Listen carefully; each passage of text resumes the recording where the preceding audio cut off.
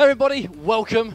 This is Ketchup and Mustard here, and you're watching Meteor Attack 2018. This is a Fighting FEXL tournament, only Fighting FEXL tournament in the UK right now, and it's going to be a fun day. We have 8 players, it's an 8-man bracket, it's going to be round-robin format. Everyone's going to fight everyone, and I'm pretty excited for it, I'm going to be honest. Those of you that know us know that, you know, I'm a big fan of Fighting FEXL. Oh yeah, it's been a long time coming. You know, this is kind of a passion project from your This is a passion project for me, 100%. But before we do get started, of course, just want to welcome anyone that's already ready and waiting, as this obviously exclusive Fighting FEXL tournament. Fighting FEXL has been at a few events in the UK, but I do believe this is the first time that it's like a designated solo. This is for this game and this game alone. We do have a trophy for first place alongside top 3 medals alongside, which I shall grab, the absolute grand finale. This is what everyone's going to be playing for, and I'm going to touch it with the most delicate. Ooh, we can't even look at it. I can't look at it. It can't be looked at. It can never be played. It can never be played. No, the plastic seal must stay on forever. This is a very rare, hard to get hold of physical copy of Fighting FEXL. The lovely folks over at Eureka were able to send us one as a prize. So I immediately thank you so much, Eureka, for being able to supply this amazing prize for this tournament. Thank you so much. We do appreciate that. But one of the 8 players today will be walking home with that, as well as the trophy. So, because we want to have a decent day and a decent stream, that's why we as a community, if you go on the Smash GG, you'll notice it's listed as just a traditional double elim tournament. We changed it to round robin because we figured out if it's going to be a day of only Fighting FEXL and there's 8 people in total, we were just going to make sure everyone gets as much games as possible to really determine who the best player of the day is going to be. So, we're going to be going in with our first match. It's going to be Valor and it's going to be Ray O'Connor. NGI events, Ray O'Connor, who has been doing many events in the UK for a very long time, but Fighting FEXL, there he is, NGI, check out the shirt. Peep the shirt, guys, peep the shirt. But he's been playing Fighting FEXL, kind of like the rest of us, really, like just a game that he's taken a real liking to. He recently won Revo in the UK, so this guy has won a tournament before. But Valor is a little bit... He hasn't really been playing the game as much, right? This guy's a Killer Instinct legend, greatest player in Europe. He plays basically everything when it's new. And he's here just to support, really. I know he's taken a liking to Darren Meister. Yeah, I feel like we have a nice blend of players here. You know, this is very much, you know, it's a tournament through and through, so everyone's going to be bringing their A game for sure. But fundamentally, I feel like there is a big difference in the amount that people have been playing it. Of course, you know, yourself, you know, Ray O'Connor have been playing this game considerably. I know DLZ has been playing it a lot this week, but maybe not so much before. And some of us are kind of returning to it after, you know, because the game's been out for what, 6 months, so 6-7 months, would you say? You played it a lot. Not even that, it was just before Evo, yeah. so... I played it a lot at launch, not so much between then and now, but I have now kind of come back to it over the last kind of day or so, just to reacquaint. But we're all looking forward to playing it, right? We're all happy to be here. We're just happy to play some Fighting FEXL and have some GGs as we're getting into our first game. Of course, it's going to be Darren Meister with Valorax and Sanane. Now, I know Ray O'Connor, he has said before, not really has a main. You know, really is kind of plays the board, really, and has yet to really stick with one. But I think that makes him quite unpredictable, gives him a lot of versatility.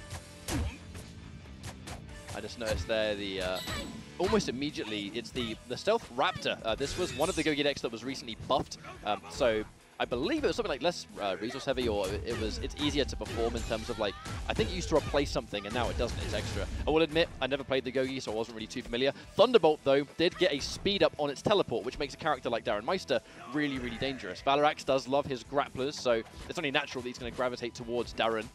Stealing that Thunderbolt tech from DLZ, who is a big fan of Thunderbolt Darren as well. Now there's the command grab. Full combo. Doesn't quite get the combo, unfortunately, but still in a good position here. And there it is. Damage. Oh, doesn't get the medium link.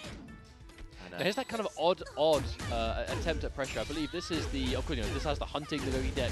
And as soon as hunting is on board, this pressure does become a lot harder to deal with. But obviously not going to quite get there yet. But 3/4 of the way there already in just one round is really good. Yeah, one of the main things that you have to think about when playing Sanane with Stealth Raptor is that the hunting hop does actually take a little bit of meter. So if you're going to spend your meter on the pressure, for example, using her, you know, sort of like a staff throw, whatever you'd call it, it costs meter to hop as well. So if you're going to combine them, it's pretty costly. Raptor goes for the knockdown, keeps the super. Oh, that anti-air, so good. I believe that's the same kind of anti-air. I think Octo and Strasse have very similar buttons, so we do know that Ray O'Connor plays multiple characters with the same kind of anti-air buttons, so the reaction is going to be pretty similar, I think. God, there's so much damage on that too. Dead. Absolute rush. That's probably dead, yeah. That's going to be that one of those command grabs that does give guaranteed follow-up. Decent. Oh, thank you so much. Let me pass this over. the eternal Yassi, the bringer of nourishment. All right, confirms into a super, so he's going to get good damage. I wonder what he's going to get from the situation here, though.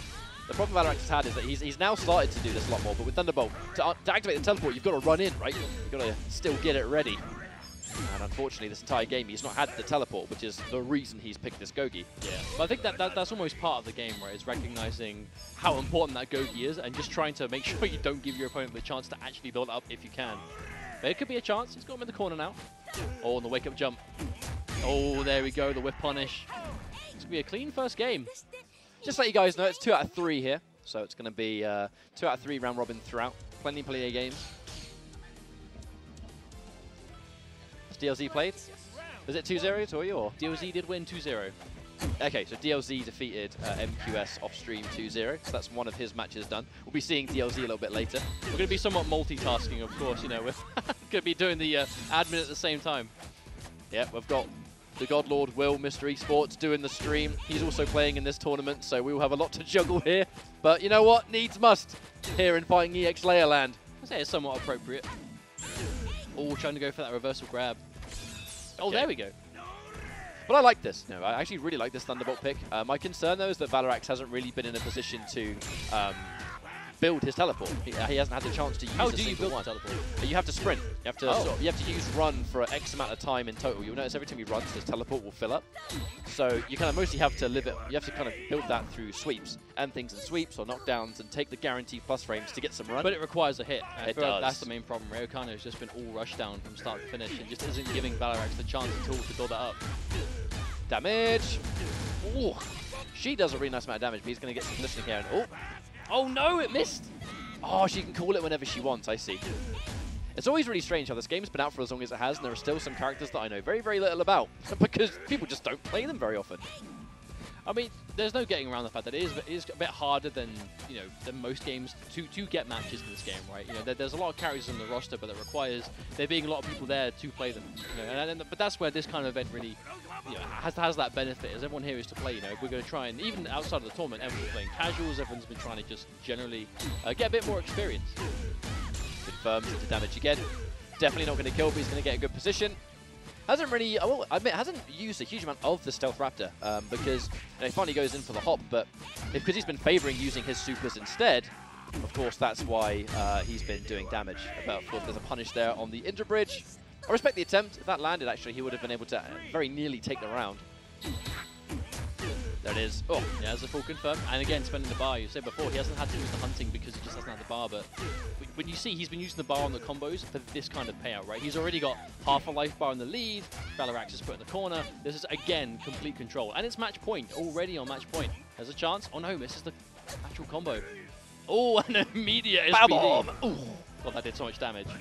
Oh, the chop, though! Yeah, he mistimes the hard attack. That's unfortunate. Actually, would have maybe worked, but doing it so early. And again, Ryo kind of jumping out of it both times in a row. Meaties are deceivingly hard to time, I think, in fighting EX Slayer. But Valarax, unfortunately, is going to fall here 2-0. Ryokana is going to get his first win of the day.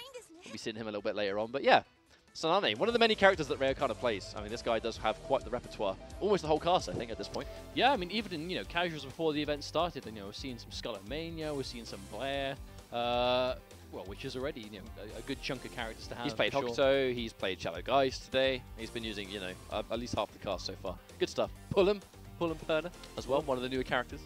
Well, but I've personally seen very little about the DLC characters. Pullum is a experience to fight, I will admit. So I believe we're calling out who's next. These noise-cancelling headphones means I can't. I know, really it's really weird. Like, these are different to the normal headsets we get. I can hear nothing but you, the new tech. unfortunately. This is the new tech right here. Some of you guys may peep the Meteor Attack shirt. Oh, so good. Oh, what an amazing T-shirt that is. So good, so good, so good. What a beautiful T-shirt. So you can head good. to Teespring stores /PNDK&M to get your own Meteor Attack T-shirt. I know you want to. Why would you not want that? I just like the design. It's Christmas as well. Christmas is coming. I just like the design, to be honest. I think so far, like the coolest thing of this tournament so far that's come out of it is the design that our colleague did. The boy Will, Pixel Flare Studios. Pixel Flare, the god. If you're a fan of the graphics, you can thank Pixel Flare. I'm sure you can find him on Twitter, just near enough the same name. As he's putting together, you know, he did the revamp of our logo, he did the intro outro of our YouTube channel, and he did all the graphics for Meteor Attack. So a very talented individual indeed.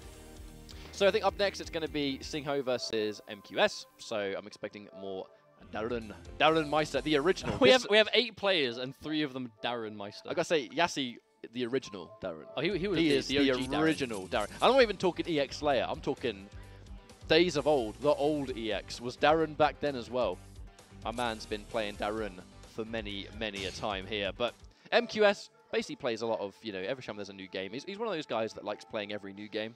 Taken a liking to EX Slayer in the sense that he has fun playing Volcano Rosso. I mean, I think that there are a lot of people like that in the UK. It's actually something that I particularly like the UK FGC for, is I feel like everyone has like their game that they play the most, or generally speaking, you know, a couple of games they'll play, but everyone seems to try everything, at least at first. I mean, we're guilty of that as well, right? Yeah, with all these new games that came out, you just want to learn. There's a great satisfaction out of learning a new game, especially when it's enjoyable. Fighting EX Slayer, there's something about this game. I was playing against Jackal yesterday, for example, and I was having a chat with him on his stream, and it's like, Fighting EX Slayer just has a charm.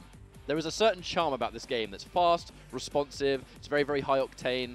But it's the fact that it feels like an old school fighting game, I think, is where a lot of its appeal comes from for those that play it. I like the fact that it feels like that. Yeah, and if that is generally the kind of thing you look for, then that's what it will provide. And it's not to say that the game is stuck like that. You know, Arika, they are generous with the patches, the updates. Of course, there's Terry Bogard on the way in time, whenever that may be. Sharon too. I forgot about that too.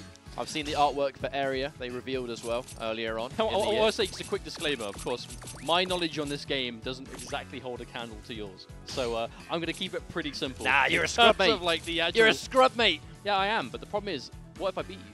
You won't. We have to play at some point. Yeah, but you won't. You won't. Yeah, but I might. You won't. Yeah, but what if I do? You actually won't, though. Yeah, but what if I do? What if I win your tournament? What if I win the copy and I put it on display in my room? Then you have to see it. You're going to have to find somewhere else to live. Oh, okay. Sweet. So already the stakes are high. You're just going to have it framed as we come into the front door. So every day I get home from work, I have to look at it. And you need to have a big sticker that says "Property of PND Mustard." It'll be like a museum, right? You know, they've got those like little blurbs of what the piece is, and this was obtained by Jake beat Ryan in his own event, and he won this as the prize. He did indeed. We need another match off stream, I suppose, right? There's another one ready to go. No, do you reckon we're good for time? Oh, you need to save us. Oh, I see. Yeah, for sure. So we need to be a little bit...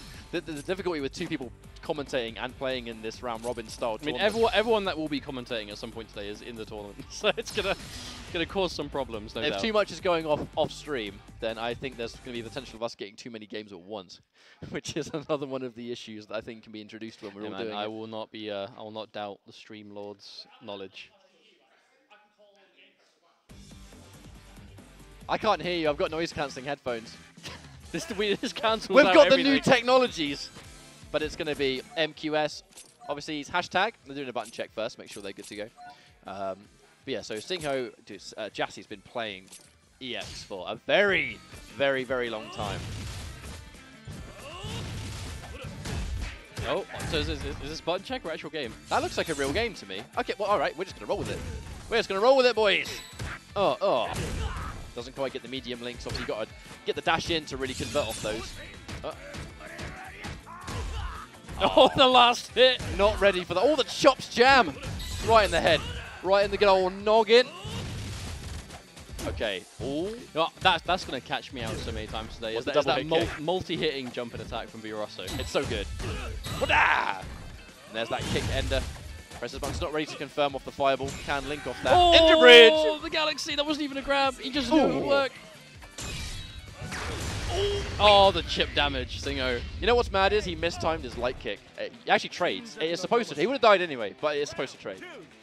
I've never seen this game before, says Scrub Bros. Well, if you're a fan of the old Street Fighter EX games, this will be familiar to you with the characters. If not, it's just a fast-paced, very exciting fighting game that came out a few months ago, Fighting EX Slayer. It's a good time, and now it's out on PC. I highly suggest people give it a go. Oh, wake up Super Double. Is this safe? Oh, definitely not. Yeah, you can punish the final hit as well. Oh, chops! Tries to go for the SPD. I see ya. I see. Ooh, there's the close range kick. I think that's light, Pretty sure that was a light kick. But that's generally one of the hardest things to do within this game is those like ambiguous jump-ins that end up not being ambiguous at all. Nope. I thought I was going to hit behind, and you landed in front. Exactly. I mean, the game features different coloured hit sparks to kind of tell you whether it was a cross-up or not, but it's hard to really pay attention to some of that most of the time. Oh, the bridge! No, it missed completely! It looks like it has a vertical hitbox, but it's very, very forward. Yeah, well, he moves forward before going up, right? He does indeed. Now he just needs to not be as mobile. Oh, he's got slapped. And actually, worth mentioning, none of the names are the wrong way around, guys, by the way, so just bear with us there. But the big thing is that he's gone Infinity Darren. Infinity Darren, especially with this guard cancel, very, very dangerous. You can basically no longer press buttons against Infinity Darren. He'll just block and then SPD. But isn't that generally speaking why we might be seeing Cinco go for so many supers? Is he's really trying to build up that Infinity? And it's not like Darren's going to struggle. He's got those combos, those multiple Indra bridge loops that will build up that quite nicely, especially when you have the bar behind it. It will, for sure. But the main thing that makes Darren dangerous is that guard cancel, because SPD is so instant that if you press a single button at the point of him guard cancelling, you will take so much damage. You have to make that hard read, right? Go for those jumps on prediction. Make it with... Oh, the cancel. Finish it. Oh, we missed it. I think he tried to go for the air grab, I believe. Oh, there he is. Attempted the guard cancel SPD, but a little bit too far away was MQS. Oh, didn't get whiff punish either. He's got the right idea, though. Now, that guard cancel was so key to Darren Meister. Yeah, I felt consistently Cinco, like, he's going for the whiff punishes. Like, his mind's in the right place. He's just not at the right range. It's just being a little bit better prepared, but he will take the round anyway. Did you see that grab whiff and then he SPD'd the whiff? I did. Eat my super grab, boy. Well, how does Darren fight with a belt on his shoulder and it never falls off? I think it's remarkable. He's got like a you know what? He had a magnetic shoulder replacement. There is a talent to it. My boy Darren had surgery and had a metal shoulder put in. Magnetic implant. And the belt's just magnetic. He's like, I can't get this thing off. Uh-oh. No huge punish just yet. Okay, now. Big damage. Oh, no. That could have been actually death, to be fair. He had 2 bars. Injure bridge! Oh, he's in the corner. Can you get the loot? He's got rage! Now Infinity is going to start going up.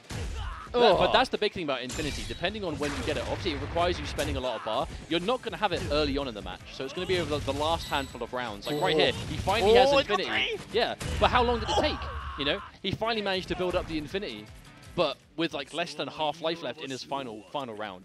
But obviously that's because you're missing a lot of combos beforehand, right? That will help to build it up. You know what's bad as well is, for using a super, it gives it to you. Now, I'm pretty sure it doesn't apply to guard cancel. So you almost take like the payoff, where to activate Infinity, that suggests that you're going for those Indra bridge loops.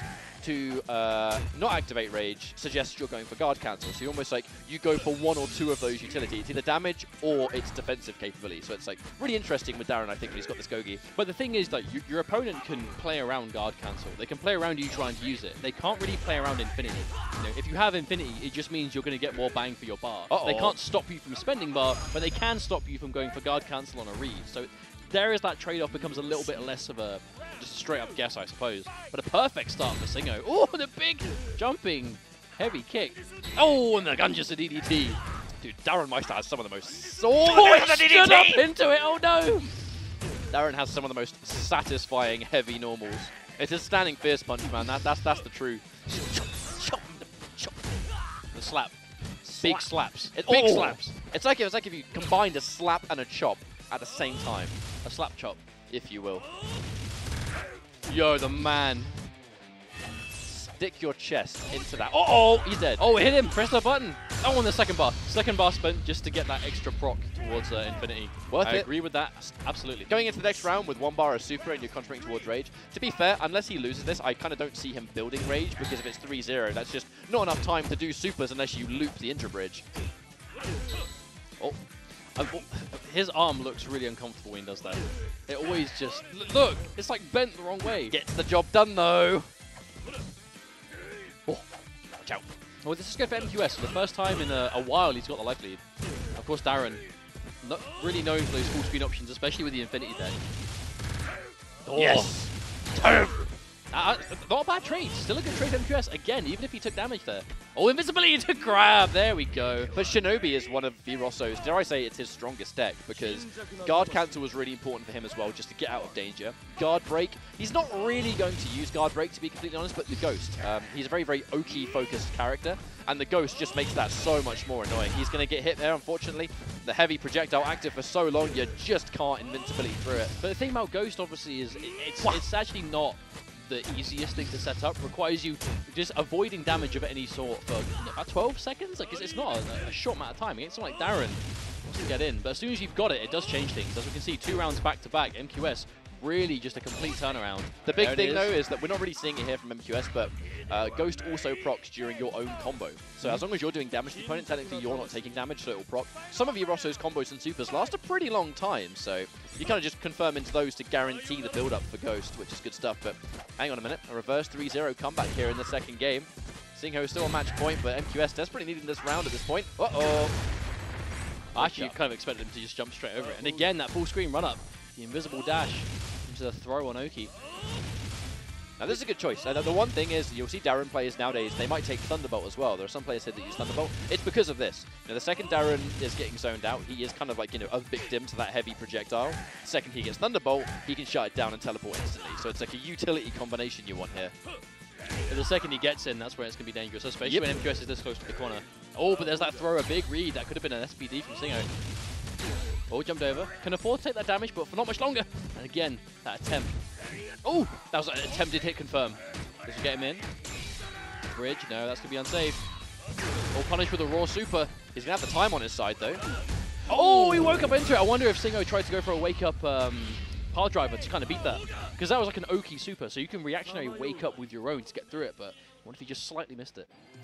Yeah, sometimes you get put in these positions. Sometimes you get put in these really weird positions, though, where like you can go for the lariat, and then you confirm into the super grab. They're going to sit there and block, maybe try and punish you. Actually grab them for their trouble. But either way, that's going to be 1-1. Good stuff. Nice way to start this tournament, actually. Nice close game here. Oh, nice hit confirmation to the sweep that time there as well. That looks like an already immediate adjustment from Cinco. He's opting to try and end less in the lariat and more in just to the sweep, just to be close. I respect the attempt there. That meaty Indra bridge. Unfortunately, didn't work, but almost. Man, the typical case of a grappler, like Cinco, he's gonna happily take those anti-airs, I think, just to guarantee. There it is. Wake up, wake up, wake up. VRosso having no wake up by himself, but he does have supers that are invincible. Big risk, big reward. And there's the power driver. I think next, actually, who's up next? I think it's Valorax versus. Yeah, Valorax and DLC, just about to play off stream. Hell yeah. Thank you very much for the host, Maki, or Machi. I'm really sorry if I've mispronounced your name. I'm so terrible at reading, but thank you very much for the host. It's appreciated. Also, I did notice that we had a 43-month resub from Dan the Mac. And, we were actually in our intro at the time, so I wasn't able to shout out there, but thanks a lot, Dan. If you're still in the chat, thanks a lot for that, dude. I appreciate it. Oh, wow, raw super. Bam, bam, bam. So good. I mean, his supers do hurt quite significantly. Not sure. Am I correct in saying that that super can't be quick recovery either? Yes, that one is a hard knockdown. Doesn't quite get it. Punish with a sweep. Sweep the leg, boy. Oh, wow. That attempt at the anti-air, but the follow-up is going to work. Just straight on the ground. This is very, very close stuff right here. It's an interesting match, really. The fact that, oh, that was... No! Didn't work! I think Cinco's making the right choice by just being hyper, in-your-face aggressive in terms of, how he wants to get in. Like, he's not deterred about being anti-air, doesn't care about jumping into those fireballs, because the second Darren gets in, he's so dangerous. That's why he doesn't have options, like, stuff like that, right? Even though he took some damage for it. The idea is there, like, he's showing MQS that you can't just throw fireballs because I know how to get around it. If it's not working 100% of the time, it's enough to cause that hesitation. Yasi's a super turbo player when he does jumping roundhouse into crouching roundhouse. Yes. That's the classic. Oh, that delayed grab. Oh. Again, he's getting caught those slight delays before the grabs, catch him a few times, and that's a trade you can't afford to take.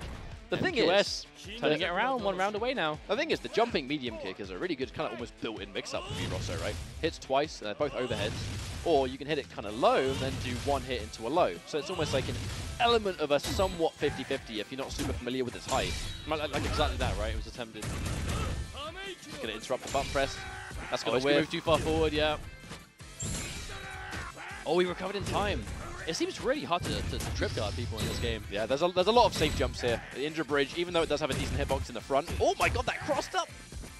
It does take a long time to come out. That's the problem with it, and now Cinco's in big trouble.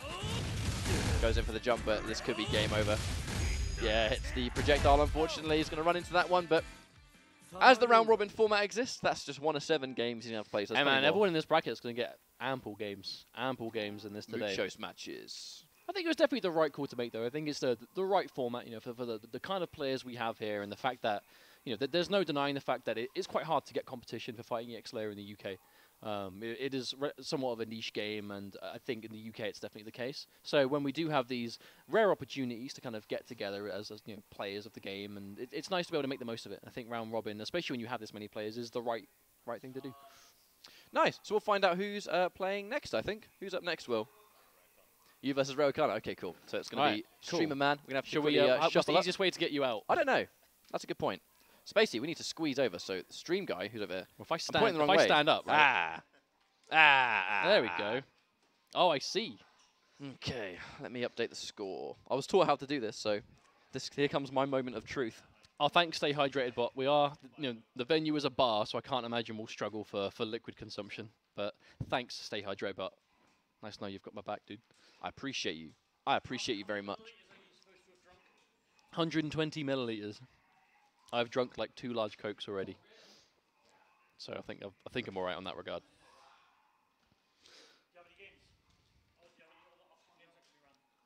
Nice silence. I'm not sure. I think we're kind of sticking it to 2 at a time for now, just to make sure we don't kind of plow through them too quickly or miss too much. Because obviously, if we do, it's also because we're on the desk. Yeah. For at the table. For the sake of getting some matches, you know, on the way through, we don't mind kind of tagging in and out. Commentary is going to be a bit of a free for all, I think, until the grand finals, just so we know who and what is there. But it's going to be Willy versus Raokana. So Willy, streamer extraordinaire here in the Midlands of the UK. Is it Willy? I keep saying Willy. I don't know. I don't know. It's one or the other, isn't it?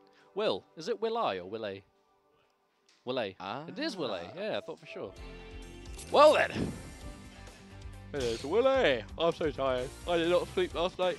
You say that every night. I don't get enough sleep. Ha! Chop them up. So, yeah, Willy is, you know, he streams all over the UK. Really big fan of the older definitely becoming like the go-to streamer, you know, for outside of London. Well, I just got back from the dojo in Birmingham. Exactly. You know, he was streaming the Soul Calibur night. He's done, obviously, you know, Nottingham every week. He does Hyper Combo for us. He's done Leeds, I'm pretty sure. He's streamed for Newcastle. Like, he really has been, like, you know, a rock for this part of the UK FGC. He's certainly been a rock for us. Absolutely. We're very lucky to have him. We are, absolutely. He's pretty much a huge part of the growth of Hyper Combo. You know, our local here in Leicester, this exact venue. I mean, if we were streaming it, it would be on a laptop that couldn't handle it, on mobile phone data. And it would sound terrible. Yeah. It would sound and look terrible. Johnster, I can see Johnster UK, one of the Nottingham boys, cheering him on. I see you there, Johnster. Sorry you couldn't make this, bro. We'll have to play some fighting EX Slayer at some point. But this is an interesting match because it's a mirror but not a mirror. They have slightly different frame data on their wreckers. That's one of the main things is frame data differences, but the moves are similar. Very, very, very similar. This is the kind of matchup that you would expect to see in Fighting EX Slayer Tokyo. The Japanese boys going at it with Shirase mirrors. They really do love those characters that have the loops, but this is entirely built around the Gogi. You know, the big thing is Raokana has access to Ghost, right? So it's Shinobi, and it's going to be more mix-up potential, whereas Willy going in with the Infinity means he's going to try and rely on damage. But that's a good start for Raokana. But of course, going through a whole round without you being able to get one stack on that Infinity is going to make things a lot more difficult. Oh, we have more scores. 2-1, 2-0. Alright, 2-0 to DLZ. Versus who? Versus Valor. Okay.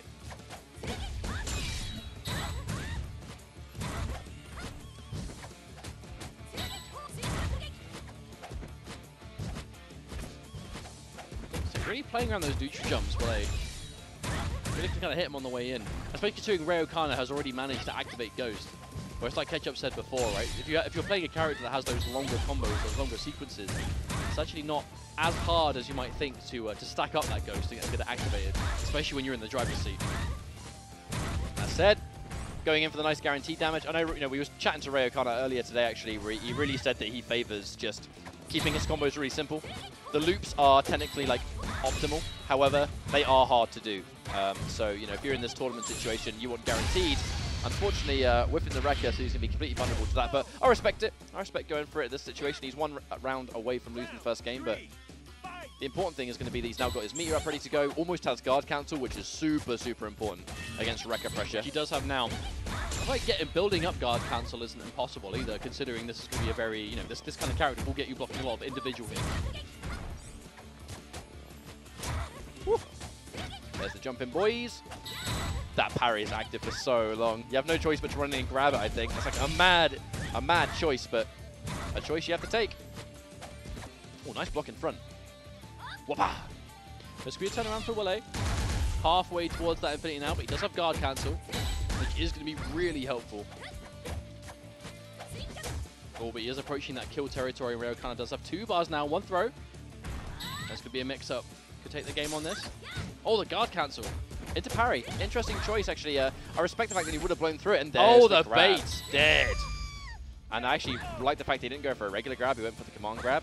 It lets him go for a super, or a special, sorry, and build a little bit of extra bar. Good stuff. Well, it's important as well for Willy to, even though, it was definitely down on your match point, 1 hit away potentially himself, we're still able to make those big reads that I know you're going to go for a parry here. And to have that read pay off and that be exactly what happened is going to give him a lot of confidence, as now he has completely turned this next round around.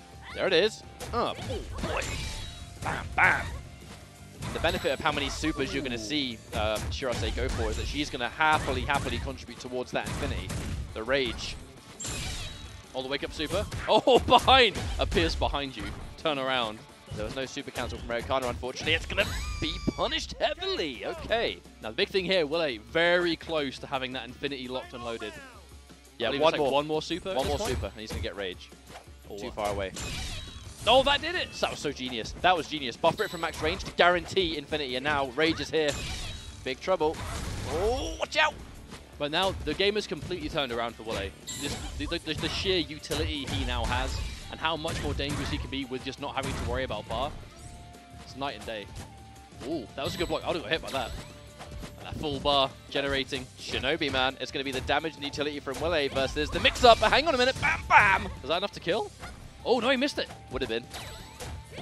And there it is, game 1. Wow, a complete turnaround. It's the strength of Infinity. And it really is the strength of Infinity. Where Ray O'Connor did get some Ghost mix-ups from Shinobi. However, the second Rage got activated, Shirase just became 10 times more dangerous. But I feel like that's the thing, right? Like, you're more playing around.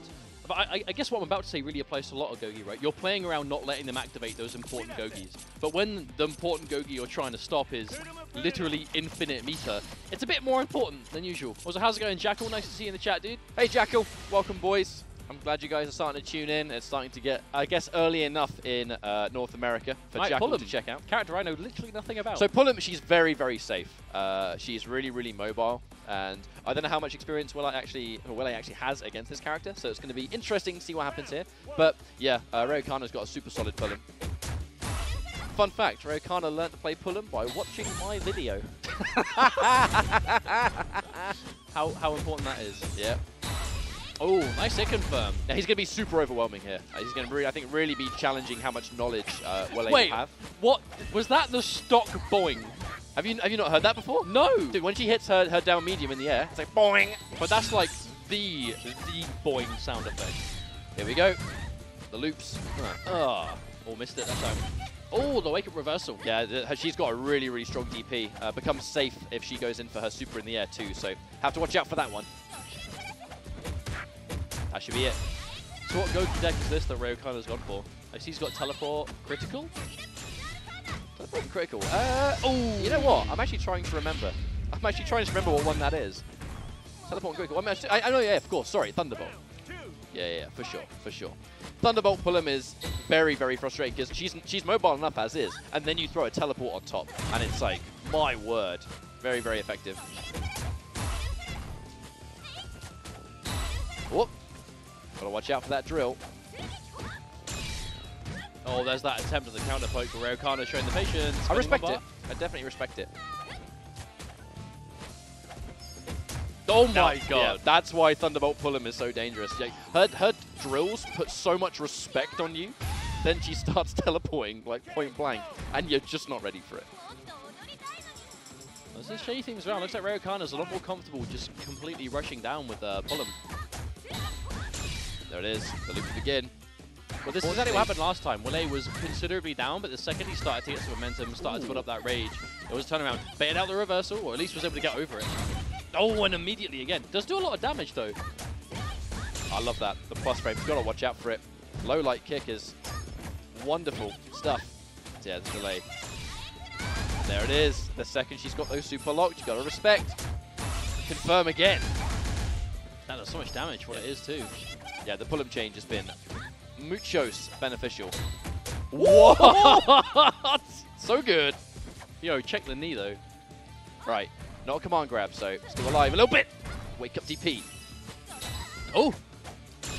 That chip? Yes, Yes, it it is. is indeed. So No guard cancel this time to get away from it. Very, very, very quick. The danger though, Rayokana sitting on those 2 bars of super, that's going to be a lot of respect. Basically force to enforce on block, but here we go. That was just a clean jump in. Not quite sure what Rayokana did there. Looks like he got caught in the middle of something. I love the challenge. Wait for the minus range and then do your own light kick. Just challenge it. Too far away for the medium. Ooh. Good hit confirm again. Willy one step closer to having the rage. And he knows he hasn't got super, so he goes in for just a heavy kick. He just wants damage here. Watch out for the empty jump low. Mix up, mix up.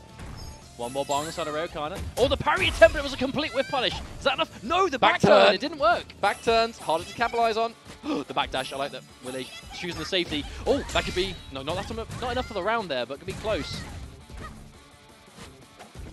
Oh, So max brave. range. That was a last-minute decision of every time Rayokana's been knocked down in that position, he has DP'd. And the last minute, Willy read the DP and did nothing, and it gave him the space. That was a straight-up 50-50 of wake up or not. 1-1. How about that? What a match. This is a good match. I'm having a good time. I mean, to be fair, didn't you go down to Nottingham the other week for Fighting EX night? It was literally just you and Willy. It was. it was Fortnite. just me and Will playing Fighting EX for 2.5 hours before I had to go home. The level up session, dude, is real. I can't unhear that boing. It's throwing me off. It's wonderful, isn't it? I'm sure I heard it in Banjo-Kazooie. Oh, the last hit. But again, I think that's the unfamiliarity where the second he didn't block the whole thing because he must have expected 3 hits. Yeah, there's the challenge. It's a game of lights. Well, that's got the meter up at least, so even if Willy loses this round, he's able to activate a lot of the deck. There's the Okay. 1-2. Yeah, just keep it simple. That one's much easier to land, just the run in medium. I think that's going to hold Willy back here, though, is the time. Hang on, this might at least even it up. Is that enough? No, he actually has the lead a little bit. Oh, and he challenges it. I'm actually surprised Rayokana did the light off the jump in, but it's going to work out. Even though he lost the round, I like that play from Willy at the end, though, where like he went into bait, the DP, but he backed off to kind of make it look like it wasn't going to happen, and then he ran in at the last minute. He's really playing around that wake-up reversal now. Here comes the combo. Yeah, just keeps it simple again. 1-2. Just a little bit too meaty. There it is. One bar version, no, missed it again, but did a lot of damage beforehand. Not the worst time to drop. Spencer's only bar Rayokana throwing it. I mean, the thing is, the super is actually going to give Rayokana the space now to build up a little bit of the free run, which guarantees the teleport. This is an early, it's basically a late, I would consider teleport a more late game Gogi. You need to build up that teleport. If she can't build it up, you can kind of just enforce. However, she's got that DP to create that defensive space. Just a quick update, it is actually 1-1, guys. We haven't updated the score. I'm so garbage. I was focusing so heavily. But it is 1-1. 1-1 1-1 apiece. Oh, backdash. No backdash. Oh, the heavy noise. I think he expected her to land on the other side right there. Woo. Oh, very nice punish on that neutral jump. And the raw super. They get a nice amount of damage off that too. Chasing down the tech. The wake-up reversal. That's going to be another bar spent. One step closer to the rage. And that's going to be such a turning point if he can manage to do it. Could have been the game. Oh, wow. Oh, no drill. No drill again. Uh-oh. Oh, maybe an input error? Yeah, definitely. Definitely an error Costly right input there. error, unfortunately. That's going to put Rayokana on match point, but Willy so close to activating the infinite meter. But no bar to do so, even if he gets a hit. He's going to have to build up some bar first. Staggers it, and he's actually ready to call it out. Yes, really so alarmingly low on the meter department. There's the combo. 1, 2. There it is. Rage! It's party time. This matchup just changed significantly. Beats the DP. I say teleport mobility that Fulham has makes it like she doesn't even belong in this game. Like she just came out of something else. She's just found her way in fighting EX Layer. Okay, 1 bar spent. That's gonna do a lot. Wake up! Whoa, the call out! That was a full screen low light kick Oki attempt. And again that meter! He's got the bars, man! I mean, why not? This is why you picked the deck. Backdash. Oh, but he went straight back into it. I don't even know what happened. Stay safe. Whoa!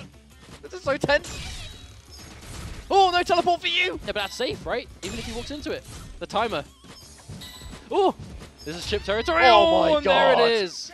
Rage, boys. Rage! Raw Hams, if you don't stop spamming, I'm going to ban the absolute crap out of you. Cut it out. Anyway. But this is game changer. This is that final round, but Willy was finally able to build the rage. Oh. Oh, no! Teleported right into it. I'm actually surprised that cross-up missed, but here we go. Kana, good positioning. Oh, wait, he tried to bait it out, but a bit too slow. Here we go. We're going to build up just enough. You can still build meter with rage. That's what's so nutty. All right, stay safe. Guaranteed chip. Danger. Danger territory. Oh, I like the attempt. Just teleport. Get over, but not able to get a punish. This is dangerous. See Rayokana, he's having to use... This is Gogi versus Gogi. He's using the teleport mobility to try and get around the infinite bar. He tried to hold it as long as possible, but not enough. Yep, Danger. stun the bar, chip damage. Oh, watch out!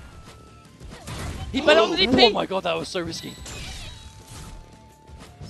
Oh, the active frames, the jumping fist kick, the final read. Willy is going to get the win on Rayokana 2-1. That was so amazing. What? That almost entirety of that last round was just constant infinite supers just being spent until the last moment when it's, right, he's going to expect the arrow and teleport in. So I'm just going to jump up, stick my leg out, and he's going to go into it. And that is exactly what happened. That was sick. That was sick. The active frames of the stiletto heel. My god. My god. That was a good game. That was sick. I'm going to report that score real quick on the laptop. I don't want to do anything else, lest I destroy everything.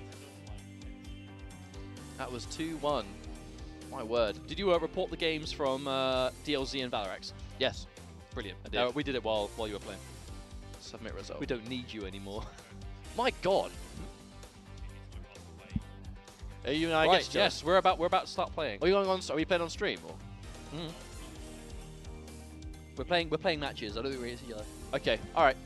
Well, guys, we're gonna go swap out. We'll swap in some commentators, and now Mustard and I actually have to play some of our games. So we'll see you guys in a little bit.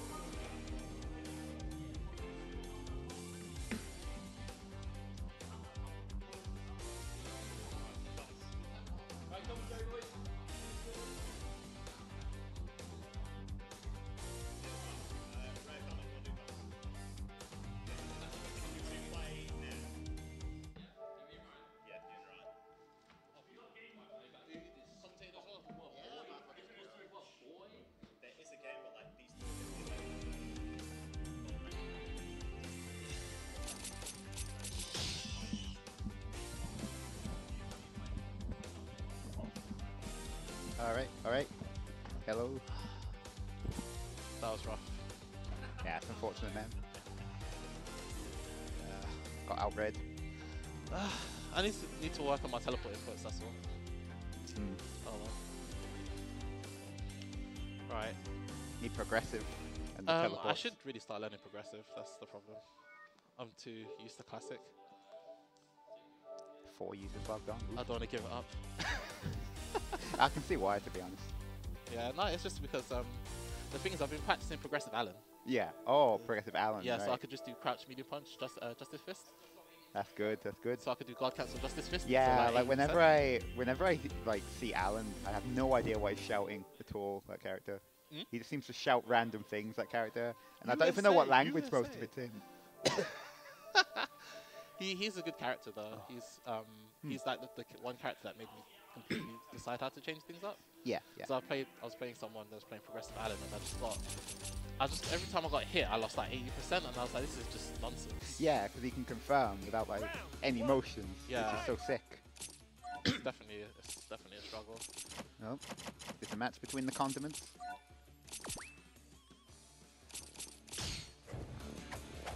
Yeah, so I played both of them today, and it's one of them not played for in ages, and the other has played a lot.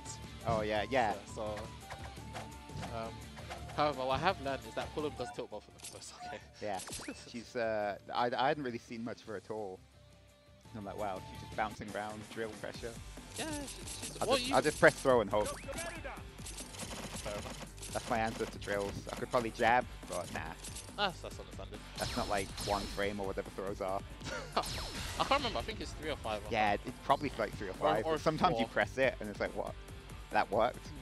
I pressed it because I'm like a frightened scrub, but it worked. Huh? I remember playing on the frame data ages ago. I remember checking the frame data ages ago. Ooh. Anyway, they're getting straight into it. Right, they're going in. So Here we've got Infinity Garuda, very strong Gogi on the character. yeah, Ketchup is playing Infinity, and Infinity is really good for being basically you always have things ready. Yeah, and with Meteor up as well, because Yeah. Garuda gets so many hits on things, and look at that, he's got 2 bars. The He's already spent biggest- 2 earlier. The biggest weakness to Garuda though, that he does lose pretty hard to guard cancel. Like hard, because a lot of his moves do so many hits, so it's easy Yeah. to build guard cancel against him. Yeah. But his second issue is that because of his moves got so much recovery, if you interrupt him at the start, you more than likely get hit by whatever they're guard cancelling into. V Russo has that problem against guard cancel users as well, because his projectile also does a lot of hits. Yeah, exactly. And it makes it tough to deal with. But both of them have got guard cancel, so it'll be interesting to see how they both play with that. Yeah, oh, just throws the explosives, somehow beats the DP. Yeah, DPs in this game are very strange. Their Yeah, invincibility is too I feel like inconsistent. Garuda has one of the better ones, because it hits all around it, and with super cancels being how they are, you can just be a minute bit disrespectful and get out of most situations. I think the issue with his DP is that it doesn't have much invincibility. So you can pretty much like cross it up and you can get him out there. Yeah, It's very strange. But I think for a character like Darun, making it whiff is hard, because he's big. yeah, but- that's true. That's true. You can jump over most things with him still. It's a strange one. We could just teleport over it. Well, you could just, like, yeah, you could just stand back and teleport into him. Sure. So wow, big Oh, win. no, he doesn't cancel into anything. He could have as well He because he could did have, made him but block I it. think he was trying to make that statement that he doesn't need to cancel because he scared him, but he clearly hadn't scared him enough. That is true. He has the explosive pressure. Ooh. Nice throw Just on the. does it. He's in front of him, press throw, solid strat in this game. To be fair, guard break attacks do have a lot of starter. So Yeah. nice. Oh yeah, those overheads for the most part are pretty slow. He's gonna throw the bomb for Oki. Okay, okay. Doesn't do anything actually. He tried to Ooh. run under, didn't quite work. Oh, Guard he cancel. anticipated. Ah, he was doing something, but I think he got a misinput. Yeah, because he got just stand heavy punches. Oh, Yeah, he's dead. He's dead. Wyatt, just do it. And he builds one stock of guard break as well towards the Gogi by ending it that way. Yeah. So now he's he's now one guard break away from having the unblockable guard break, which costs 1 bar. And Ghost. Oh yeah, the thing is he's still managed to build Ghost, especially now that it's been nerfed as well. Okay.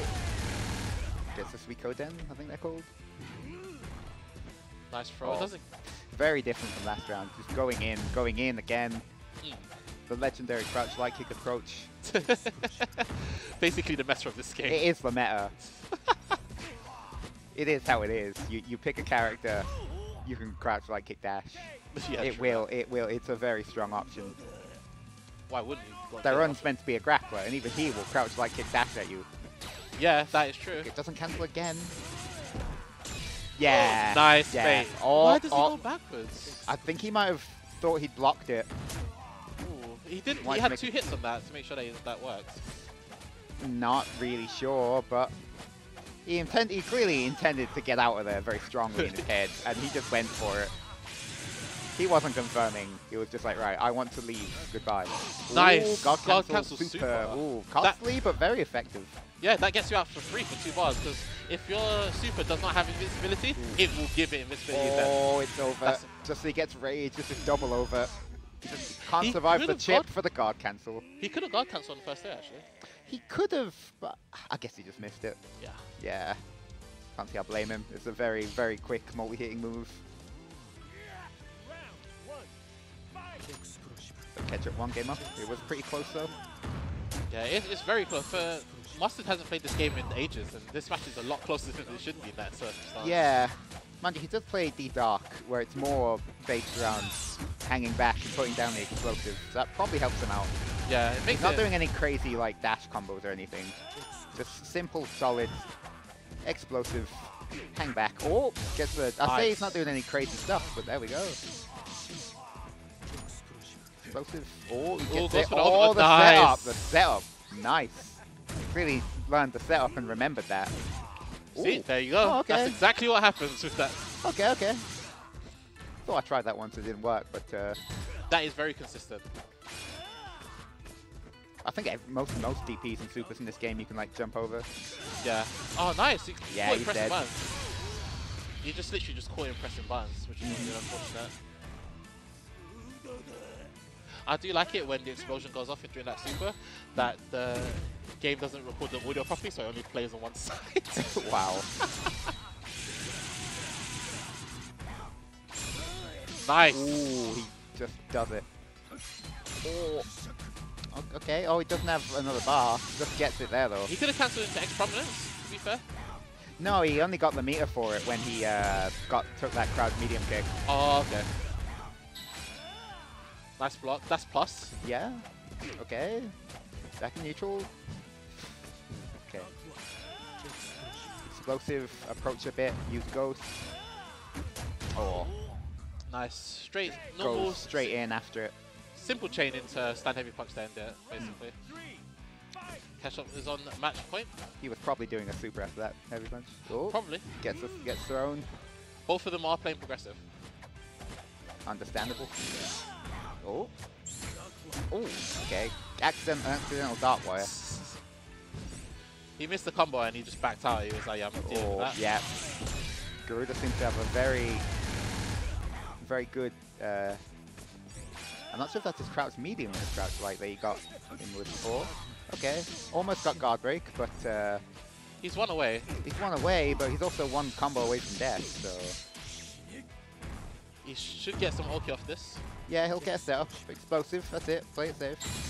Ooh, he just does it. Gotta be careful about that. Ooh, okay, no other super. Nice. Oh, he baits it. Can he? Oh, he doesn't man, that was punish supposed to be a big properly. punish. That's very difficult, though. It can be very difficult to get punishes in this game Yeah, because of how because momentum works. Once the character's got back turned as well, the combo chains are completely different. Yeah. The hit scaling is No, different. no, you've really got to get the dash to chain into things properly. You can only really do a 3-hit chain if you're dashing at the start of it. Yeah, it's rough. I know 6-chain exists, but I don't really know how many of those chains you can get in the typical dash. Although, knowing how far forward you get moved, when a dash started the combo in this game, you can probably get a lot. Yeah, and the thing is that there's even if you play in stuff like training mode, not training mode, is it challenge mode? A lot of combos require you to do a jumping heavy button, then dash cancel the first grounded move. Yeah. I noticed that with the runs, they're all pretty simple. Then you get to like the final two, Yeah. it's like, yeah, And it's just like, oof. do like dash light punch, crouch medium, into lariat, into Indra bridge again, loop this like 4 times. Does he have the one where you have Pretty to... tough.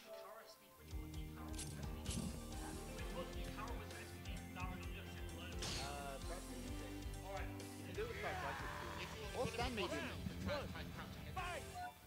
You could. It doesn't mean you as far forward, but it would send a message. You can stand medium kick as well. You'll accidentally get that and it'll work. You can feel great about it. giving pro the run advice just there about Kara crouch medium kick. Actually started playing during Meister like a couple of days ago. Just It's a good choice. Yeah, I didn't play him with Thunderbolt though. I played him with aggro instead. Aggro, damn. Yeah. Then I realized it was such a bad idea when I saw his running animation. I was like, maybe not. Yeah, like he can dash and he gets a good amount off it, but you get Thunderbolt or you get Infinity for that sick guard cancel SPD. Yeah, lots of meter. You know, when they read the guard cancel SPD, you start doing guard cancel anti-air grab. That'll work because he carries the info. Ketchup nodding at me here. He's like, yes, he knows. This is the bit where it makes it really difficult. Like, if you're not playing Darren Meister and you're not playing like Jack or Shira, say anything like that, you have to deal with his pressure. And now that with the Thunderbolt changes, it makes it really hard to deal with. Yeah, the Thunderbolt changes were amazing. Like, they really buffed that Gogi. And so before, you just pressed forward when you unlocked it. I think it was easier to unlock before, because they just had to block your chain normals. But now, you just unlock it by running forward. But before, you double tap forward once you got it, and you couldn't do a regular dash. Yeah, which meant that you're basically... Which meant that you lost your immediate crouch light kick dash response, which, all memes aside, is very important to have. Run up grab. But, he's using double face. Yeah, he's using double face. This is a real... This Gogi is something else. It used to be a lot worse before Hades got changed. Oh, did they change Hades? Yeah, before Hades was just hyper armored everything, like literally everything. Right, so it doesn't armor through everything. Oh wait, no, yeah, because it loses to. Is it sweeps or is it heavies in general? It depends on the situation. Oh, nice. Oh, guard cancel already. Nice. See, that's one of Garuda's biggest weaknesses, is that when he does when he does his multi-hitting thing. Yeah, it's just takes so much. It does so much hits on block. They just build it up within 3 block strings. It's ridiculous. Yeah. But then again, his main quarter circle forward punch is safe, so... Oh, boy. Just slapped him. Yeah, nice. he was testing him there. He was like, you won't do it, you won't, and he did. He went for a grab again. Ooh, okay. Oh, I almost threw it. Yeah, he clipped Hades there. He's lost again, so he keeps the armor. Yep. You get 6 chains if you do win, though. I'm not too sure how useful that is in Darren Meister. I'm not sure if he has a plan for the 6 chains, but... Oh, interesting. I Does think he guard can't go cancel for lariat. 360. No whiff punish. Oh, okay. Just walks into it. Oh, he's going to get a setup off this. Oh, no, yeah. that's terrible. Illusion, the biggest party pooper. Illusion, that Arxis The arc is gets a doggy burst. Yeah. Oh, wow. Stuffed. Almost through it, damn. Yeah, it just... Oh, wow. Walk up. Range. I don't even think that was Kara. I think he just got a 360. Ah, can't jump over that one. Nope. Especially when Garuda's going upwards. Yeah. Another one for Garuda here. I just like how Garuda looks eternally angry. He just looks eternally angry, I guess. I don't really know how to describe him, to be honest. He is technically just an angry spirit. Oh, is he a spirit? Yeah, sort of. Like he's like the embodiment of all of the evil and dark feelings that everyone has, or something like that. This guy? Yeah, this guy. Not Darren Meister. I mean, look at that could be Darun. I mean, look at how angry he looks. And the way he screams into mate, Thunderbolt Darun is the embodiment of every angry grappler main across all of time. They're back for revenge. The Takers that got bullied in Calamity Trigger, their souls are here. Well, they're just like... But he's not using Thunderbolt, so like he's just a mildly grumpy dude. He's just a mildly grumpy wrestler that works. Yeah, yeah. He's just a mildly upset wrestler here. Oh dear. Darren's changed to Infinity, so now he's more concentrating on the loops. But yeah, now he wants to get guard cancel. Oh, now round start Indra, that's the strat. But he really needs to start blocking. get guard cancel, maybe get a chain. Well, he needs to start blocking to get guard cancel. Yeah, so. exactly. So it might just nothing wrong with just going defensive for a bit, just to build it up. Just But, at ooh, least get nice. him to block the Yeah. block anything for the meter up now. There you go. But the thing is, there's nothing wrong with blocking in this game because Garrett is not really doesn't have anything threatening on block. Yeah, a lot of situations you probably just want to block anyway, especially with a Gogi like that. Yeah, exactly. I think it's quite hard to get rage just to run, unless you like really fish for it, but... Like that. Yeah. It's like, I think it's quite hard to get, and even when you get it, like, yeah, you've got stuff you can do, but it's not quite as threatening as like the top tier Infinity users.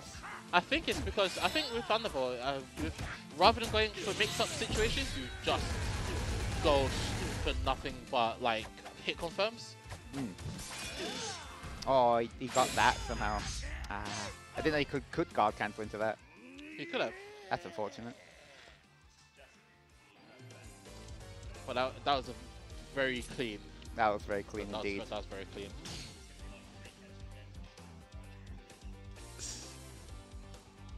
Are we playing all of their games now? Oh, okay, fair enough.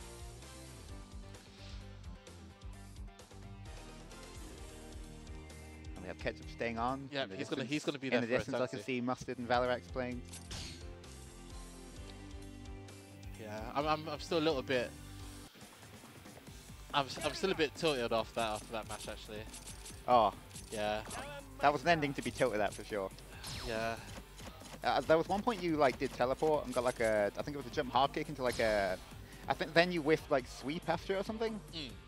And I thought, you could have done like you could have like converted to like crouch medium kick super or something, but that's Yeah. probably just like progressive privilege speaking, you know. I think the biggest my, like, issue, one-hit confirm. biggest issue I had is that I kept misinputting the. I keep misinputting the back up.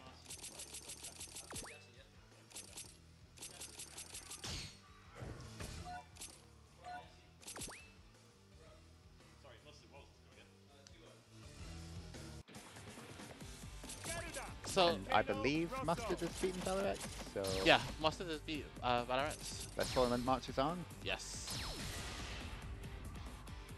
But it's. But I think next time I'm not gonna. I think I'm gonna avoid Thunderbolt with Pullum next time for a bit because it's just. I can see it working. It works. I just kept misinputting down up. Yeah, Yeah, it's up back. You got to hit. Yeah, I kept misinputting up back. I kept getting neutral up, and I kept teleporting directly forward. Yeah, I can see how that's annoying. It's not the most intuitive input. It's not, but it works a lot better than it used to. Being able to teleport above them and not losing the dash is just a completely new Gogi in itself. And it's already got 2 bars with Garuda, damn. Welcome to Infinity. Wow, that was random. Infinity indeed. Ketchup was just shook his head. He was Oh, like, that "What? builds like half a bar, that move alone. That's Yeah. incredible. It's just because he's got And the chains build up for the rest of that half a bar. Because he's got 3 of them as well, so that meter up is consistent, just like Very his damage. consistent, yeah. MQS shaking his head slightly, wondering what do I do? How do I prevent him from touching me? Even when I block, I'm going to lose like around like just under 10%, something like that. I think it's the amount of meter that he loses is also quite scary. So he's about 20. Wow, okay. He can just spend it is the thing, Yeah. because he He's will build 60 it back in a combo. He's Oh, 60% baited that. away from. Oh, getting he just raised. did the pillar. That's hard to punish, even if you did block it. Oh, God cancel teleport. That was Ooh, interesting. big play. Nice throw. Gets something Okay, off gets it. a jump in. Oh, tries a throw. Nice, and Oh, yeah, that's what happens to me. he could have quick throws off. Oh, he just did it. He could have quick throws after that to punish that. Okay, throwing out the protector. I'm trying to slow it down. Oh, but you That can't is slow it down the- in fighting EX Slayer. That is the biggest weakness of Volcano Russell's Fireball, is the fact that if you throw that The out... biggest weakness, yeah, is that he's in the game with this much dash momentum. Yeah. So if you're full screen and they've just noticed you've ended the last one, they'll throw it. It'll probably work too. Yeah. And he's on the cusp of rage. He's just spending meter just to get closer to it now. Right, he's making him block. Nice. Oh, nice. So this is nowhere near over. He's guaranteed rage. He'll probably get it if he converts to super again. He'll probably get it as he wins. But That could have been much better. I didn't It's block it. unfortunate. That was a missed import because he got teleport. Yeah. No, because he got parry, excuse me. They changed his parry in this version. I'm not too sure why they did. Oh yeah, they did. They changed a lot about Russell. Yeah, he's very different from his, like, even from his EX3 iteration. I see. You mentioned EX3, but no one ever seems to mention EX3. I like EX3. Do you? You're Yeah. the first person I've ever heard say that. I prefer it over EX2. Brave statement. Not like I have an opinion either way, but everyone else just seems to like EX2. And EX3 is like the black sheep. It's a tag game, that's why. Oh, is it? Yes, tag game. Wow. No wonder. I had no idea. Now I understand. That was a very clean, perfect. Yes, My it catch-up was. catch-up right there. I need to remember all of Garuda's names of his moves. Oh, he's just building meter. Yeah, and it's one of the few moves Oh, that build he meter. didn't run in and capitalize on Did that. you just see how much meter that built? I didn't, no. It built a 1.5, basically, because he got the first hit bonus, and then the rest of his combo just built so much meter. Oh, that was correct as reverse well. pillar. Okay, he got the fireball. Yeah, teleport's just not too amazing in these situations. You need a pillar into hard knockdown, and then even then, I think he just needs to get a solid like this. Oh, that was it. I said you need a solid hit, and he got it. yeah, Commentator's curse. just needs to dash in, get a hit. Yeah. Okay. A lot of tumbleweed around here. Yeah. It's top of the rain under the engine. Oh, nice. Oh, he does it Caught him crouching. again. Oh, Whiffs he the rest of misses it, the recode then. MSQ, he's a bit, MQS is a bit tired at the moment. I don't blame him. Yeah, it's just Yeah, this is a lot to deal with. nice jump light kick. Good throw. Trip guarded him. He's not dead right now, but he's He dead. He's gonna get will chipped. be- He's gonna get chipped soon. Oh, wait, you should have just tripped him. He wasn't confident. Never he mind. was ready Yeah, for GG. it. Good stuff. Ooh, camera just missing that Tekken tier handshake. Ooh, all the cancels. Ooh. The feints.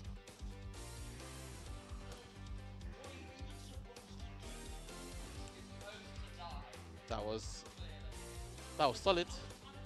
MQS asking what he's supposed to do, as are the rest of us. Let me ask our stream dude what our next match is.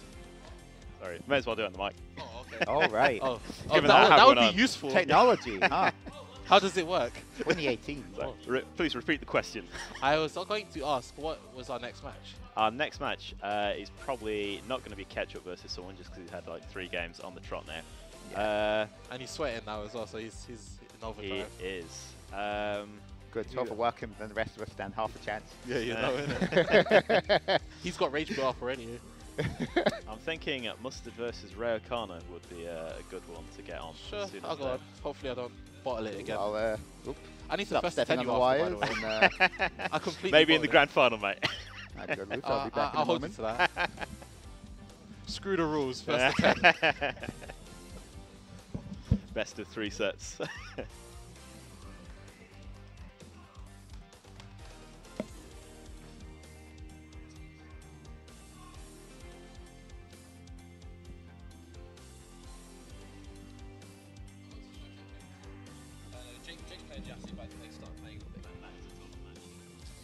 Welcome back. Hello, guys. I played a little bit. I do want that physical copy, but there's so many people here that I'm like, well, you know, there's a lot of people here that could keep it from my hands. So yeah, I'm just not looking at it. I'm not looking at it just because I don't want to get distracted. But yeah, Mustard and Jassy are currently playing. Like Cinco are playing off stream. I believe up after that it's going to be the guys Ryokana and Mustard playing against each other. I can still see here Jackal. Hopefully you're enjoying the show. What was that intro? Welcome back. I'm a walking soundbite, mate. How's it going, Scare Tactics? Welcome, bro. Do you want to jump on with me, Rob? Yeah. Got the boy, the Axe of Valor. Oh, sharing a desk with me. Hey, mate. Sharing a desk with the only person that plays Fighting EX Mate, those of you, to be fair, those of us here do play it, right? Absolutely. Ryokana travelled from London for this tournament. We had DLZ, who, you know, for those that know DLZ, best BlazBlue player in Europe, I believe. Anime legend as well. Is it that one? Central Fiction, that's the main one. Yeah, that's his BlazBlue.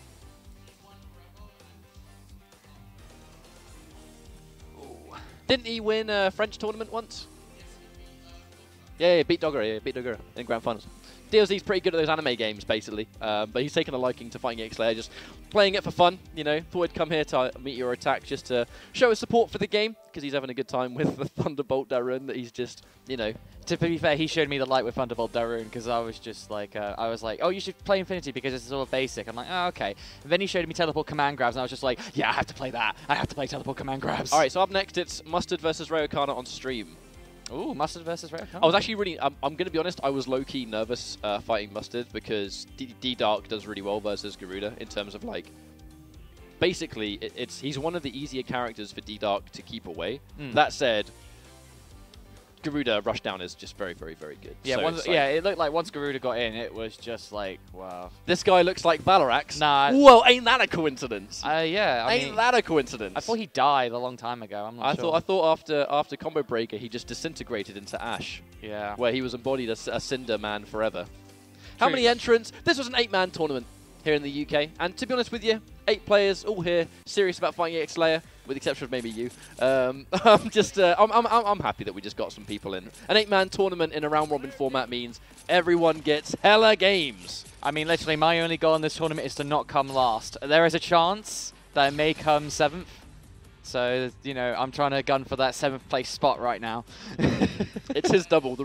It's a body double of Valorax. The real one is still in Birmingham, studying Astroth Tech. But yeah, so Ryokana plays so many characters. He really does play a lot. That's on a sword. Fundamentally, though, he's just playing multiple characters. Sometimes that can hinder you, and sometimes it can't. What it has done for Ryokana is teach him the game. Like, he's very, very intelligent at the game. He's one of the first people that was, like, guard cancelling my Garuda, for example. Right. You know, people just don't really do that. No matter whether I play online or offline, that's not really an option people go for. So it's like, you know, by playing all of these characters and all of these Gogi decks, Ryokana has become a little bit of a scientist for the game. I mean, that helps him in tournament, I think. I mean, definitely, like, if you're a scientist of the game, it enables you to basically learn matchups pretty quickly and be able to basically find a little bit of something that people are not ready for, and then all of a sudden they just get blown up by it. And to be fair, with tournament matches being, you know, best of 3s, best of 5s, yeah, you only need those 2 wins and off you go, right? So this is an interesting matchup because Mustard in particular, like, he loves D-Dark, and D-Dark's always been his favorite EX character, and he has got fundamentals here with D-Dark. Like, he played the game a lot when it was new, so his D-Dark is actually pretty solid, but he doesn't have, like, the optimized next-level stuff, like those juggle combos that you can do off Darkwire and stuff, but he knows what he wants to do. He knows the Gogi he wants. Shinobi's good because guard break is a huge part of his deck and his game plan. So, you know, he's still got fundamentals with this character. Do you know what I mean? So almost immediately going in with a hard attack. He doesn't want setup yet. He just wants to get those guard breaks because they're so important. And D-Dark also looks like more of a zoning sort of character, so he wants to keep him out a little bit, just make sure that he chips away that health so he can get his cards going, and then, you know, then start blowing him up with the setups, I guess. Now, there's the immediate disrespect. Scullo Head is, like, I think the most important move. Unfortunately, yeah, he went in for the uppercut. That's not what he wanted. Unfortunately, with progressive, sometimes if you're not ready, you can accidentally get, trying to go for split specials, you can sometimes get supers if you're walking back. And now, yeah, catching the Dark Wire many, many times. I think the goal of this round is to build guard break. Absolutely. I think I was the only one in this tournament that's using the classic layout. I got to have my 360s, man, to get grabs going. But, didn't close out the round with that uppercut, and but Skullomania right back in it now against Mustard. I mean, unfortunately, what happened there was Oh, the low poke, but not enough. And the trade to take the round. Good stuff from Mustard, but let's see if Arcana can come back from that. Yeah, Mustard tried to cash out with his damage with the standing heavy kick. Unfortunately, the jumping heavy kick a little bit too late. Oh, there's the link again. Full combo. And now guard breaks applied. Things just got a little bit dangerous. I want to see this guard break in action because he was sort of doing it to me and I was like, what's going on here? Okay, that dive, but unfortunate. That looked accidental, but we'll roll with it. Oh, instant jump. Who's going to go in for the meaty jump in pressure? D-Dark is the Conra or FEXL? Oh, dear. He is the hardest zoner. Is it Season 2 Conra or Season 3 Conra? That's the question. Yeah, that's an answer. That's a question I don't know the answer to. Ooh, good block. Prominence. Oh, excellent. I thought there was a grab for a second, but then the bomb came out. Oh my god, he tried to punish. Should have punished it with a low medium kick. Definitely. Oh, nice anti-air. There it is. Punish. Punishment. Excellent. Oh, yeah. That's impressive. It's because the Skull of Energy does such a good job of just hitting his entire hitbox. And the cheeky lows. Shinobi D-Dog. Yeah, the Ghost is like the mix-up, isn't it? You can't see the button that's coming out until it's like literally the frame, so it's like a literal guess. Mustard just looking really comfortable, really.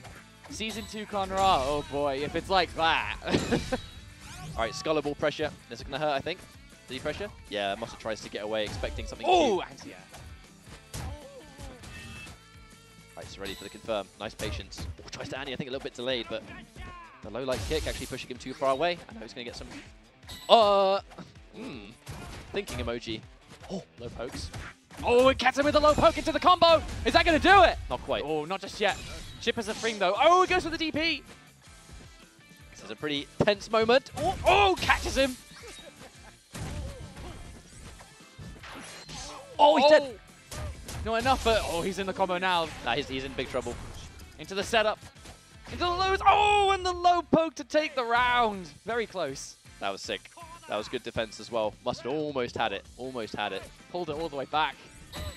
But this is the issue Mustard's going to have, you know, it's because he's kind of come back to playing XLR for this tournament. His execution on those like bigger combos, a little bit more ropey, really. Doesn't quite get his Dark Wire.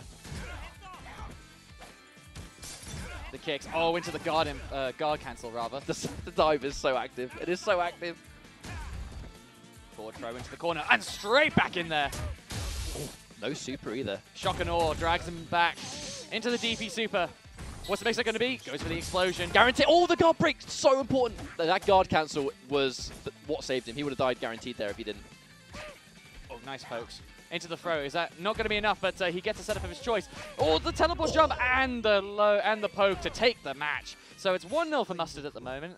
I wonder if Arcana might switch it up. Maybe change characters. He's just getting. I think he's just, it's not necessarily getting caught pressing buttons, but there are those weird exchanges this game has where you both feel like you're at a neutral position and you both want to press buttons at the same time. And sometimes it just doesn't work out, right? That's all it is. Is that in a lot of those exchanges, Mustard was just winning those trades, winning those back and forths. The glory of playing all of these characters is Mustard's going to have way less matchup experience, I think, in terms of just what to look out for.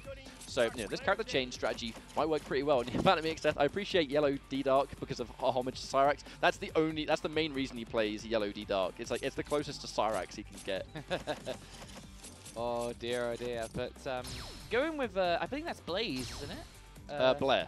Blair, sorry, Blaze, Blair. Well, Blair is kind of fallen out of favor in the current meta. Like, she's not a bad character by any degree, but her big strength was that she had good meterless damage, which made her a beast with Babel. That's why Justin Wong's Blair was such a, you know, he was an animal, right? Because he could just destroy with these meterless conversions and just save his super, use it for when it kills and stuff like that. But a little bit of a different character now. The second Babel fell out of favor. She kind of fell out of favor with it. Oh, catches him with the explosion there, and actually follows up with a combo, which is pretty crazy. Drags him into the knockdown, and we're sort of back into neutral. But Mustard actually rushing in with sort of a zoning-based character. But he's got a good mind for when to go in though, which is one of the main things here. So there's the conversion. Good stuff. Left a little bit of damage on the table, unfortunately. So oh, anti-air, good stuff. There's the conversion. Dark Shackle. Cash out. Boom. Oh my and the God. overhead. It's very cheeky though, because at any point Mustard could just, you know, sit back, play lane, play, you know, with the explosives and stuff. But when he's deciding to go in, it's at very, very unorthodox times, which I think are catching him out a little bit. Yeah, he's getting overhead, son. A bit of a neutral going on, but Blair getting in with those pokes. But nice tech from Mustard right there. Ooh. And he's, oh, shock and awe, drags him in, into the super. 2 more of those, and D-Dark's going to become a nightmare again.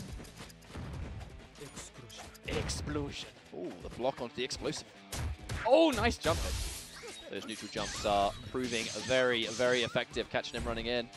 Now here's the invisibility. But as he's playing lame, it's going to almost guarantee Ghost too, because you're not damaging him, which builds up the Shinobi. Gets the knockdown right into the corner, so now Mustard in a bit of trouble, but gets the shock and awe. Drags him in into the DP super once more. What's the follow-up going to be for Mustard? Oh, and the low pokes, and he's right back in there. Is that going to be death? It's the Shinobi, man. It's that Shinobi. The invisibility with D-Dark is such a scary addition. That's why some people also run Nightmare on him. But that's actually going to be match point for Mustard here. Yeah, Blair's got a long way to go. Ray O'Connor really has to pull something out of his butt there to get back into this match. Catches him, doesn't get the Dark Wire. The pokes, good blocks coming out. There's no DP, so he's timid to try and punish that X-Prominence. All right, guard break is applied, saving the meter. Oh, nice explosion conversion into the combo as well. He's making him to sit there and respect it. The light! I can't believe the jab connected! Went for the ghost throw, but no one was home there. Oh, nice trade on the air to air right there. I think he tried to anti-air, but didn't quite get it. There oh, it is nice again. anti-air again. Good challenge. Nice challenge. Uh-oh. Air to airs. Another anti-air. Oh, Mustard's on a roll with this. Good run. Excellent run. He can do big damage here. He's got super. Okay. Double supers. Gets the knockdown as well. Oh, pressure. Gets in. Oh, the defense! Mustard being I've got to be honest, that was not a result I expected. Really? No, because, I mean, the thing is, he has a really good D-Dark, right? And D-Dark is a very, very good defensive character that can cause a lot of frustration. Yeah. Right? So, Mustard picked a very good character to play with that kind of stuff in mind, for sure. But he's going to take it 2-0. That's, yeah, I got to be. That's an upset in my books. That really is an upset in my books. That was pretty impressive as well. I mean, Mustard sort of combined some interesting choices with the air-to-airs. He's just very good choice on the anti-airs as well. There were so many of those anti-airs, and you know, the other guy couldn't get in. And I mean, there's also a big factor of. The fact of the matter is, if there are fighting EX players in London, do any of them play D-Dark? If you haven't fought Mustard's D-Dark before, that's going to be quite an edge for him too, because it's frustrating to fight. I mean, if you're not familiar with a D-Dark, which that could have been a thing, he's a weird character to get accustomed to. I mean, one of the interesting things of like small scenes is that, especially if they're so spread out, you know, you have to really get those matches in with characters that you're not familiar with, because otherwise, as you say, you're going to fight that D-Dark that you're not familiar with, and if Mustard's the only D-Dark in the country, then you're going to get those matches in with him before you get into this tournament. Maybe that's a benefit of these. Like, maybe that's actually going to be a hidden benefit of like these smaller communities, and that you might just by pure default be the only player of that character in the country.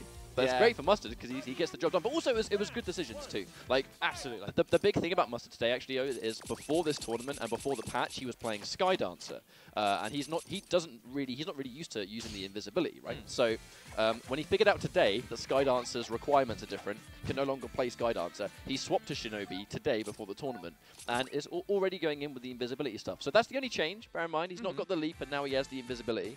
However, he now has had to accustom to the new stuff very, very, very quickly.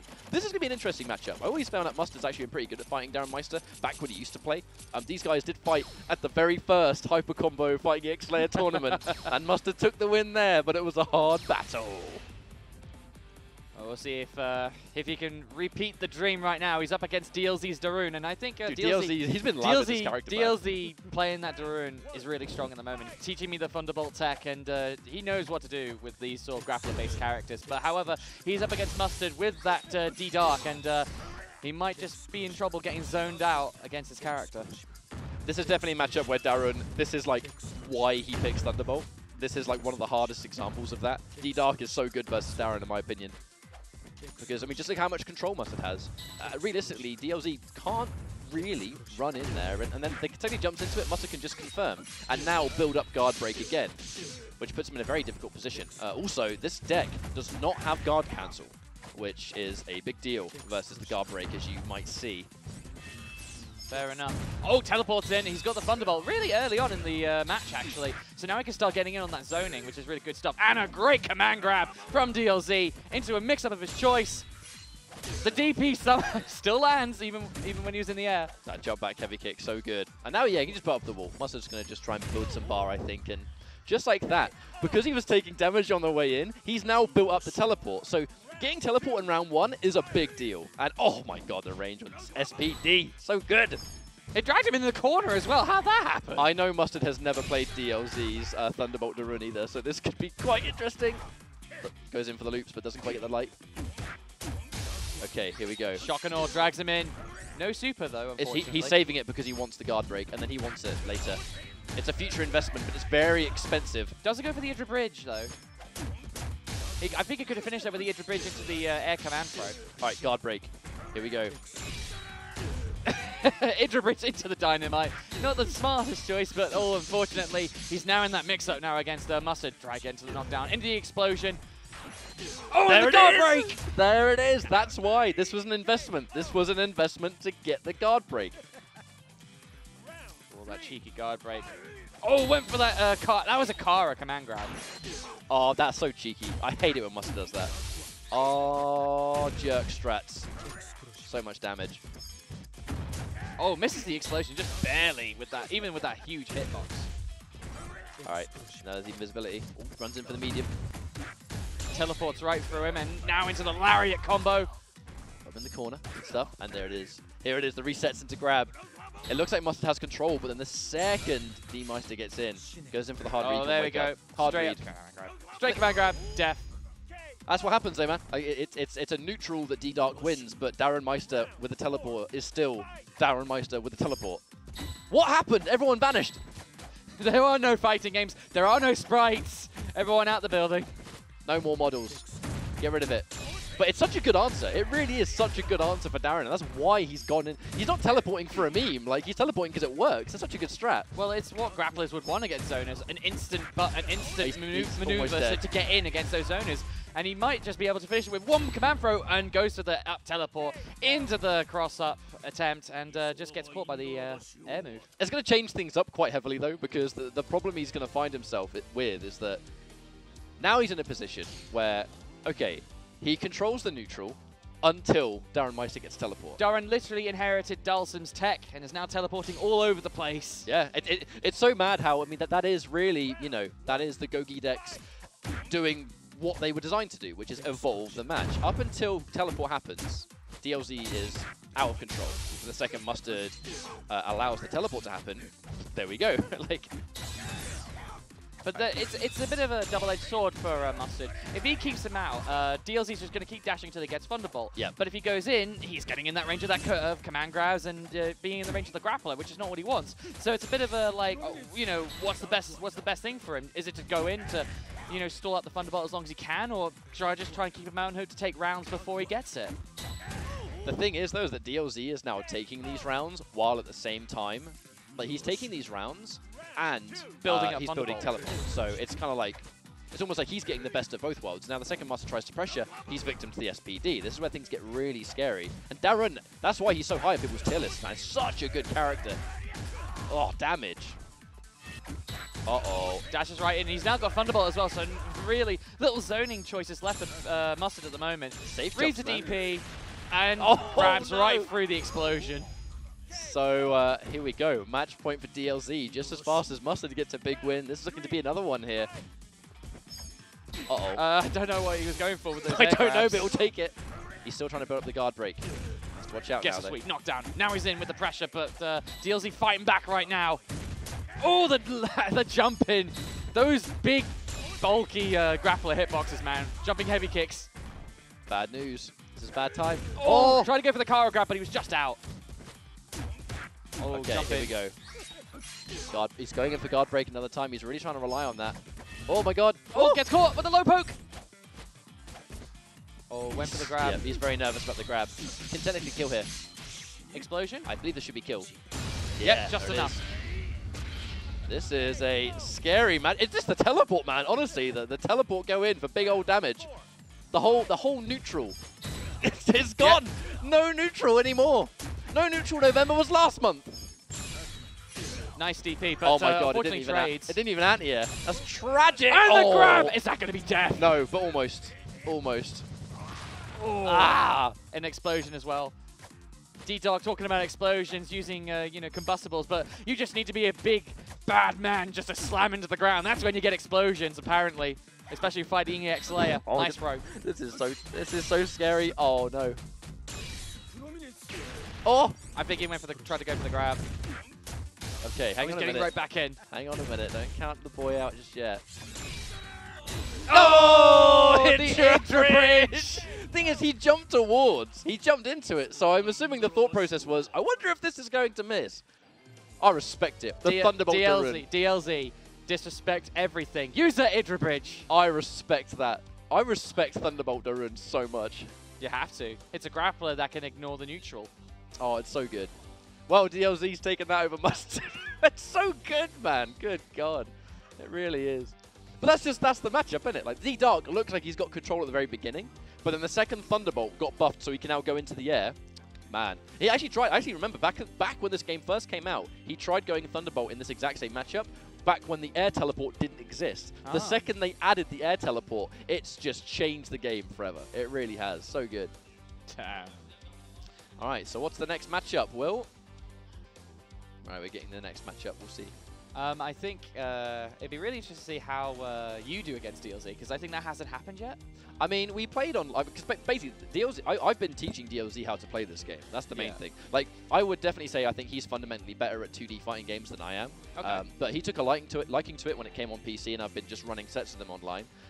It went pretty good in my favor, but that was a few days ago, right? And DLZ picks up games really quick. Do you want to play DLZ on stream? And Sure. I'll play Mustard off stream. Speaking of which, yeah, I'm going to go fight DLZ on stream. All right, this is going to be a cracker.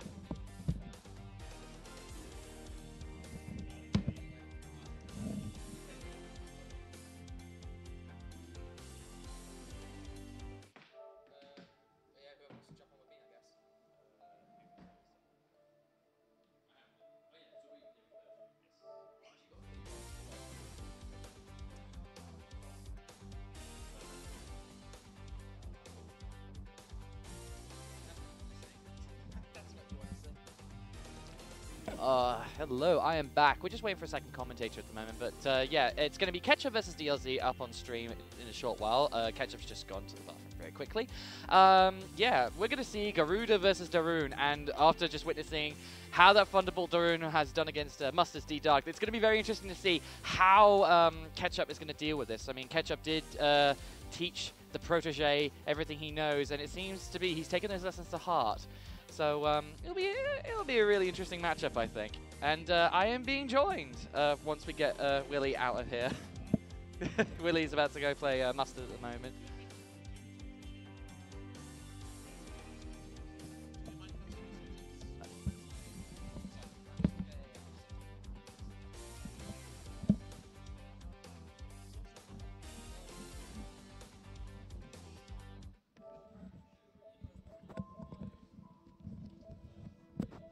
Yes, just showing off some acrobatics to get my man onto the commentary desk and manage the stream setup. Yeah, I'm not gonna. Everything else should be fine. Yeah, it's got the scores up, so I don't have to deal with that. I don't have to mess around with that, but I do. We do need to change the screen. No, yeah, go for it. Oh, just head up with warning. That's got a higher booster stick in there. If you're comfortable with it. Oh, we don't need to change the screen. Yeah, no, yes, it should be I fine. thought it was me on stream for a second. I was just like, oh, nobody wants to see that. Just play the set, it would just see your face, just commentating the whole thing. It's like, oh my god, did you see that? It's like, no, go away. Get out of the room. Our stream maestro is currently doing. He's currently playing tournament. Facing up against Mustard right now, against the D-Dark. Funny enough, the upset against you, Willy, was really impressive. I missed everything. You missed everything. Yeah, oh. I played really uncomfortably in that match. Like, from doing stuff like crouch medium kick into specials, I was missing that and everything. And I was like, I think after like the first round of the second game, I was like, I'm just gonna call it a day. Oh, that's unfortunate. It was just, I just sort of stepped in. I was just confident. It's not really. This matchup isn't really going so well. So I tried to switch it up with Blair to get a better feeling of it, but it didn't work out. So. It is what it is. Yeah, it is what it is at the end of the day. And also, you know, if you're not comfortable with the matchup and you're swapping characters a lot, that sort of generally can put you on the back foot a bit. Yeah, the thing is I'm not.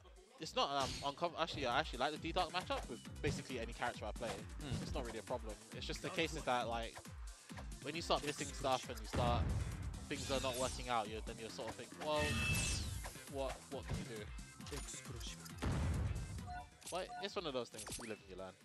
Darun with the tea bags, but right now Ketchup's on right now, and he's going to be using that Garuda versus this Thunderbolt Darun. So we'll see how this goes.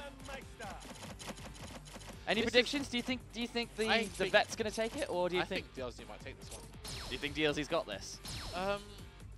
Just because his mentality around the game is a lot. I don't know. DLZ's very hard to fluster. I don't know. Ketchup is on the tear at the moment, and I don't think he's ready to deal with this rushdown pressure that Ketchup is going to deliver, especially with the meter building that he is available of generating. I think DLZ's used to it because I was playing with Fulham earlier, and he seems to be dealing with it relatively fine. It's the question: would you be able to handle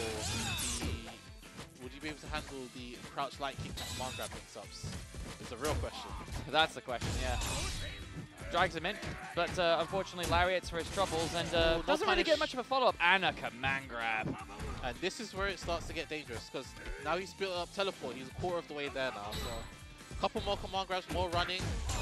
And there we go. Yeah, solid round from DLZ there. Ketchup just made one little mistake, and all of a sudden he's stuck in the corner with a grappler, and that's not where you want to be. Yeah, the thing is that, oh wow, a huge simple there from DLZ. The thing is that Darun snowballs so quickly. Oh, nice meaty kick there. He just lacks the mobility that the top tier characters have, but that's the reason why he's picked Thunderbolt. Oh, that's a big whiff. So he command grabs here so he can start running as soon as he lands to build up more teleport. And then you start to try and jump because of the fear of the command grab. And there you go. Yeah, and he just leads into this situation over and over again. It is a very, very hard situation to deal with. DLZ just running a train over Ketchup at the moment. Oh, nice little poke there. And that completely interrupted quarter circle forward punch as well. Nice. Oh, nice reset on the pokes. All right. That could have been a massive... Okay, never mind. Wasn't exactly a whiff punish, but he takes him to the corner. He gets teleport now, and now this matchup is completely different. Low pokes. Gets caught. Because in this game, landing recovery is not normal in this game. He's going to cancel the super to avoid it? No, he doesn't even waste meter to do that. He needs to make the absolute most of it. 34 hits. Damn. Oh, and the Hydra Bridge! That might be death. If he gets the fault, yeah, that's death. Very strong stuff from DLZ right now. That is welcome. Just puts him in the mix-up. Puts him in the blender, and all of a sudden, you got lost a life bar. Yep, that is the hardest thing to deal with when dealing with Darun, because at the end of the day, it takes one good guess, and then you're in the corner, and then you're dead. Like, and the thing is Garuda doesn't have the sort of mobility to work against him either. Nice quick throw from Master Ketchup, rather. Ooh, unlucky there. Got caught trip guarding.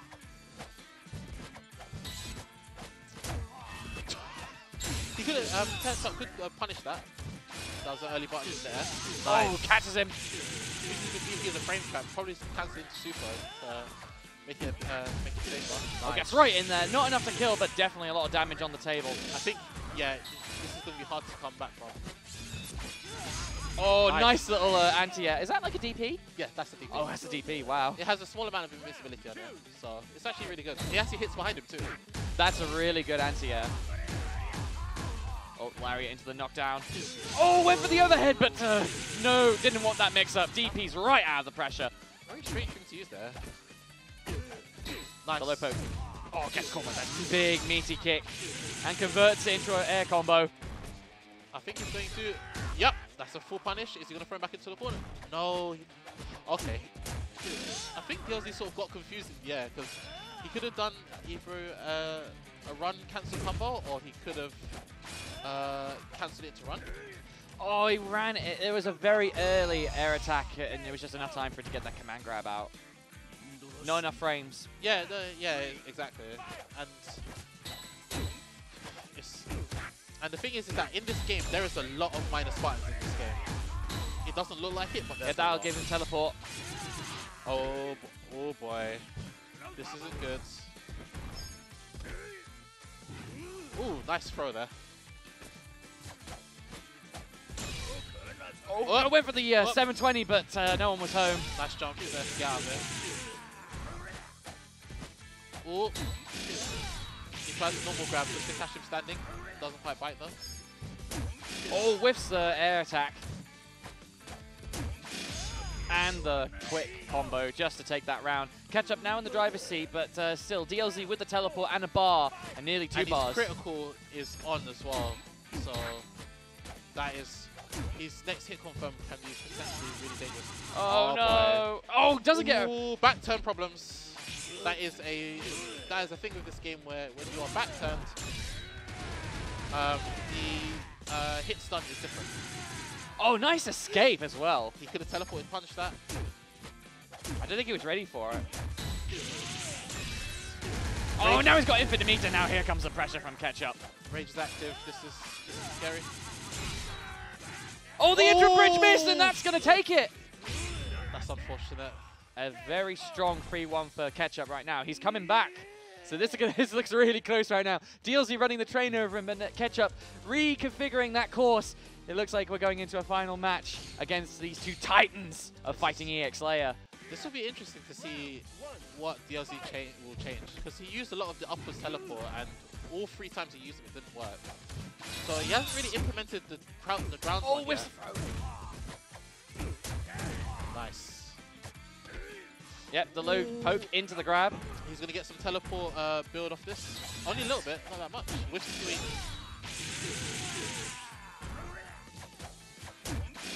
Nice. Oh, he's got that meter now.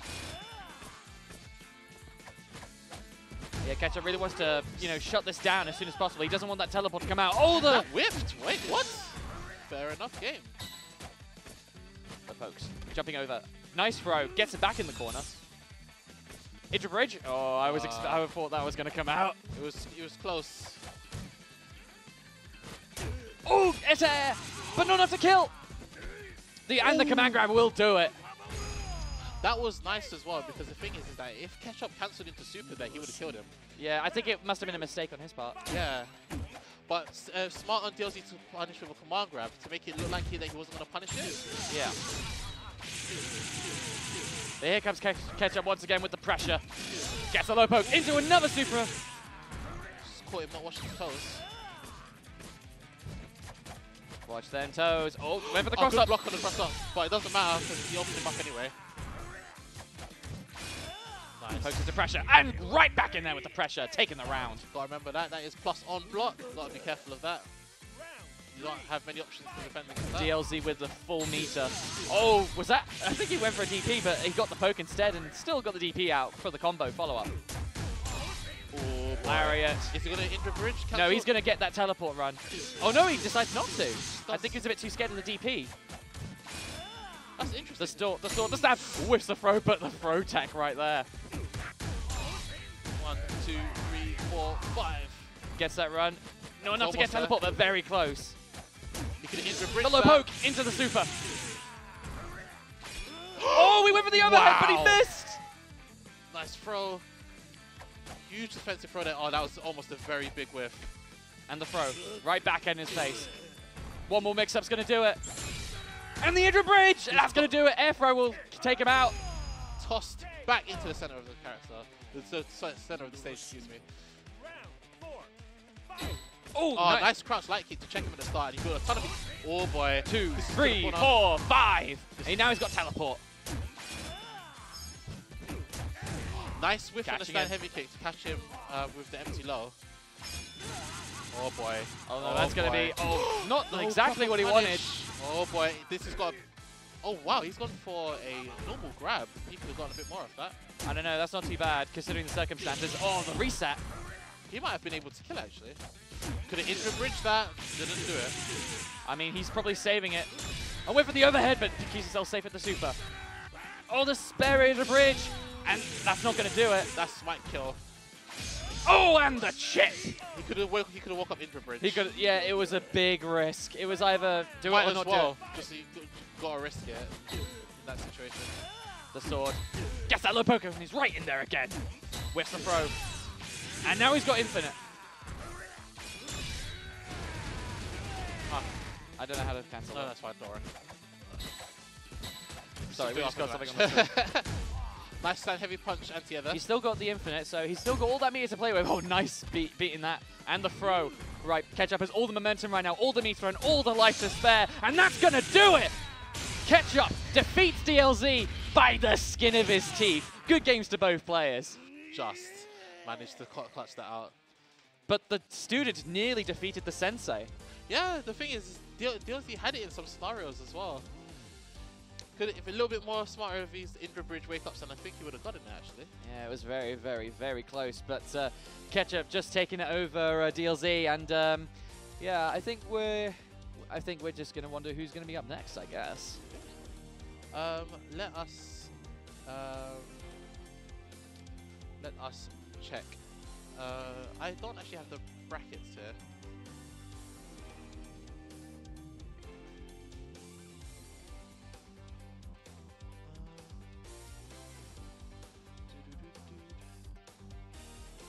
Oh, Ryan.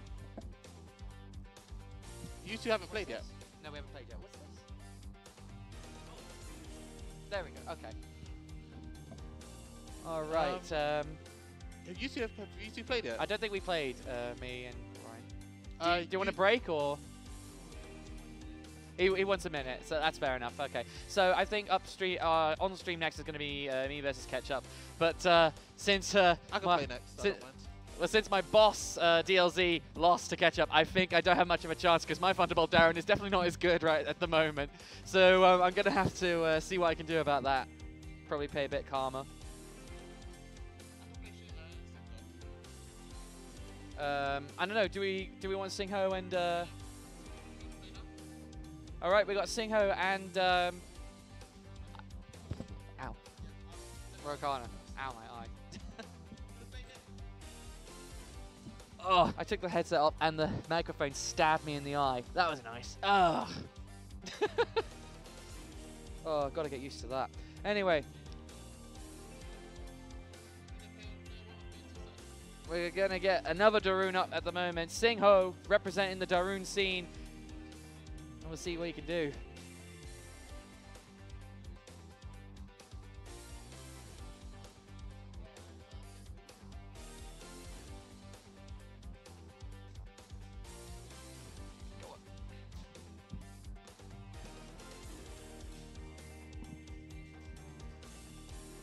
All right, Cinco versus Rayokana. Let's see how this goes.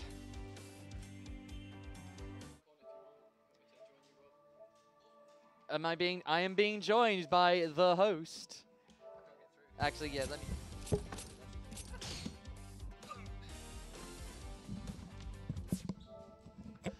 So, you have Bloody defeated DLZ, Thunderbolt Darun, and it was very close. He could have easily taken that away from you, but somehow, some way, you found a way. Walk us through how you decided to come, how you even thought of coming back in that match. I just didn't have time. I didn't really have a lot of time to. I just didn't really have time to sort of download what was going on because yeah, we played a bunch online earlier in the week, but that was kind of it. And the thing about DLZ is that he's ridiculously good at picking up games very, very quickly.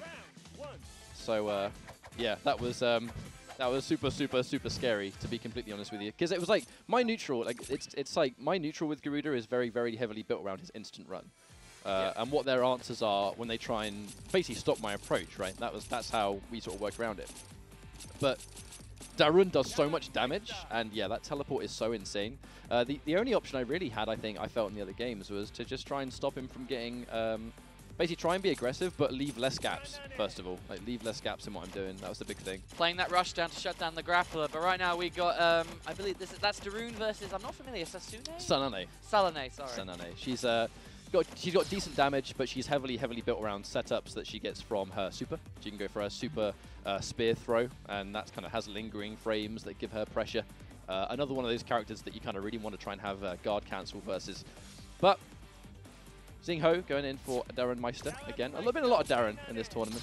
There's been a lot of Darren in this tournament, but I don't think any of them really compared to DLZ at the moment. That was a really impressive run for him. The speed of which DLZ has picked this game up is super scary. Like, absolutely, 100%. There's a lot of MK11 talk at the moment in the chat. MKX is dead, apparently. I mean, yeah, it's kind of a smaller player base. Now MK11's been revealed, there's going to be some people sort of riding the hype, but now people know what to look forward to, so people are kind of all eyes on it at this stage. But yeah, Rayokana. Nice air grab. Active frames of that air grab, so good. But this is a weird match. Like, pressuring Darren is always scary, you know, because it's so easy for him to just SBD for days. I don't know, I was in that matchup just earlier today, and that was it was just nasty. I just didn't know what to look for. She's just a weird character, to be honest with you. The straight up inter bridge. Just air grab, keep things nice and simple. Oh, interruption. Now I'm interested, what deck has Cinco gone for?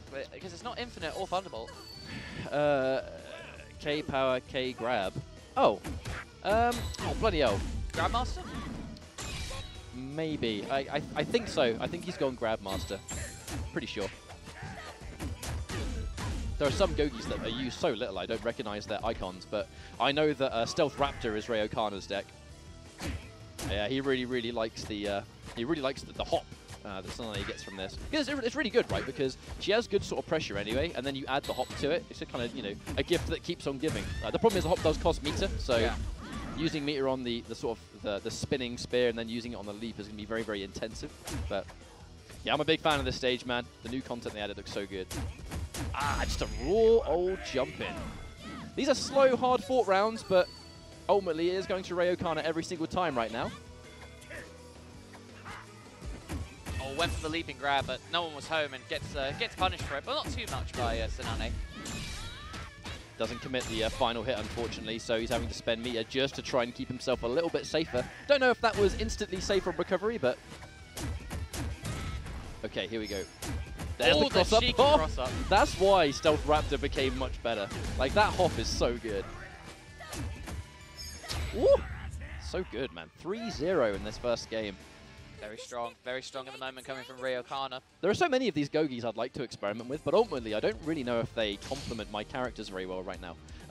Oh yeah, we need to update the score over there. Never mind, I'm not near the laptop, so unfortunately I can't, but it's going to be 1-0 to Rayokana. Our production guy is playing in the tournament as well, so obviously we're it's going to be a little bit ghetto style here sometimes, but that's what happens when we're all trying to play.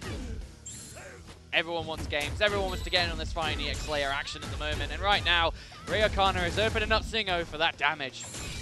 The inter bridge! Honestly, that hop is kind of really what made me think of King of Fighters. Like, I think of King of Fighters when I see a short hop like that, which makes me wonder what Terry Bogard's going to be like. Like, are a bunch of his setups going to exist? He's got the hop, like, who knows? Either way, it's going really good for Rayokana so far. Caught by the lights, but it's not going to be too much of an issue so far. An empty jump, Indra bridge. Press buttons, please.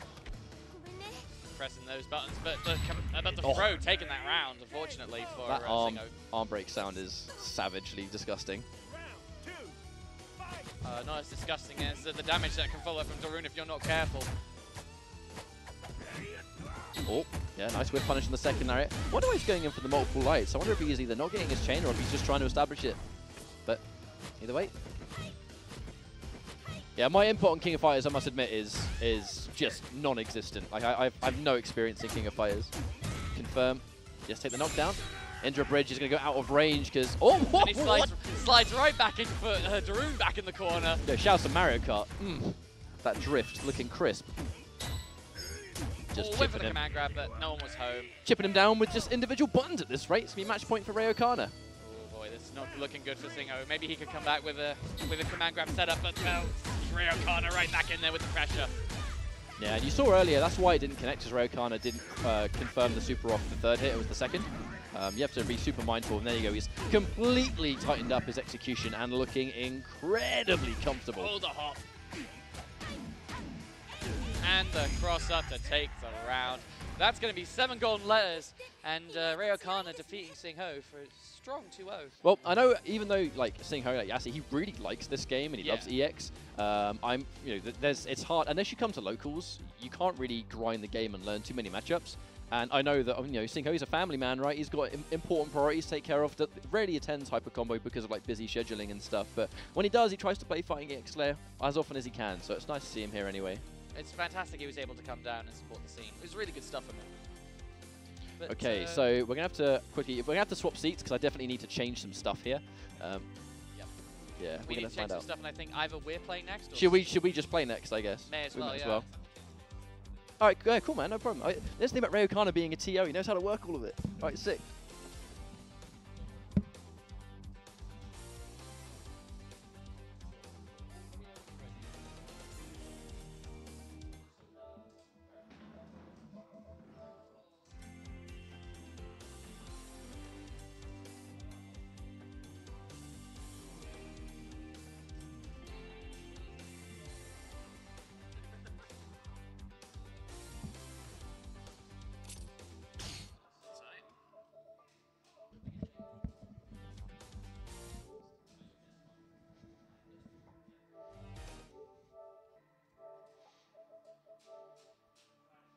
How's it going, guys? It's your boy Mustard, returning to the desk after a bit of a break. I played a bunch of games off stream. Cool, okay, we've got DLZ stepping up as well. Actually, if I put this down.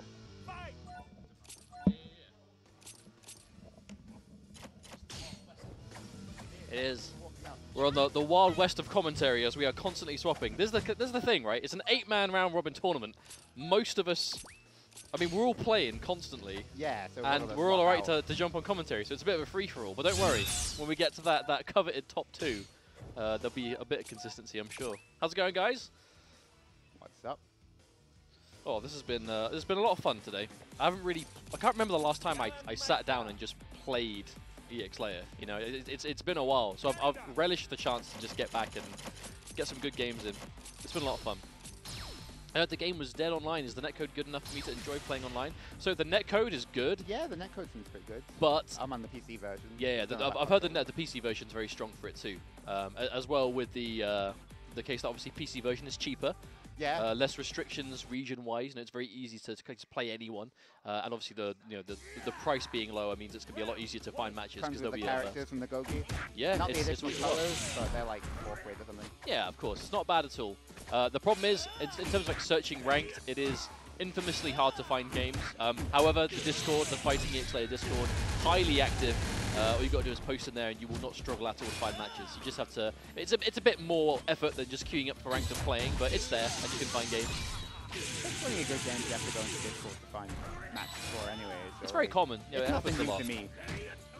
Alright, but back to the game itself. We've got Ketchup versus Valor. Obviously Ketchup, the tournament, the host with the most, bringing this Garuda that's making us all really annoyed. The full screen run up getting DPs. his operation underway here to get his own physical copy of EX Layer. That's his goal. This is basically his purchasing process. It's like This isn't a tournament, it's a transaction. it's just a really extended transaction. Yeah.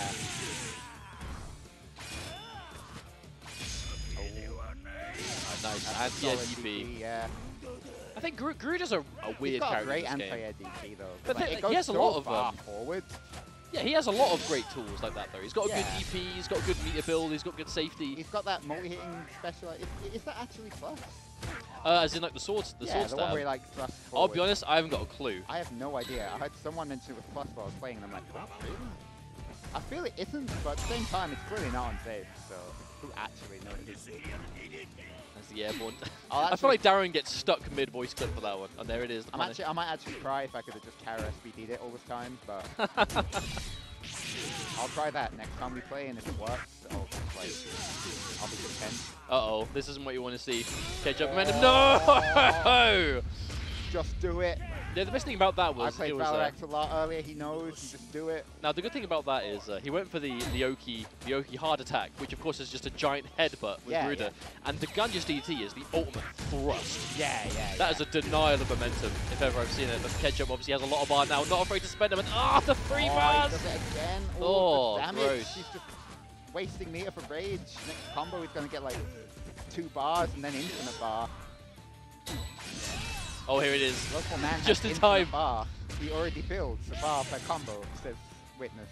But that's the weird thing, right? And I think that's why Infinity Garuda is so strong. But it's not just that Infinity Garuda is really not good even- synergy-wise. It's that Ketchup was the kind of pioneer of this. It's not that he has the potential to get the infinite meter. It's that he builds a bar on basically every combo he does in the first place. Yeah, So exactly. like, he doesn't need the infinite meter because he always has like 1 bar or 2.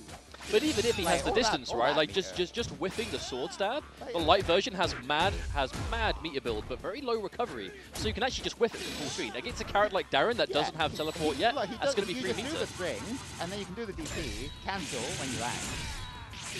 Oh, And disgusting. the next time he gets into block, yep, And again. good timing there. Yep, throws him into the corner, sound play. But I like the way Valor is going to that though, right? You can tell that Ketchup, when he has momentum, he's very likely to go for the OG. Jump SPG. By that I mean empty jump, he pressed up, and he gets hit by the jump. Is it just me, or is empty jump SPD the ultimate 09 tactic? Like It supreme. is, but well, I mean, in this game, I mean, it you makes can't trust sense. your I'm not reactionary knocking anti-air. it. Like, yeah, it makes sense.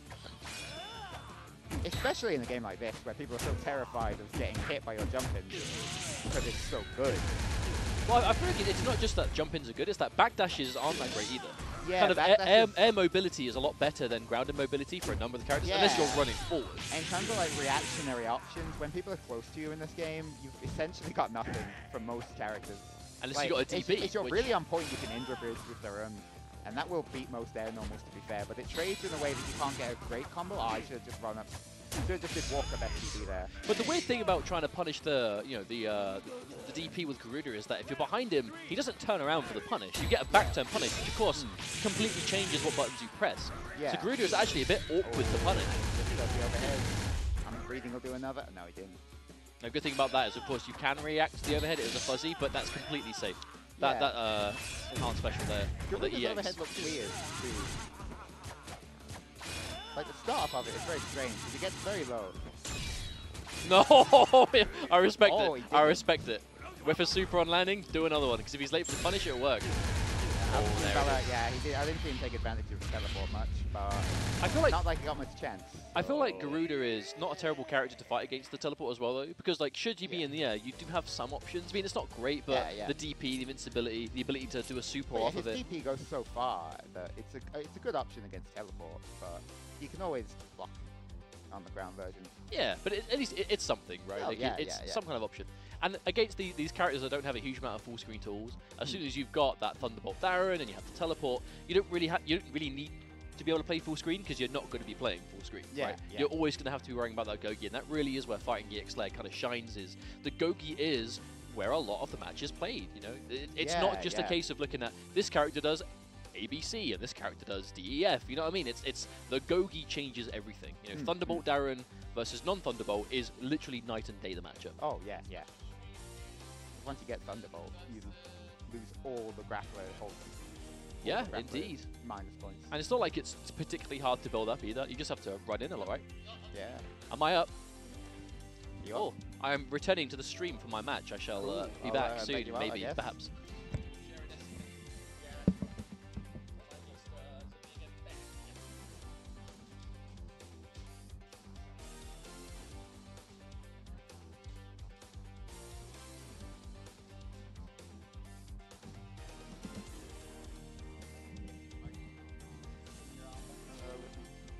I'm gonna move my Coca-Cola so I don't accidentally knock it over and spill it everywhere. But hi, guys. Sure, you never would have done this. Whoa, whoa, but- whoa, welcome back.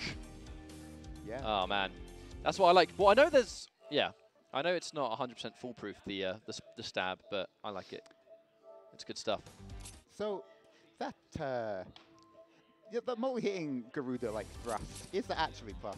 It is slightly plus, yes. Slightly plus. Damn. Yeah. So basically, I just assumed it wasn't. Damn. you can challenge it. If you have a really fast light, it can Yeah, be challenged. He has to dash in, so there's Yeah, a so it- moment you can use. Exactly. So like, because you have to dash in with a low light to really enforce the plus frames at all, or if you do it into your own standing light kick, because it has a really good hitbox on it if they try and challenge, Yeah. it is slightly plus. It is not necessarily like 100% I'm minus, now it's your turn. So it's like, yeah, that's why I do it. It's a really good tool. You just confirm that on block, and then on hit, you can obviously And confirm even it to something unblocked, else. you get like half a bar from the chain into the special, and there's a lot to it.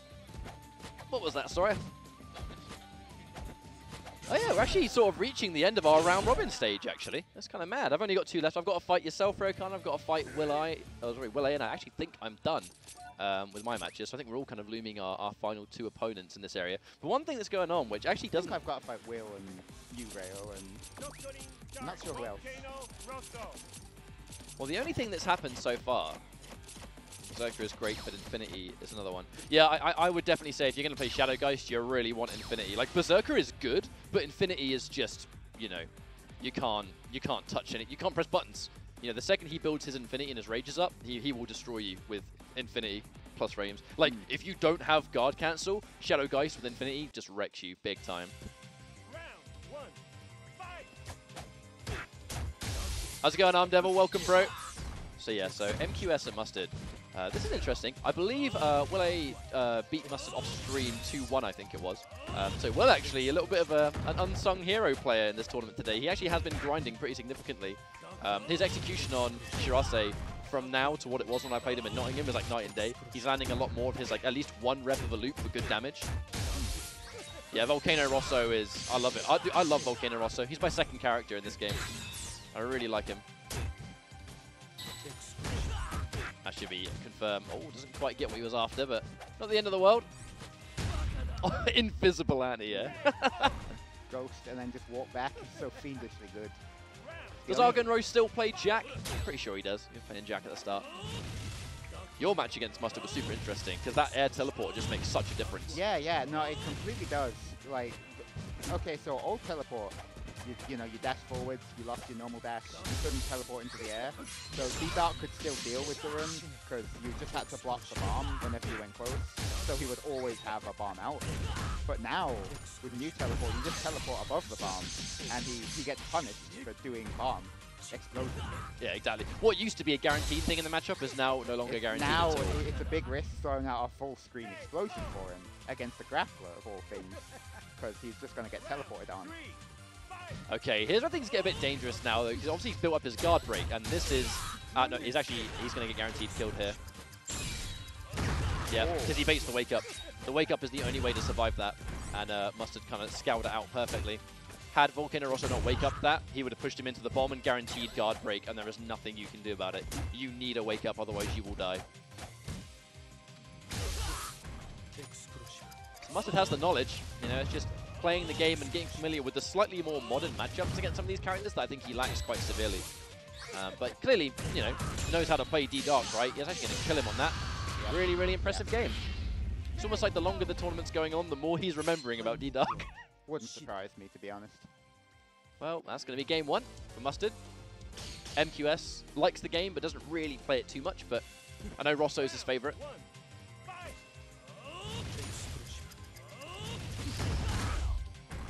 Yeah, I actually really appreciate you guys tuning in and watching this, honestly. I appreciate it.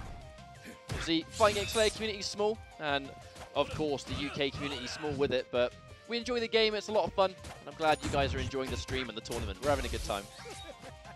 Alright, damage. Knocked down into bomb. Yep. There it is. Ooh, another bomb. Ooh, I believe maybe that was a wake-up attempt that didn't come out. Oh, no. Cheeky dark wire. That's going to be a big thing in the matchup.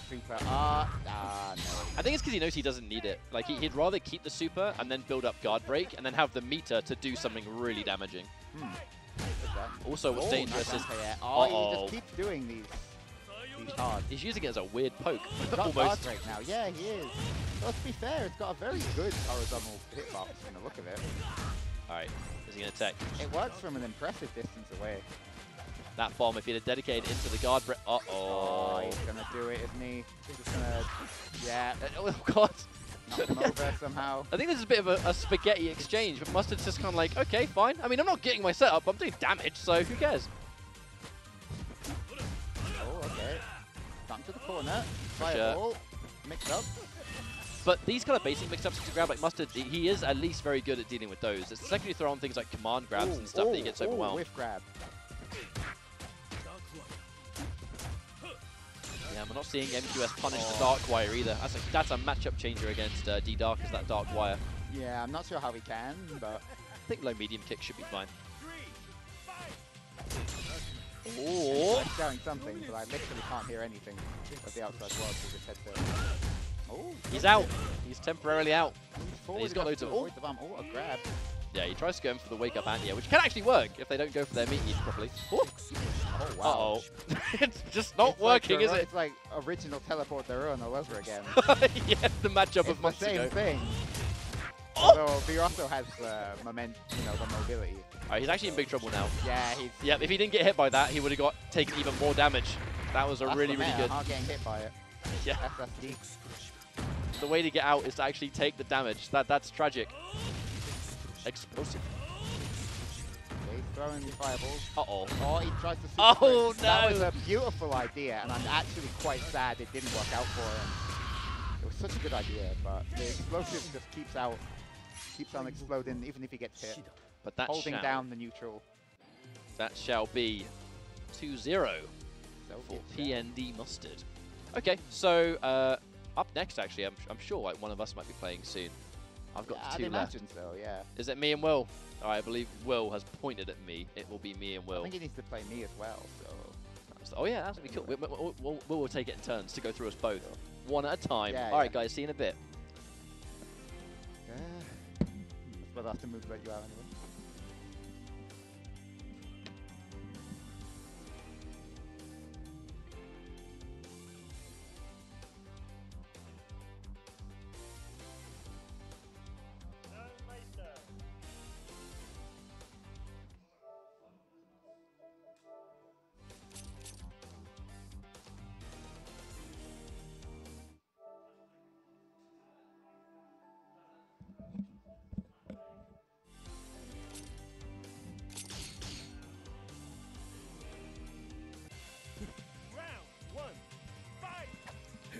Hello, everyone.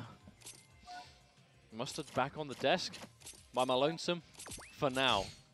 Of course, we're getting quite late into the round robin stages now. I don't think there's many games left to play, is there? Yeah, not bad at all. So this is actually one that I'm really looking forward to, because obviously Ketchup's been, I'd say, arguably like the biggest advocate for fighting EX Layer in the UK. You know, has definitely not hid the fact that he's obviously a giant fan of the game, you know, avid supporter through content and commentary and obviously gameplay. And Willy, you know, Willy really is one of those kind of, we'll dabble in, yeah, we'll dabble in and sample every game and really support any game that has players that want to play it, you know. Yeah, that's the important thing. Just play the game you enjoy. Welcome back, DLZ. Nice to have you back, my dude. Yeah, it's nice to be back. I realized I was just going to watch this game, and I wasn't really doing anything else. So I thought, right, May as well watch it with the headset have a on. good seat here. You Indeed. know, you can see it right here. Commentate about it.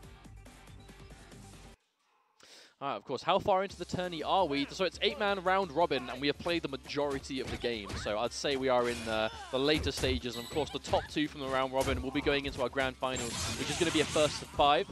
Considering the time we have left, I think we can quite comfortably fit that in. But of course, Willy, and this Shiraz saying Ketchup on Garuda. Garuda really is the character that Ketchup's kind of settled on. Yeah, he loves Garuda. He knows his matchups. He knows his tech. Yeah, of course. And he knows how to be a really annoying person, is my nice way of describing the way he plays Garuda. It's so effective, but it gets your blood boiling. Of course, Willy, it's like Ketchup was saying before, you know, last time we saw Willy play this game, you know, he was kind of, you know, dabbling into it. He did the EX Layer Classic. Again, spinning away after getting the hit. So he actually told me about that before. Apparently that Garuda is, that move is unsafe on hit. So when you get a hit, you have to just get it out of the way. All right. That's to not die He for did it. that to me, and I blocked it, and I forgot I had teleport in our game. I was like, oh. I realized, I could have just teleported and like FTD'd him. But the thing is, it requires and knowledge, forgot. right? Yeah. I'd always argue just because it's unsafe, kind of, you know, it's something that none of us really hear we hear it and we go, oh, of course. Like, it's actually taking us by surprise. You can almost get away with it, right? Yeah.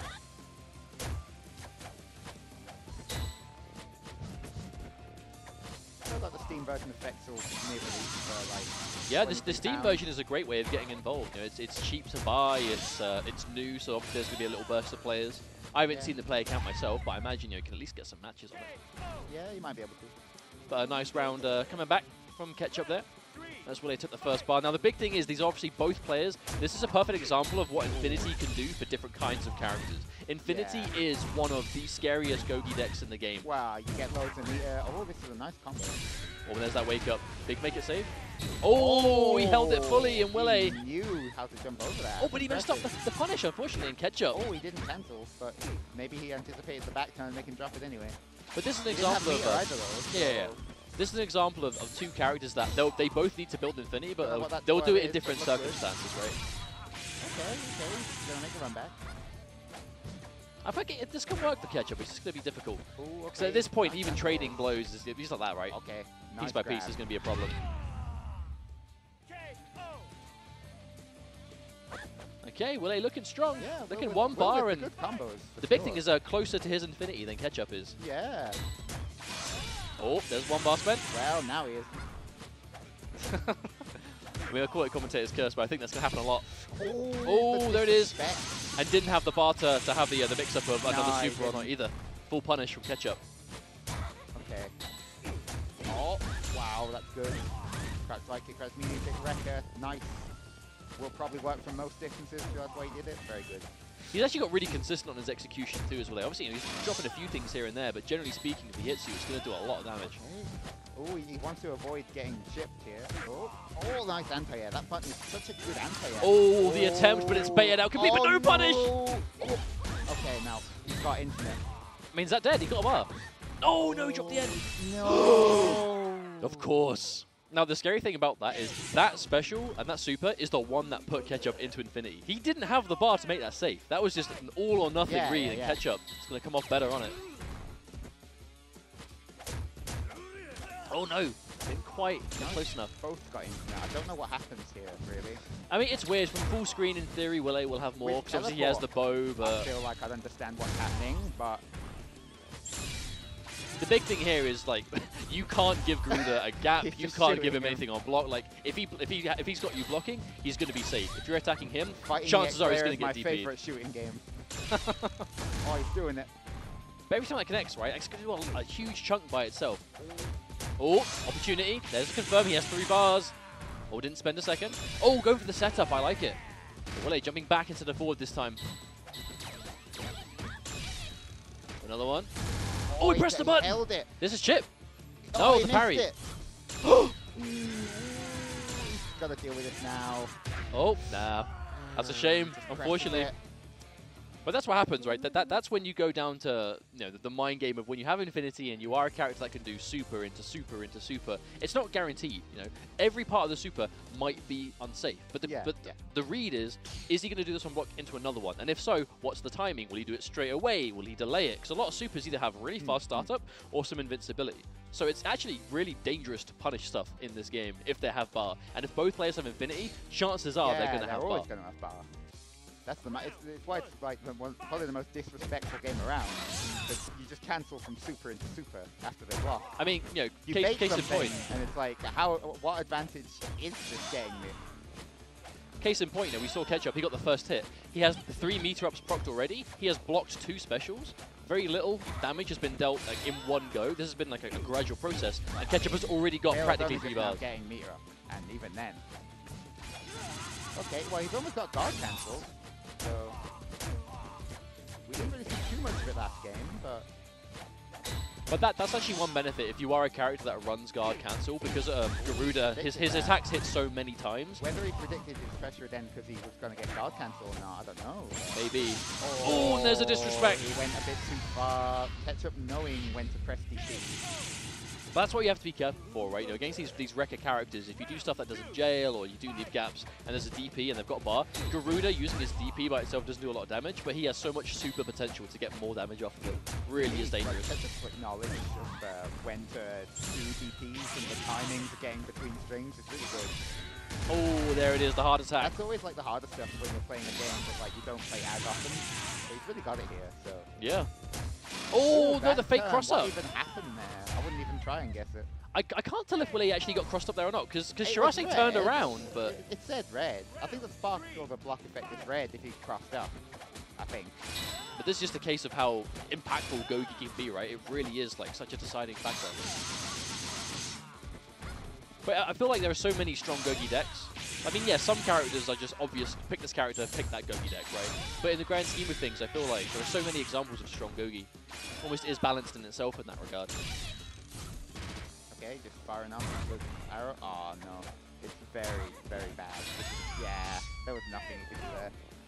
It is. That's a clean 3 rounds too. That first game was super close, but not so much in the second. I feel like a big part is Ketchup's confidence. To adapt, and he's been keeping the momentum entirely on his side. Yeah, 100%. And I feel like Garuda's the kind of character that can kind of steal his turn back, right? Yeah. If you're oh, willing oh, to go for sure. those big risks.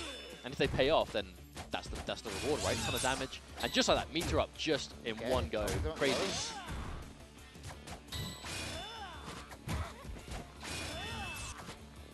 But that guard cancel, this is the trade-off. When Ketchup gets you guarding, he gets Meteor up. But when you guard against him, chances are you get guard cancel. But just like that, heart attack. Such a tricky overhead. Such a weird animation. It's slow, like most of them, but it's so weird about it. You have to be looking for it, 100%. Yeah. But I generally find fuzzing this game is quite tough. Oh! To the overhead part of the wrecker. Yeah, a little bit too early though, I think. Nice neutral jump. Oh, there's a bar. Big damage off of this. Oh, dearie me. Oh, he actually got the whiff cancel before the normal had even connected. The special came out. That's unfortunate.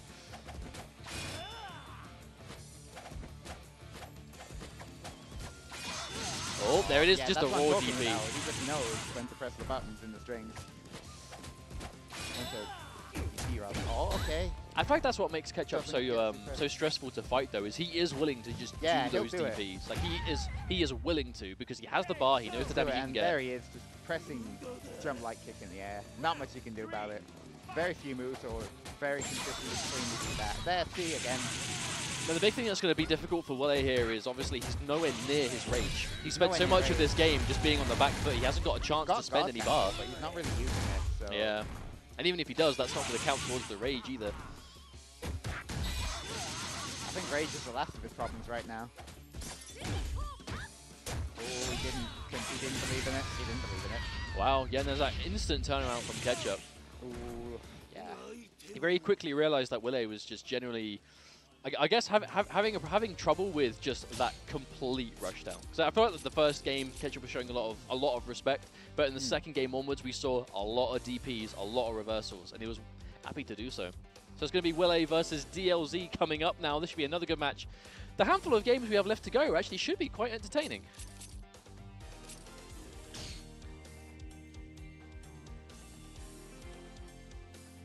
Alright, hello. I assume you'll be joining me again, my brother.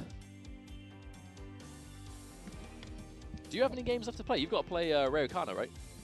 Yeah, I've got one more match, and it's against Ryokana. And you've lost 0 times? That was actually a very important match because neither Will or I had lost a match. So that pretty much guarantees you'll be in top 2 now.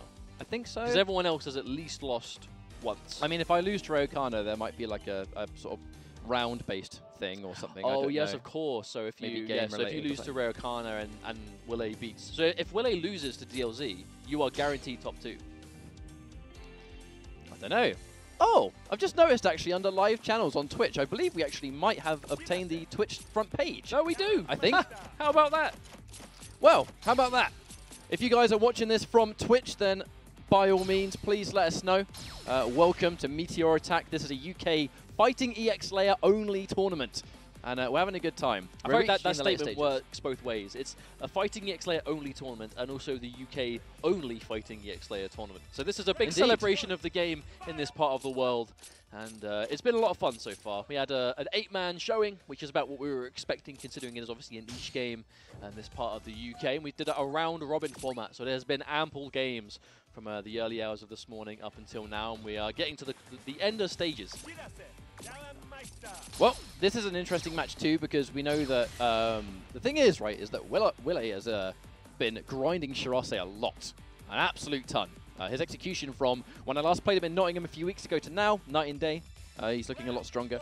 And DLZ just picks up games to a ludicrously fast degree. I mean, DLZ is just naturally very... I think he's just one of those players that just gets fighting games, right? And I feel like once he's put some time in and understands the game a bit, he can really start to add his flair to it. And I feel like Darren Meister is a perfect character for him in this game. Because when he gets that teleport, if you haven't seen DLZ play before, you haven't seen what Darren with a teleport looks like, you're about to enjoy yourselves. And you have to go for those jumps because his SPD is just so scary. You feel like you got a deep jump in? Nah, you get SPD for days. Unfortunately, there's no super there to confirm into the super conversion, so has to leave it as is. Oh, nice anti-air. Oh, I actually love meeting with the low light, just challenging. Just getting completely mixed. Oh, he messed the bash! No, I actually love how DLZ was going for that reversal super as well, because if Willy actually successfully did that, it would be guaranteed death. There was no reason to not disrespect there. No reason not to. That is, I mean, yeah, for sure. If he was dead, that would have been like a galactic read to do nothing and expect it. Right, just confirm into the damage. Oh, a little bit too early. I Oh, respect no, late. it. Let go a little bit too late. Man, Shirase is such a good character to pick. Like, Willy, he knows his tiers. Do you know what I mean? Like, he knows that she's super, super good. Okay, there it is again. Command throw. Oh, that's interesting. It's back turn. The problem really is just those back turn combos. They really can mesh execution up. But there's the confirm. Super Lariat. Not spending the second bar on the bridge, he just wants to spend the one. Doesn't confirm into super, actually. Leaving him alive. Oh, wow. Yeah. So good. The thing is, that drop kick, that jumping heavy kick from Darren is actually quite difficult to consistently get. So the fact that a button is just such a good answer, really impressive. Yeah, the launch price, I think, is what scared a lot of people away. But the Steam version is super affordable. Unfortunately, doesn't get his The Steam version is a perfect way of getting into fighting X-Slayer. Oh, confirms into the wrong form of Wrecker. That's unfortunate. Oh, the chop, the slap. That's the Jassy chop. Oh my god, that anti-air is so good. Gotta be the best anti-air in the game. Oh, missed the combo again. Manages to get the confirm this time. What is too far away? This is so strange. Yeah, this is very, very odd. I wonder if it's just coming out at the wrong time. Either way, I don't think Reali's gonna be too worried. Oh no! Uh-oh. Oh, the whip punish! That was such a... Was that not just a really weird match right there? I feel like that may have been an input error from DLZ. I can't imagine he'd want a full screen injury bridge. That didn't really look like either of them in that one game. I wonder why. You know, the big thing about that game, though, right there, was that's the first time that DLZ was just denied the ability to activate teleport. Yes. And picking the teleport deck and not getting teleport is effectively leaving you a vanilla character. Yeah, for sure. Because ultimately, yeah, you get some meter up and you get attack up, but at the end of the day, if you're constantly pressing him, like, look at how little DLZ has actually been able to hold forward so far. He hasn't got any of teleport ready. There's a wonderful anti-air, standing medium punch. But it looks like a lot of the stuff that Willy is opting to go for seems to be saved to the SPD. So imagine what DLZ's reversal options are here.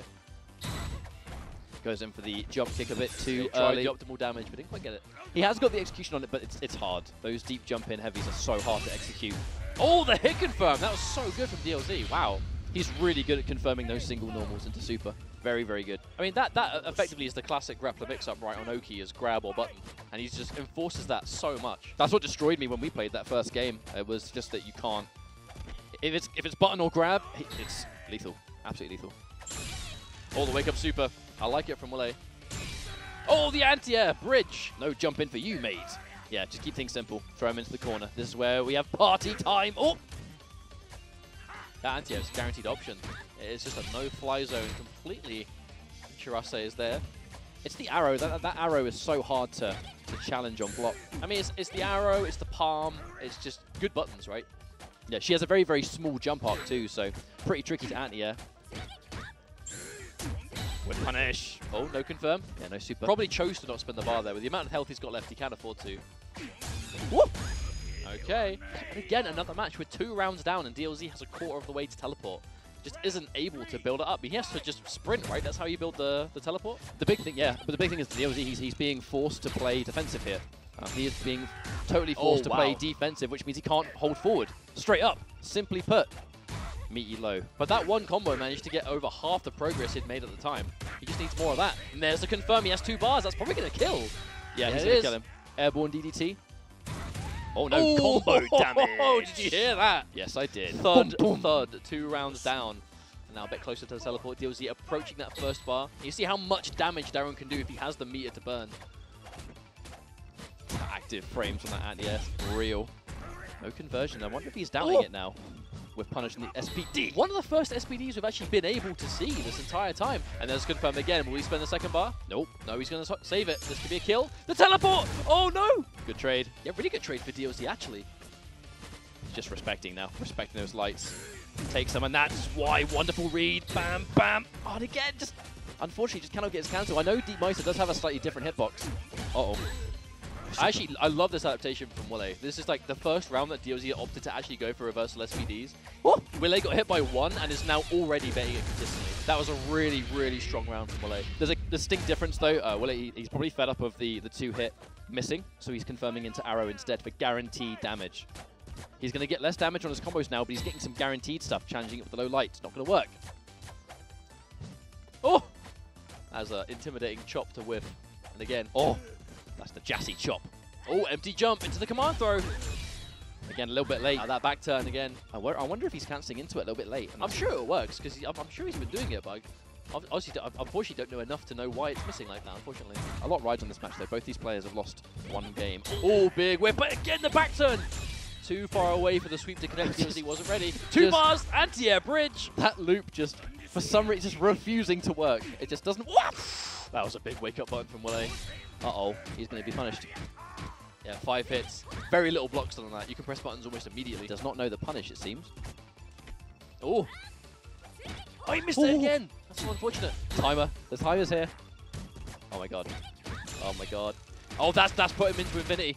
These last 5 seconds could be crucial. I don't think there's enough time. He can't get him! Run, old man, run! Go, Darren! Get it! Oh, no. Not meant to be. Darren just chasing down for like 10 seconds, but to achieve very little, as Willy is going to be moving forward again. Another, I'll be honest, a really strong showing. I'm so used to Willy streaming all of our events, I forget that he actually knows how to play fighting games as well. You know, there's something really tragic that DLZ and I discovered, that if V Rosso has one of the little speed-up Gogis and he backdashes, a sprinting Darun. See ya, Jesse. Thanks for showing up, man. See you around, bro.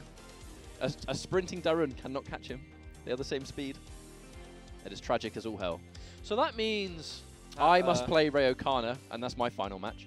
I believe Pete, DLZ has not played Ray O'Connor in tournament either, so they might be our final games.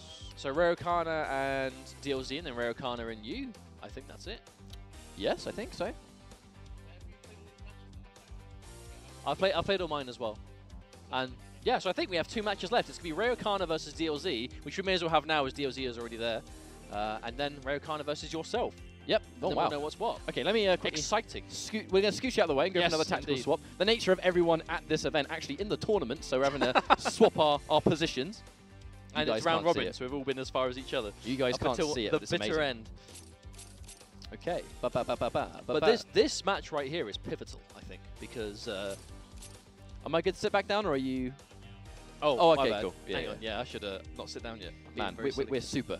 We are the most professional, please. Professional esports athletes. It's esporting. Premium esporting here. Hyper Combo Leicester providing Meteor Attack. Of course, welcome to the stream, anyone that may be here, especially those of you watching through Twitch front page. Welcome. Of course, this is a UK-only Fighting EX Layer tournament. Or I suppose you could say the UK's only Fighting EX Layer tournament is Meteor Attack, brought to you by, of course, we have Ketchup and Mustard. We have Willy, who you just saw play just now. This is a culmination of just appreciation for Fighting EX Layer. Of course, it's a relatively niche game in the fighting game world. Doesn't get a huge amount of tournaments, so this was your idea, your project. This tournament for me was a passion project. Like, I love Fighting EX Layer, and there are UK players that play it. Granted, I'm gonna hold my hands up. There's not many of us, but those that we're all here to play, we're all having a good time, enjoying the game. There were players that couldn't make it. Sega Zoom, Nort. You know, Nort, for example, from Edinburgh, he has exams tomorrow, so real life definitely was the mix-up there. But yeah, Nort loves the game as well, so we're short a few players. However, that hasn't stopped us from having a really, really fun tournament. Would you like to show what there is to be won today? I will. On top of a trophy and medals for top 3, I do have, and I'm going to mention it now because I've just been informed. I think we do have Twitch front page, so some of you might be watching, wondering what it is. This right here may not look like much to the untrained eye, but only a few small amount of these were made in Japan, only in Japan. It's a physical copy of Fighting EX Layer. Very helpful if you like hold it up into frame. There it is, guys. There it is. Look at the Japanese rating. And this is a physical copy of Fighting EX Layer. Arika generously provided it to us for this tournament for first place. A humongous thank you to them. We love you guys very much, and we hope you're enjoying the tournament. But this bad boy is for whoever wins Meteor Attack. So, speaking of which, we have our last couple of games coming up. Of course, this has been a round-robin tournament, so there's been plenty of matches played, but we now come down to the final handful of games before we will know who our top 2 are and what our grand finals is going to be. We have Ray O'Connor, of course, from NGI. Shout-outs to the London community that may be tuning in right now. I see a couple of you guys in chat. Welcome. Of course, DLZ, the Blaz Blue man himself, and general hyper combo meme. Is it CF, an Essential Fiction, I think it's called? I can't remember the name. I daren't say anything in case I get it wrong. Oh, Oh, the thumbs up. I did see a thumbs up though. So yeah, DLZ, very, very famous European BlazBlue player, done very, very well for himself. But Rayokana, NGI, anime TO extraordinaire up in London. And oh, there it is. First button, he Bam! pressed a deep as a SPD. I was about to say DP, but that could not be Dude, as un-DP Can like you as it gets. imagine if he had a DP as well? What would it be? What would Darren's reversal be? It would be a really fast thrust Indra bridge, meterlessly. That's what it would be. Anyway, DLZ just no meter to confirm that super, so turning it into a heavy. Not bad damage at all, to be honest, especially when you've got this much of a life lead. sorry for the ignorance, by the way, guys. I don't follow BlazBlue, so yeah, probably got that wrong. But either way, he's having a really good start of the round. Rayokana's sitting on a bunch of meter, but Hokuto, supposedly her Rekkas and her sort of loops are a bit harder to perform than Strase's. There's a little bit more variables that can cause things to drop. Or so I've been told. I don't play this character. But he has gone in for the EX arrow. So he has opted to try and go for that, the hop. Hop's pretty dangerous, to be honest with you. Ooh.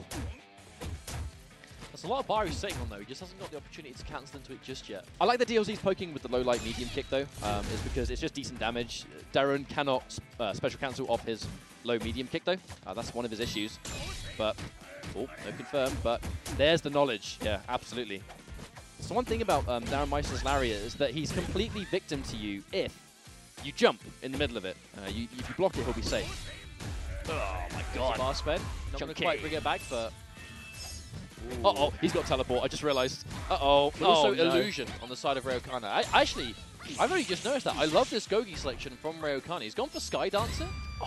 That's so unfortunate, by the way, because Rayokana did not get his extra super.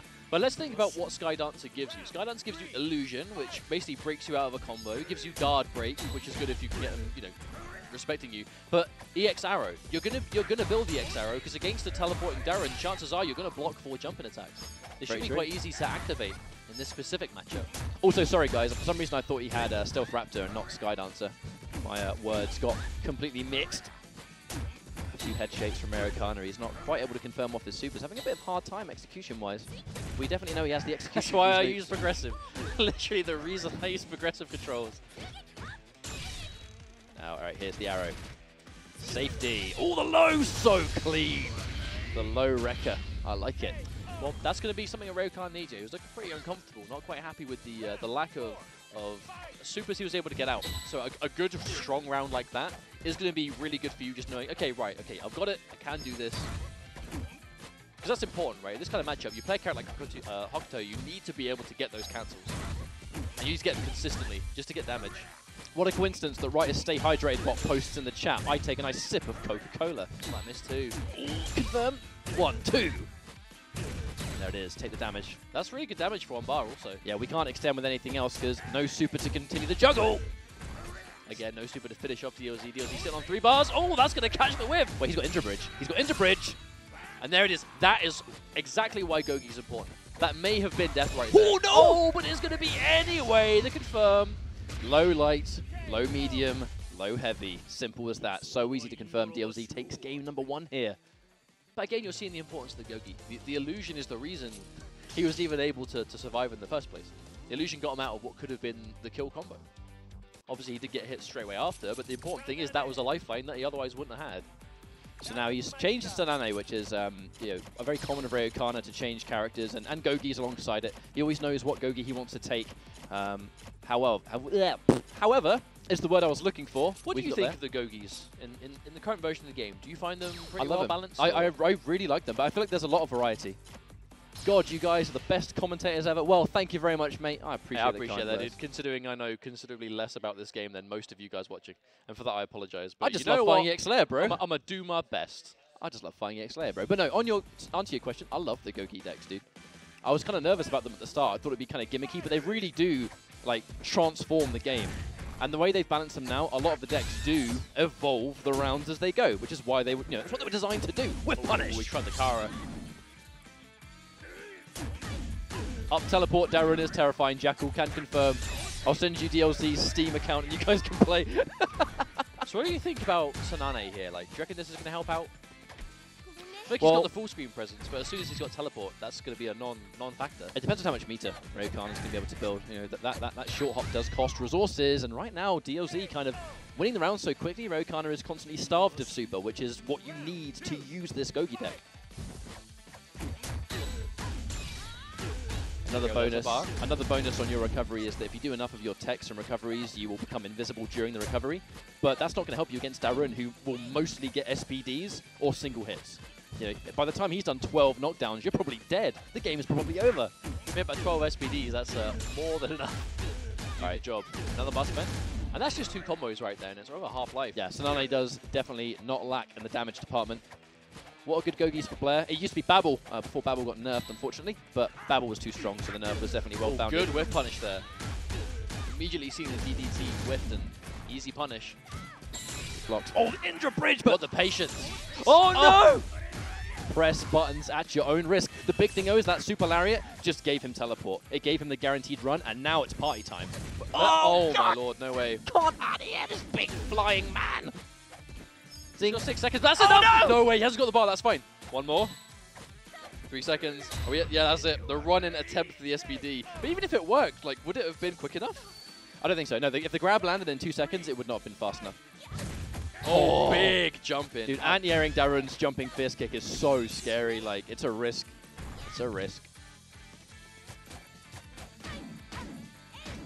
Oh, no, there's an attempt again. Nice. Oh, but the big thing about this from Raokana is he has some really interesting pressure with the hunting dash, but again, when you don't have it activated, you can't use it. It may as well not be there. Speaking of which, it's 2 bars on the setup. Didn't really accomplish much apart from keep DLZ blocking, which is maybe a win in itself, but look at the super, man. You can't confirm into the super yet. No bar, Indra Bridge! Uh-oh, he's got 3 bars. Yeah, he's going to go nice and guaranteed. No way. One Is that more. enough? Oh, slightly off time. Yeah, he slightly off time. Jumps just a little bit too early. The problem is he was already launched in the air, so he didn't have the height. There it is. Super Lariat, and that's going to be match point for DLZ. Yeah, it's a strong showing for sure. The Wising Dwagon. I do definitely. Oh, tragic. Poor old Snyder. Oh, okay. Didn't get the air combo, so that isn't be punishable.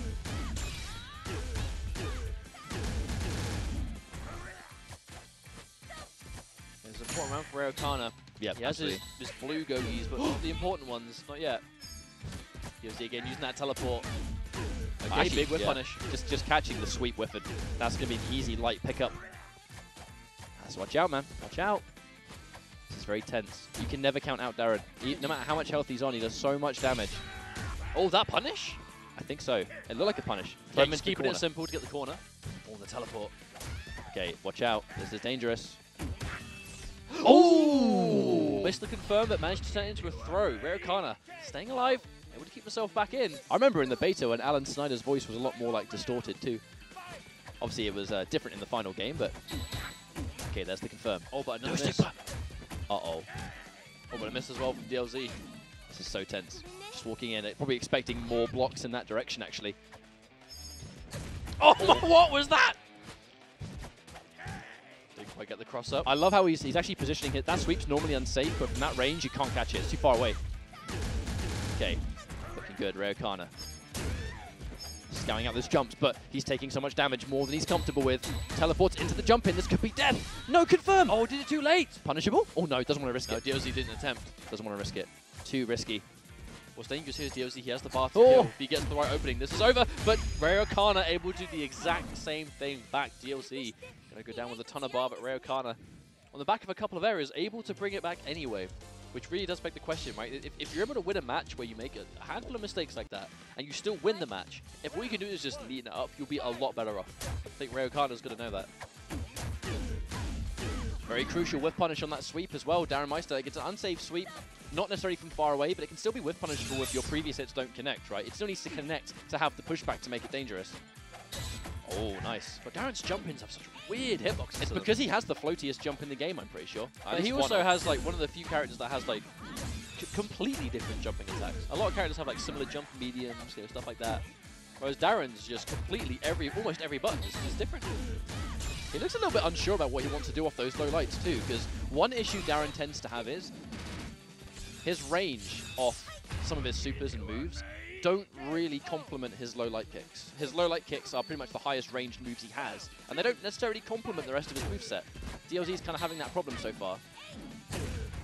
Yeah, it does look kind of unsure how to approach this, getting completely overwhelmed. Raokana, this change to Snane putting off a lot of work here.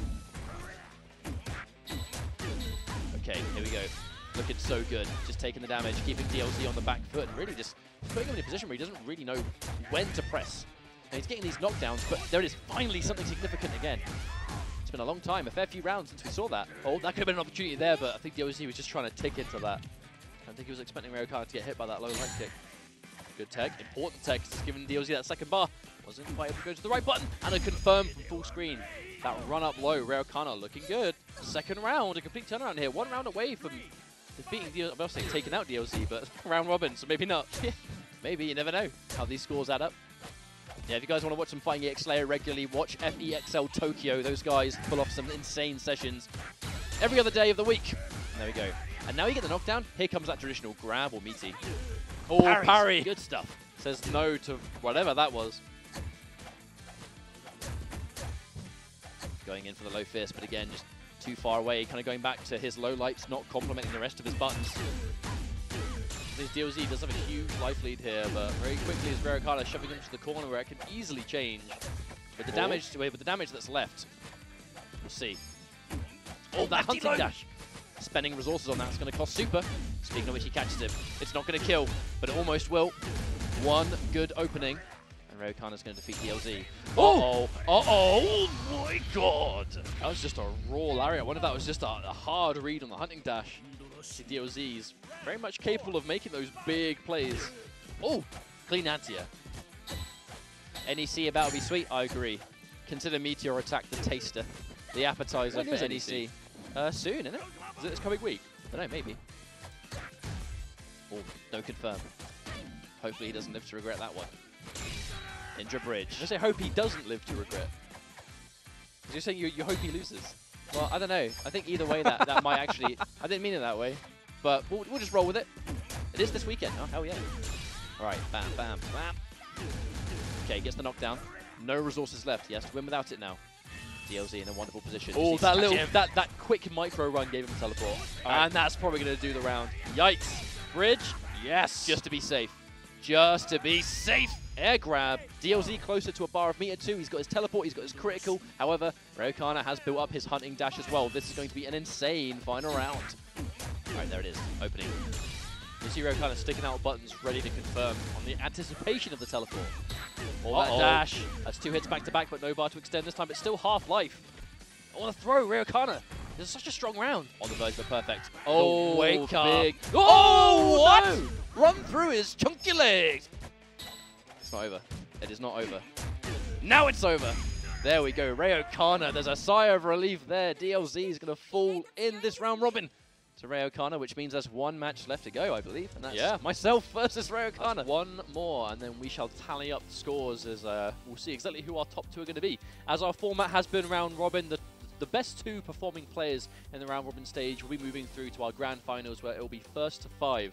Winner takes all for the trophy and that copy of the game, as well as however little amount of entry fee we have between ourselves here today. There's £80 on the line. Yeah, there you go. £80 pot. Not bad, it's definitely not about the money for the. It's about that copy of the game, that rare physical copy, and it's about that trophy. Well, 1 match left. That means you got a. Ben, do you want a minute, or are you good? Yeah, I'll give him a minute. I'm gonna give him a minute. If he's just had a super close game and he's probably like. Oh, I thought you were talking to the Ben immediately behind this Ben. Oh, there's 2 Bens. My eye shot immediately has 2 Bens. Raokana. So we're gonna give Raokana just a minute to collect himself. That was a super tense match. But 1 minute only. But yeah, no more. Shout out to the Take 2.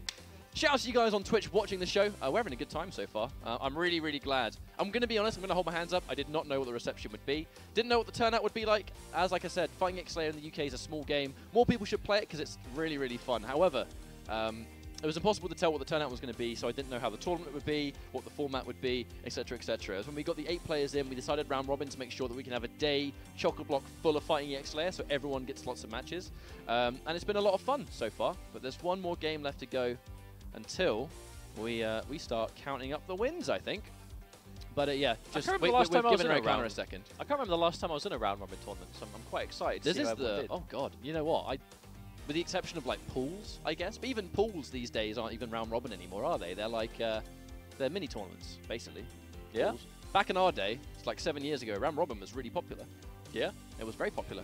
Round robin is good for A lot of old MK9 tournaments were round robin. Yeah, it's actually why I think out of all the world finals that we've had for fighting games this year, you know, obviously we've had Tekken, we've had Injustice, and now obviously we've got Capcom Cup coming up and Dragon Ball after that. Out of all the formats we've seen, I actually think Tekken did it the best because of round robin. I feel like they're finals, right? Yeah. I feel like, you know, it's relevant considering we're talking about round robin now, but when you spend a year grinding and traveling around, entering as many tournaments as you need to enter to get to the finals, round robin groups means that everyone that made it, you're not just going to lose 2 games and you're done. Right? Yeah. You get to play everyone else in the group. It was like 5 per group, I think, for Tekken. So it's like Yeah, 5. fiver. Yeah, 5 per group. So you're guaranteed at least 5 matches, and it also means that if you win your group and qualify out, you had to beat 5 literally best players in the world. I really, really like that format. Okay, so it's been a little bit of time. One more match until we count the heads. I'm gonna go play Ray O'Connor. Hopefully, you guys. This is for you guys at home. This one. You Everyone's just want looking to win the forward to it. game. You just want to win the game. Yes, I do, but it's a hard tournament. It's a hard tournament. All right, well, I'll be joined by someone else, no doubt, while he vacates the premises. Well, the question is, who will that be? Maybe no one. Maybe I'll just solo it. Maybe the chair, the empty chair, is going to be my new commentary buddy. Now, I've got myself up there. Can you see it? Check it out. Yeah, I guess you are right, Mad Wolf. Oh, DLZ returns. Hello. I was not alone for very long. How are you? I think I'm out of the shindig, but it went all right.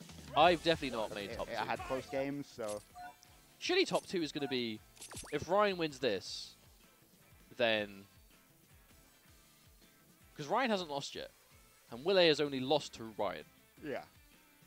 and yeah, and Ray Khan has lost to me and Willy. So surely that means that our top 2 is already decided. It's Ketchup and Willy. Yeah, pretty much. I think so. Unless Depending on his Ketchup mind. loses. But if he loses, he's only lost 1 match, like you. Yeah, then it's 3-way, isn't it? No, because Ray Khan lost to you and me. Oh, my mistake. So yeah, that means this isn't to decide Playing for anything. nothing. We already know what top 2 is going to be. Yes, boys. Third? This is to decide third, I think? Yeah?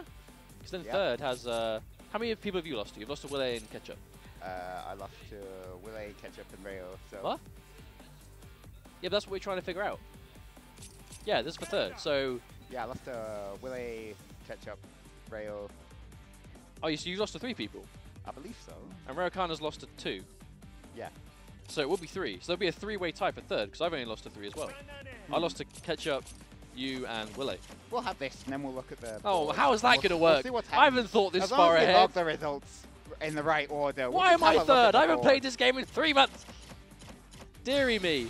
Well, you know what? Maybe I am just naturally skilled. the board. Whatever. Let's just Maybe I am just a beautiful man Just who is so good at fighting get games. Ketchup his physical EX layer. Let's just give him the copy game already. and leave. Yeah. That's all he wanted.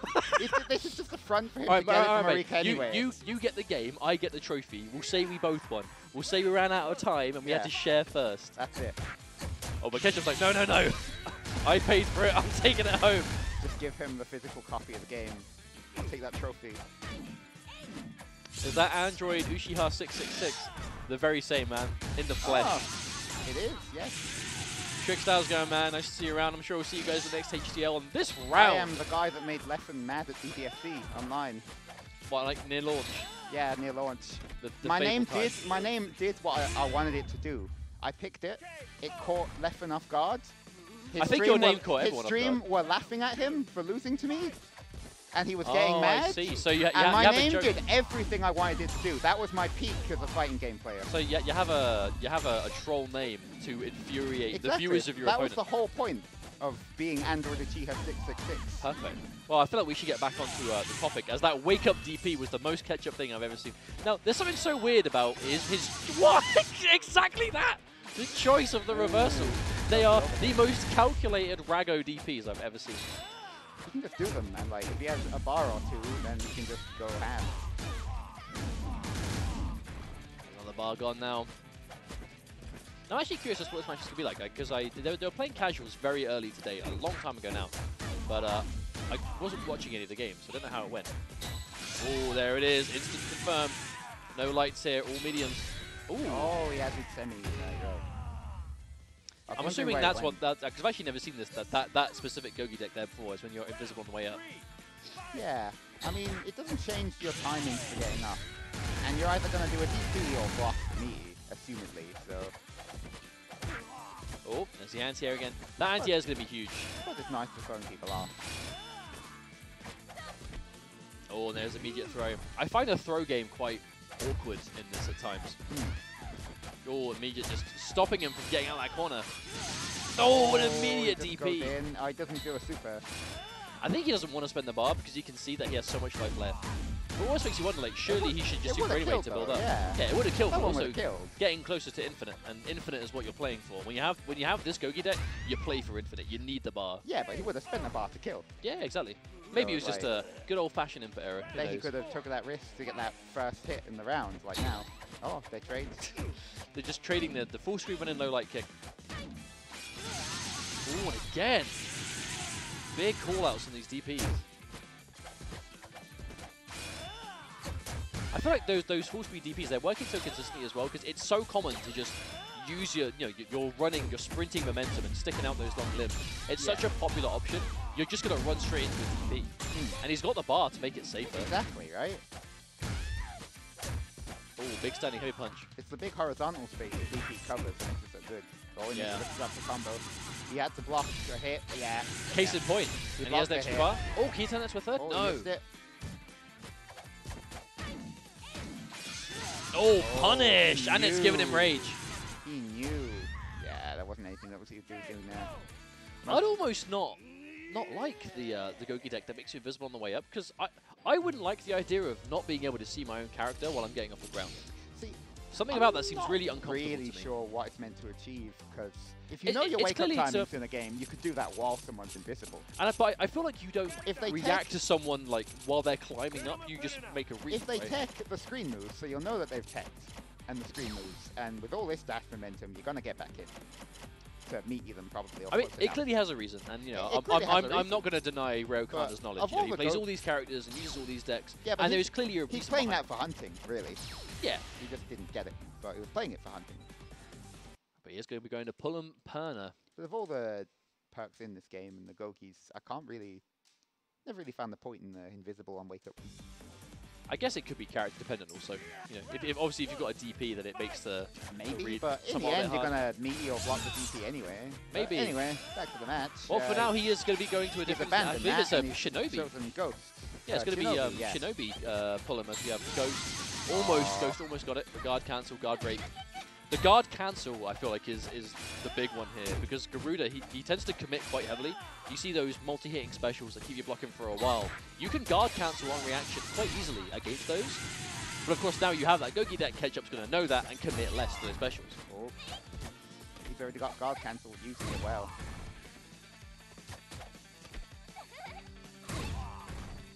Oh, yep, he wants to back off. Oh, he should have backed off and just got Ghost. Oh, big hit. Easy confirmed. Second bar spent. Yes, he will. Is that enough to kill? No, not quite. Oh, beautiful wake up. Yeah, Ketchup was going for that meaty chip damage. Just go absolutely in right now, or the timer is going to betray him. Yeah, no, that's it. I know what he's doing. I know what he's doing. He's getting Ghost. Oh, no way! Get it. That is so unlucky. Wait, is it carrying over? Is it carry over? Oh. It carried over! Top tier strat. That would have been so unfortunate. But of course now he's got Ghost. Miracles. Let's go. Yeah, Pullum has some wacky movement as it is. Now she's going to be invisible as she goes in. There we go. Now we can go invisible and jump to the air, do his double jumps. Oh, you see Ketchup, he's trying to build the bar. Get those Garus. Now something that Ketchup does quite a lot with Garuda with the Infinity is because he builds so much bar by just whipping the light swords, when he can tell that you're just not going in, he is going to use that space to just build whatever little bit of bar he can. Because the amount of super he uses, it's like makes complete sense. Oh, tried to confirm into super, didn't quite get it. Just to get another hit. But again, get so much mileage out of that guard cancel. I mean, it's costing bar, but he's building so much of it, it's definitely worth it. Oh, here we go. Okay, now we just need to waste time. 3 seconds left. Can Ketchup do it? Oh, good idea. Ooh, Oh, he missed I it. have- Yeah, he missed his dash. I've never seen that move before. Tilted about that, clearly. Even though I'm not sure he could have actually closed it out. That was a lot of damage for like 3 seconds. But even if it missed or blocked, like he would have been kept away, right? And Yeah, probably would have yeah, got yeah. enough time. He goes up a bit into the air and comes down slowly, so he started hitting like. Ooh, and another one coming through. Speaking of starting hitting him, he's gone hammering it. The thing we have to remember, right, even though Ketchup isn't getting a huge amount of damage when he goes those supers into supers, as long as they connect, he's going to build up one towards his rage. So oftentimes it's not even done for the damage. Like here, is he going to spend the second one? Yes, he will. And just because it connected, he got like barely any damage, but he's now one super away from having infinity in the third round. Okay, sitting there building meter. Oh, that's why he's about to get infinite. Yeah. Oh, we can spend it? No, he didn't. Yeah, he might as well just do that. I feel like that was gonna be a super regardless, like hit or block. That was gonna be a super either for chip or to just build infinity. Because even if it was blocked, and he got punished. Like it wouldn't have mattered. You've built the most important Gogi in your entire deck. Oh, and there it is. Oh, he's still not spending the meter. Almost offended. Spend the meter, please.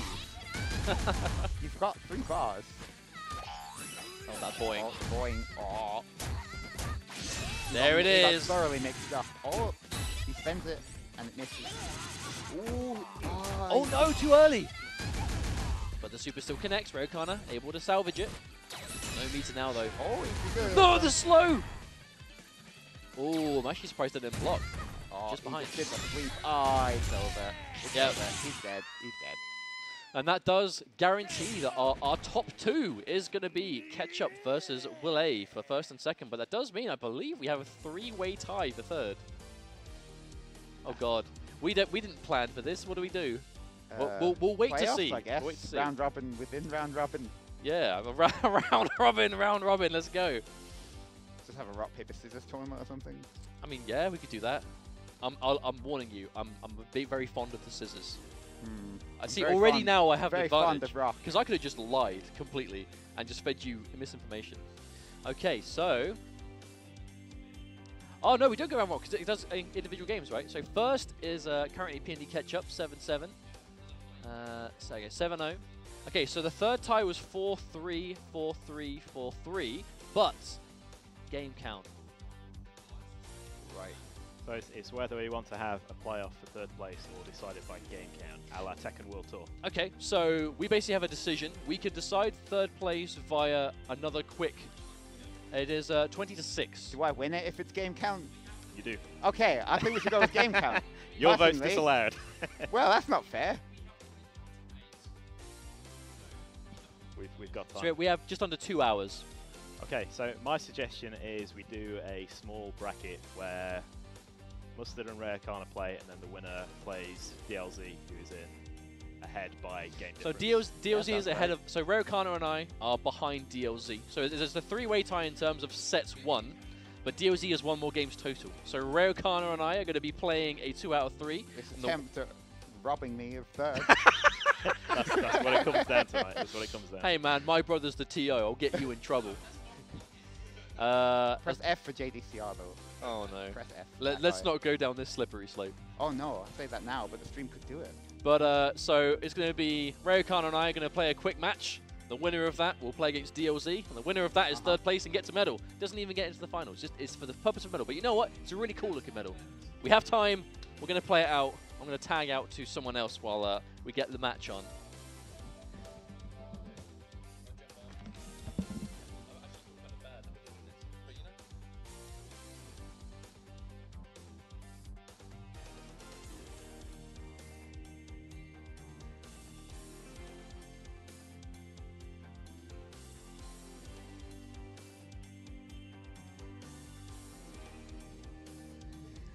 Hello, hello, hello. I think, given the circumstances, I think the fact that we have just about 2 hours of the event time left, because we have got to be out of here at 8.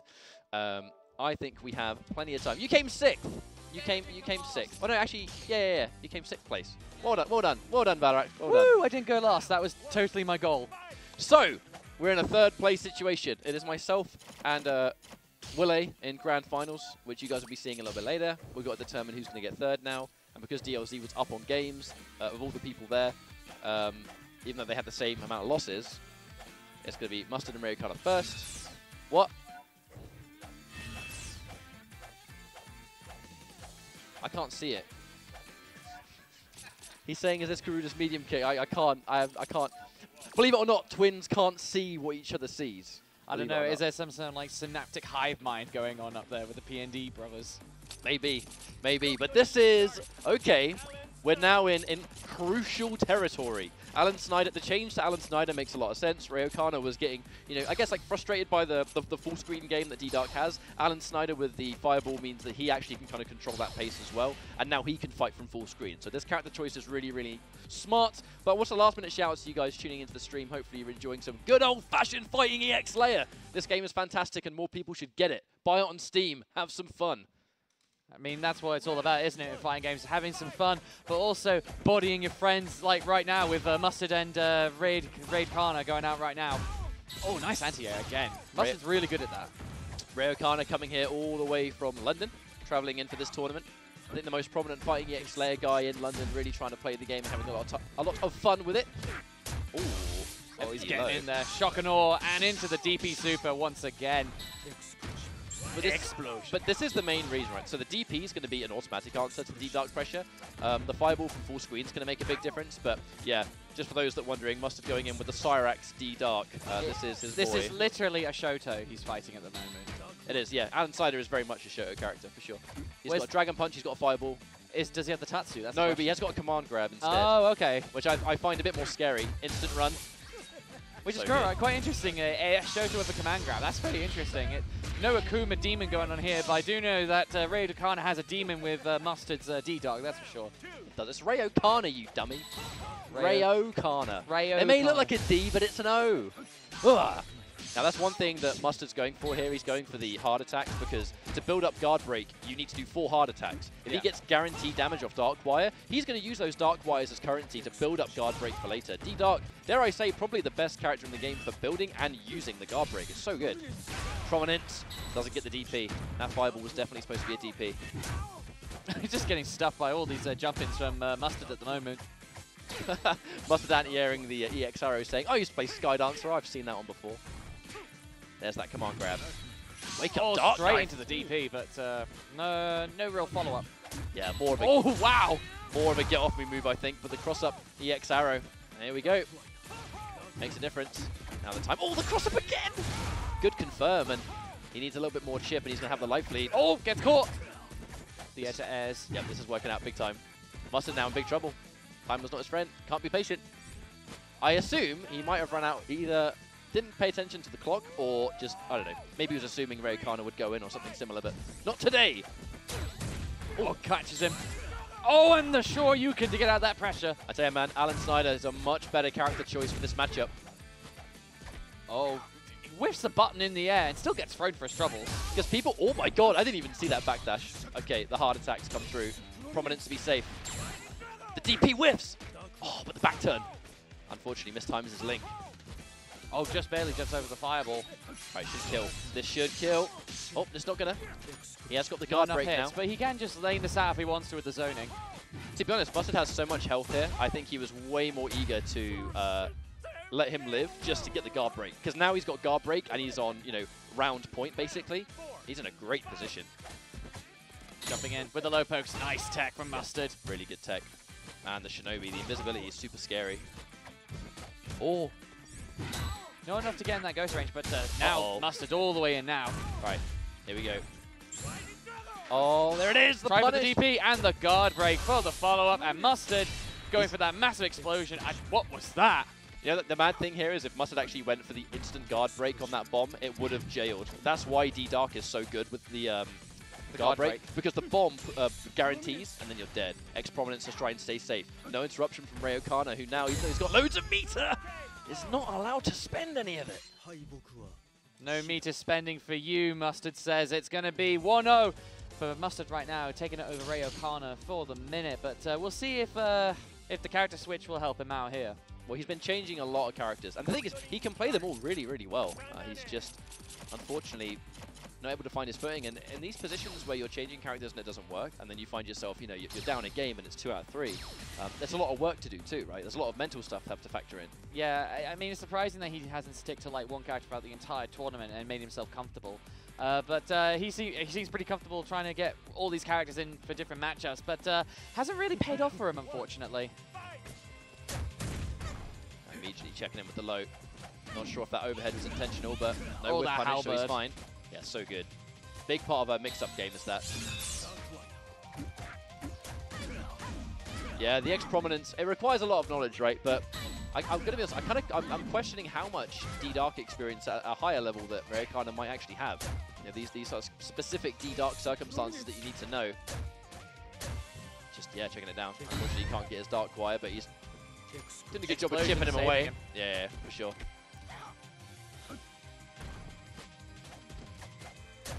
Oh, too far away. No sweep for the anti-air once again. I mean, if you're going to play D-Dark and you're going to throw those explosives, people are going to try and jump in at you so much. You always got to be ready for the anti-air. Dark Wire. Oh, that Hellbird out of nowhere. It actually breaks projectiles, which is why Rayakana's going for it. Oh, no! Loses the super and only 5 seconds on the clock. I wonder if he's going to try and go for chip. Yeah, he will. Doesn't need to. That's not enough time. Can't get it in time, man. That's madness. Absolute madness. You know, if you can run that clock, you got to run that clock. Woo. The respect. Oh no, gets caught. Hit confirms into the chain. D-Dark's forward medium kick being that command normal gives you an extra hit confirm ability. Explosive. Jump into me. Uh-oh. Oh, catches him with the air to air. I can't believe that Dark Wire wasn't whip punishable, honestly. I'll be honest, Zachary, I didn't know her Halberd disappeared on hit either. I'll be completely honest, I've never seen it. Alright, makes prominence. Super explosion to keep him safe. Tries to go for the fierce. Doesn't work out. Confirm. Finally, we see something significant damage-wise from Rayakana. Unfortunately, drops the confirm. That really does blow because there's so much damage left on the table. Mustard's already riding the momentum. Makes prominence for plus frames. Expects him to challenge. That's why he goes in for the raw Dark Wire, but safe enough that he can't punish. 9 seconds on the clock. Mustard definitely going for it again, but I think he's going to kill anyway. Yeah, there we go. 5 seconds on the clock, and Mustard still with decent health to spare. Last round for Rayakana. He has to really come back now from this. This is a match point situation here. Wow, nice tech. Teching throws. Oh, running into the Dark Wire. Mustard with all the meter, all the momentum right now. I mean, that's literally the first hard attack he's landed, to be honest with you. He hasn't even needed it in this round. So now he can spend the rest of that super to just get damage, especially with the health that's left. Oh, interrupt. Oh, nice anti-air. Uh-oh, overhead. And he has one more bar to potentially kill with. If he opens him up one more time, Mustard is going to win. The pokes. Explosion keeps him safe, and the anti-air. Oh, this is a horrible situation, man. Absolutely tragic situation. But Rayakana finds a way out. Here he comes. Is this going to be it? Yep, straight in with that pressure. No. The confirm. 18 seconds on the clock. He has to do something now. Dark Shackle was unintended. He gets caught! No, the Dark Shackle. Active frames. What is going on? 12 seconds on the clock. He has to come back with something. Gets right in with that pressure. Mustard reading a jump. Doesn't want to go for the explosive just in case he jumped in. He has to do something. Only right the pixel now. and a dream. It might just be enough. No, not enough. The chip will do it. There's no time, no health, and no chance left for Rayakana. Unfortunately, he will not come away with that third place. He will, however, come 5th as a result. I mean, the thing is, even if those supers landed at the end, I don't actually think he would have had the time in the supers to actually do the damage. Unfortunately, he did drop the confirm. He tried to go in for the medium punch into low light kick, but dude, when there's this much pressure on, it's pretty hard to do, really, isn't it? It's hard to get out. It's so easy to do in training, and then when it's like, if I drop this, I'm out. It's so much harder to do. It's literally like he was on the pixel. It was literally, he had no other choice but to run in and try and get those mix-ups going as soon as he could. And he kind of backed away a couple of times because he was a bit like, oh no, I can't get chipped out. I can't then press a button. Otherwise, I'm under pressure and I don't have the health all the time to deal with that. So, unfortunate stuff there. But right now, we're going to get the decider for 3rd place with PND Mustard versus the Thunderbolt Darun DLZ. So DLZ was lying in wait because he was up on games. Even though they had lost the same amount, I think it was round count DLZ was doing much better in.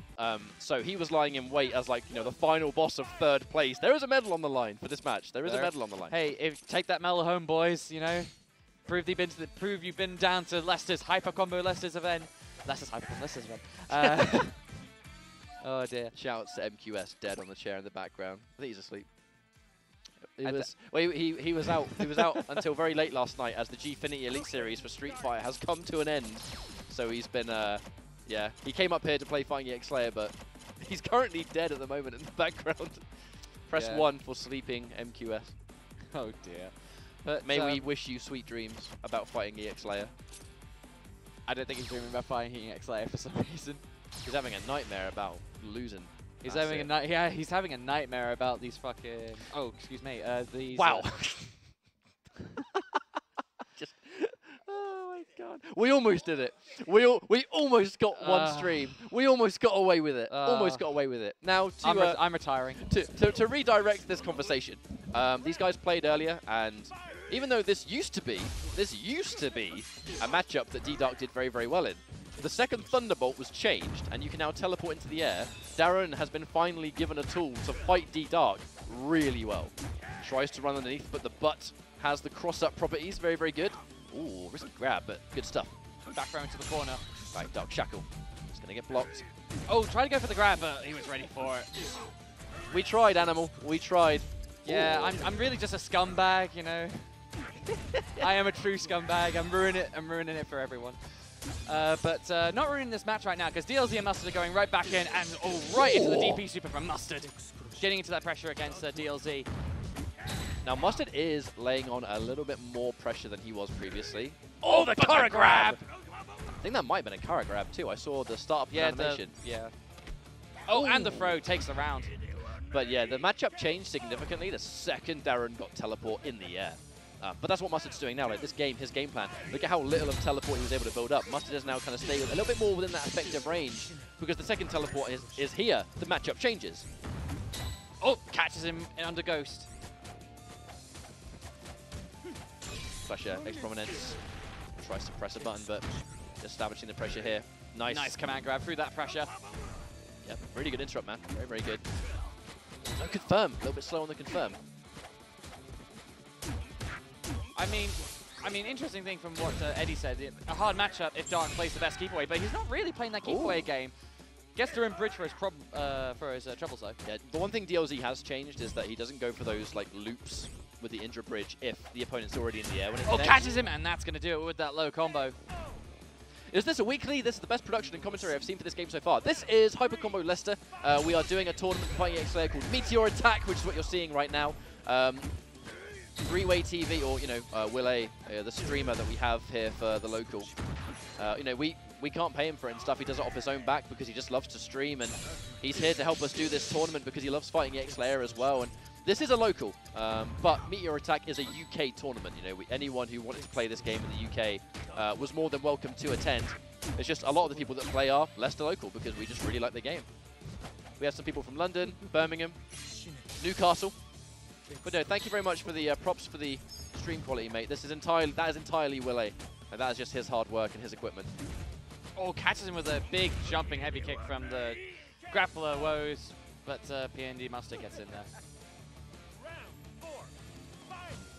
Okay, so Mustard, now the matchup, again, it's changed now the teleport has become a thing. Mustard can't really play this defensive style anymore. He has to just try and go toe-to-toe against Darren, which is very hard. And there's the Indra bridge. There it is. The confirm. Oh, no! Oh, but misses the Indra bridge as well, the follow-up, unfortunately. Okay, here we go. The Dark Wire. The guard break is a thing, but there it is. The knockdown, though. Another guard break, but gets him in the air that time. Yeah, it looks really janky when it happens, but... Watch out. Tries to anti-air with the Dark Wire. Oh, but catches him on the back jump. Oh! The grab, that's going to take the round. That was interesting. I'm actually surprised the Indra bridge missed off the standing heavy. There is a bit of a gap in between them, though. It's not normally heavy we see. It's normally Lariat, because in between Lariat and Indra bridge, it's a much tighter link. Oh. I think Mustard's happy to get hit in the air, so it's not SPD. That's what he's worried about. Yeah, it seems to be a good option just to jump from the Thunderbolts. There's the answer. Excellent answer. Guaranteed SPD. Which Gogi is the Darren player using? Thunderbolt, the air teleport. So important versus defensive characters. And you can just see the setup Darren gets. A guaranteed meaty. Oh, the read! That was so smart!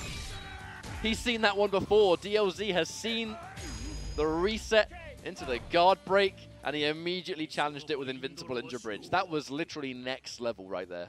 So smart. Only game 1 though. Only game 1. Mustard can easily take this all the way back. I mean, he was very strong in the early rounds, you know, shutting down that Thunderbolt generating for the teleport, and also just getting in there against that Darun. Now, if you play Darren Meister, man, you want to have Thunderbolt in the arsenal just a little bit, and the block from the hard attack. No significant punish, so I think getting 1 hard attack versus minor damage return is going to be pretty good. Yeah, I'd love to. Level 3 supers, don't you mean Meteor finishes? It's almost like that's where the name of this tournament came from. How's it going, Afro? Oh dear. Welcome, Afro. And there's the interrupt. He's dead, by the way. That's gonna be dead, yeah. Bam! So much damage for Darun. DLZ looking to take this 3rd place spot at the moment. He's on good form for it. He's built up the same low amount of teleport as did in the previous game, but the fortunate thing is that he won the round this time. Yeah, a clean Darun combo does. I mean, it does the loopable character damage, right? You have 3 bars and you loop your Indra bridges, that's at least 50% gone in an instant. It's just pretty difficult. Ooh. Oh, nice tech. Whoa, whoa, whoa, whoa, Everyone is whiffing throws They're right scooping now. up each other's air. No, that's my air. Give it to me. I mean, I guess that stuff's important in the desert, right? Must have been shocked he did not land in that bomb, to be honest. Oh, Dark Wire. Too far away for anything significant, so he's just going to add towards his own count. All right, here it is. Damage. Bam! Guarantees the guard break. This is so important now. Putting himself in the corner, unfortunately. That's not really good. And now, Uh-oh. Darren's right in there now. He's got the meter. But he's only got 9 seconds, though. Oh, no, he's dead. He's going to die. Oh, now he's not winning. Oh, my no, God! He landed on the explosion. Such an unfortunate turn of He events. landed on the X prominence just like that. And oh, he's got Indra Bridge, and it's unscaled. Oh, Another Indra Bridge. That's like 50%. oh. That's a 50, like what, 55%. Oh! The teabag into the command grab. The finesse. DLZ The disrespecting. finesse, Mustard. Are you gonna let him do this to your brand? All right, here we go. The counter finesse. Oh, hang on. The counter finesse. Hang on a minute. Gets a knockdown into the explosion, knocks him out. The jump from the ghost. The teleport, but gets him out of it with the air-to-air. Oh, the tech! Oh, beats read! it in the air! The read! And it's gonna do it! And it's Mustard with the disrespect gets slapped for his troubles. Oh, the DLC, they both can't even concentrate now. They are both laughing. Oh, they're just laughing their asses off. No! Oh, this is the greatest match of Fighting EX Slayer I've ever seen. The guard break! The teabags, the Jake, mix-ups. you had a guaranteed guard break. What are you doing? Gets the knockdown. Gets right back in there with the pressure. All right, here we go. Into the DP super. Hang on, no, it's bad news. Bad news. It's guaranteed. That's guaranteed. Oh, this is the greatest match I've ever seen of Fighting EX Slayer. Okay, here we go. Here we go. Here we go. All right, let's see how this goes right now. Last round. Mustard has to win this if he wants to stay in the tournament for that 3rd place win. Uh-oh. Lariat into the older bridge. No, he's saving it. He's saving it. DP super, but trades, unfortunately. Well, it got him off at least. He was able to at least get rid of it. Oh, But no, this Darren's is in. bad. This is bad. There's the punish. Needs a lot more work to do here. Into the combo. Ghost. Chop again. Oh, the air-to-airs with a heavy kick. More air-to-air interruptions with against that Thunderbolt teleport. He was ready for it, but the DLZ combo takes it. Oh, Mustard. The teabag killed him. But that was only because he was teabagged first. Yes, but the teabag combo murdered him. He should have just taken the comeback. He should have stayed the better man. But unfortunately, Mustard is out of the tournament. I mean, DLZ is going to take 3rd place and walk away with the medal and give it. That was, I think, literally the best match. That was the best match of Fighting EX Slayer I've ever laid my eyes upon. That's not even grand finals. That's not even grand finals. That was Grand just the finals is third. going to be up next. It's going to be the Stream Monster Willy versus the man right next to me, PND Ketchup. The undefeated man Isn't it in fitting? the room. Isn't it fitting how Hyper Combo was established by, well, the modern Hyper Combo was established by Mustard and myself. Will came in to stream and support it as well with his own equipment. So we're like a 3-man dream team for Hyper Combo. And it's only fitting that it's going to be Mustard on commentary and then Will and myself in grand finals for the final tournament of 2018. For the final round of the tournament as Oh, man. well. Well, either way, I'm going to leave you in the very capable hands of a Mustard who needs to explain himself. And actually, Pete and Mustard, I wonder if we can get these guys on the mic. I mean, we probably could if you want We to. could. Do you guys want to be on the mic for this finals?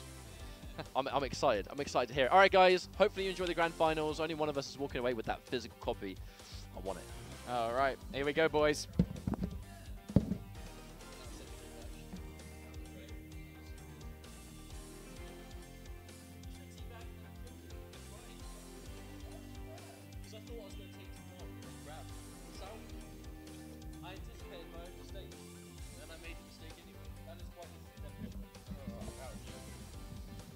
Hey, guys. Hello. That would have been the best comeback had I not killed myself. Yeah, it would have. I would have like been, oh man. You would have looked pretty silly, wouldn't you? It's a typical guy tries to show off and gets owned. With teleporting. HD, watch to the end. With the full screen like teleport. Wait, we've sat down, but Will is going to be. We have to stand up and let. Oh, he's saying no. He's saying he's going to do some acrobatics. Oh, wait, maybe not. I'm going to at least give him some space. Bear with me, my friends. So in a rare fashion. Literally leaping onto the stage. oh. Amazing. In rare fashion, intimidating him. Our stream master, Willy, who is normally the man behind all of your Hyper Combo Leicester streams, and generally the fighting game action. Rail traveling to climb into the stream. Oh, they're both going for a pre-grand finals bathroom break. Oh, you know, okay. They are official right here. They have to make sure they are cleansed. That makes sense. Yeah. Brilliant. No need for the P mixer. I'm not gonna lie, that was so fun. Yeah, I had so much fun with that one. That was a good game. It's weird, like I must say that I can't say any other game where I must jump back on a prediction of my opponent appearing in front of me in the air. I've never quite wielded something as dumb outright as. But it's fun. It's so fun. And at no point I felt like it was too much. Because I'm like, oh. But that's the thing. Teleport under, and if I had a better anti-air, then woo. But I generally feel like, but that's the thing about Gogi. It sounds ridiculous on paper, and the stuff you can do with them sounds like, wow, why would you do that? But then you play against it, and it's like, wow, this is actually really exciting. Gogi isn't the stupid part. The stupid part is dash crouch light kick, because it's so good. In but it's something that every character. Of Gogi, but the thing about running crouch light kick is every character can do it. Well, and that's why I think it kind of works. Is I feel like no one gets more make off or it than break. others. You either enjoy the dash crouch light kick as the game, or you don't, and like I think that's the X layer in itself. That's what I feel but like. If you can put up with that, then the Gogi is just something else. But I think it's fine, you know. It's an element of the game that you have to really accept, and I feel like, again, because it's one of those things that every character in the game can do. It's, you know, obviously that doesn't always automatically mean it's absolutely fine, but in this sense, I feel like it just makes it every character feels mobile. Every character feels like they can move. No one feels like they're stuck on a grid, and that's one of the things I like the most about EX Layer. As someone, I played it a lot on launch, haven't really played it a huge amount over the last couple of months, but really kind of coming back to it today for this event, is the movement. It's so it's like fluid, it's so smooth, and I really like that. Yeah, especially in this kind of traditional 2D sense. Oh, it's certainly a lot of movement. Indeed. I mean, yeah, you're playing teleport and Darren Meister. Well, yeah. Movement is something you know all about. I mean, it's not movement, you've just already moved. Yeah, it's move. Yeah, it's move. It's movement, and then you remove the movement from the move. And there you go, that's a teleport. But that does mean that we, of course, have our grand finals ready to go. Apologies for the delay. They are both currently in the bathroom.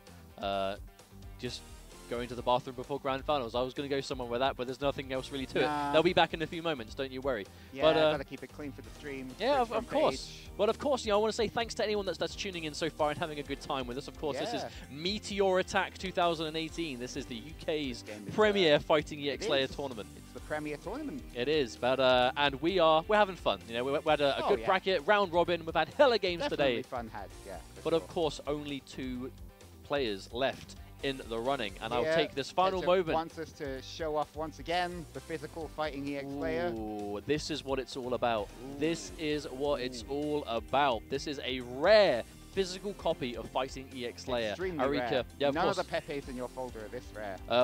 Arika were amazing enough to send us a copy of this game as a prize for our tournament. So again, thank you, Arika. We really, really appreciate that. No one even has mentioned the giant trophy over here. Oh yeah, and we've also had a trophy. Ketchup had a trophy he doesn't made. even care about the trophy. He's had it made. He doesn't care. He just has a physical EX layer. Well, if we can go back to us for just a moment, I can show off. Just a moment. Show then off we the can goods. get to the actual video game being played.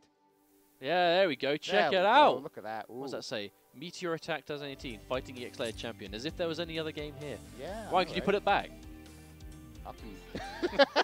No, that didn't go quite according to plan, did it? That's like really inconvenient, so I'll let him do it instead. But of course, you know, to set up the stage, this is, I'll be honest, quite exciting. We're normally used to Willy being here and being the stream lord that makes the streams happen for Hyper Combo and many streams around this part of the UK. But in reality, he only streams to not embarrass the rest of the UK with his incredible skill, which he's going to show right now. I mean, clearly, because he only chose to lose one game, so he knew that he'd have more games to play against Ketchup. Indeed, but we're not used to seeing him play as often because he spends most of the time doing the stream for us. But turns out he's pretty nice at fighting games, and here he is, having lost one match. He lost to one person in the round robin stages, and that person was Ketchup. So that set up something here somewhat, as Ketchup has gone into this undefeated with a complete 7-0 over his opponents. But that does mean we're going to be going to a first to 5. Who's dead in the back? That's MQS.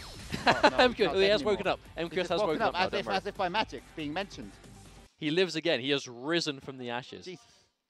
But of course, this is Grand Finals Meteor Attack 2018. Willy, our stream lord from Nottingham, and of course, PND Ketchup, the man that loves talking about video games. But first to 5. Our format is going to be first to 5, as of course it was round robin up to this point. So no double Willy here. Just the first to win 5 games is going to be the Meteor Attack champion. Now this was a really interesting match in the winners. The first game they had, obviously it was 2 out of 3. First game was incredibly close. Can I just say, great stage for the Shirase palette. Blends in somewhat with the background. Maybe when she's turned the other way, she blends in a lot more. I mean, Garuda's pretty grey as well. He is. Aside from like the glowing fire. Aside from the giant glowing fire, yeah. But you see, when he's turned this way, he's a lot darker. So. Oh, that straight up DP now. Ketchup doing that early. That's what you do in this game. If you can catch and make him block something, do it. Then you can cancel into super. I feel like some characters really get more off that than others as well. Oh, of course. Like some characters have like safe supers that have slower startup. Some characters like the supers are more for damage, and Garuda is one of those complete just mix-up characters with the supers themselves. And he builds so much bar, and especially Infinity. And we have to talk about the Gogi. Infinity's so good for Garuda for just this reason. He builds so much bar, and every time he touches you and hit or block, you're going to be, I don't want to say guessing all the time, but it's going to be a mix-up. Yassi in the chat. Yeah, how's it going, Yassi? Feeding it on the train. Now this is a bit more reminiscent to the first match they played. In the round robin stages. The first game was really close. Ketchup was able to. No, actually no. Willy took the first game. I believe it was really close. And then the second and third game, Ketchup got a lot more aggressive. Was making a lot more of these reads. And it was paying off. Of course, reads like that, just that straight up DP. If you have the bar, the damage is insane. Well, there it is, the hard attack. Made safe by the full hold, and Willy making the read that he was going to let it go. That's one of those weird supers where if he holds it all the way, you can just jump over easily, but he can let go at any time. So there's that extra layer to it. Oh, gets the grab. Oh, and that delayed grab again. Really going to town with these grabs. Very dangerous mind game. Oh, especially. He just does it. I love that as well, because it was just far enough out the corner that it was going to catch a jump, but should it connect in any way, he has the bar. Make it safer.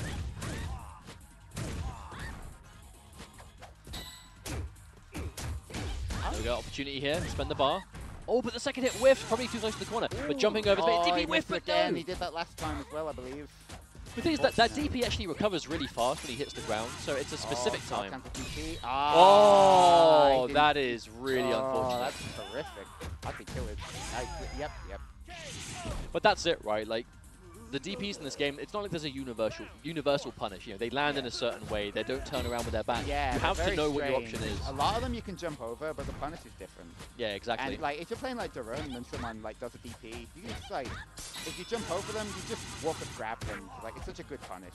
Well, yes, what I'd like to see from Willy though is when he knows he's going to be blocking that, just walk either side, walk to the left or right. Just try and move out of the way to see if you can at least position yourself a bit better. I feel like you definitely have time to do that. It's strange because like you can or he could just jump up and knock him out of it even. There's a lot to be done there.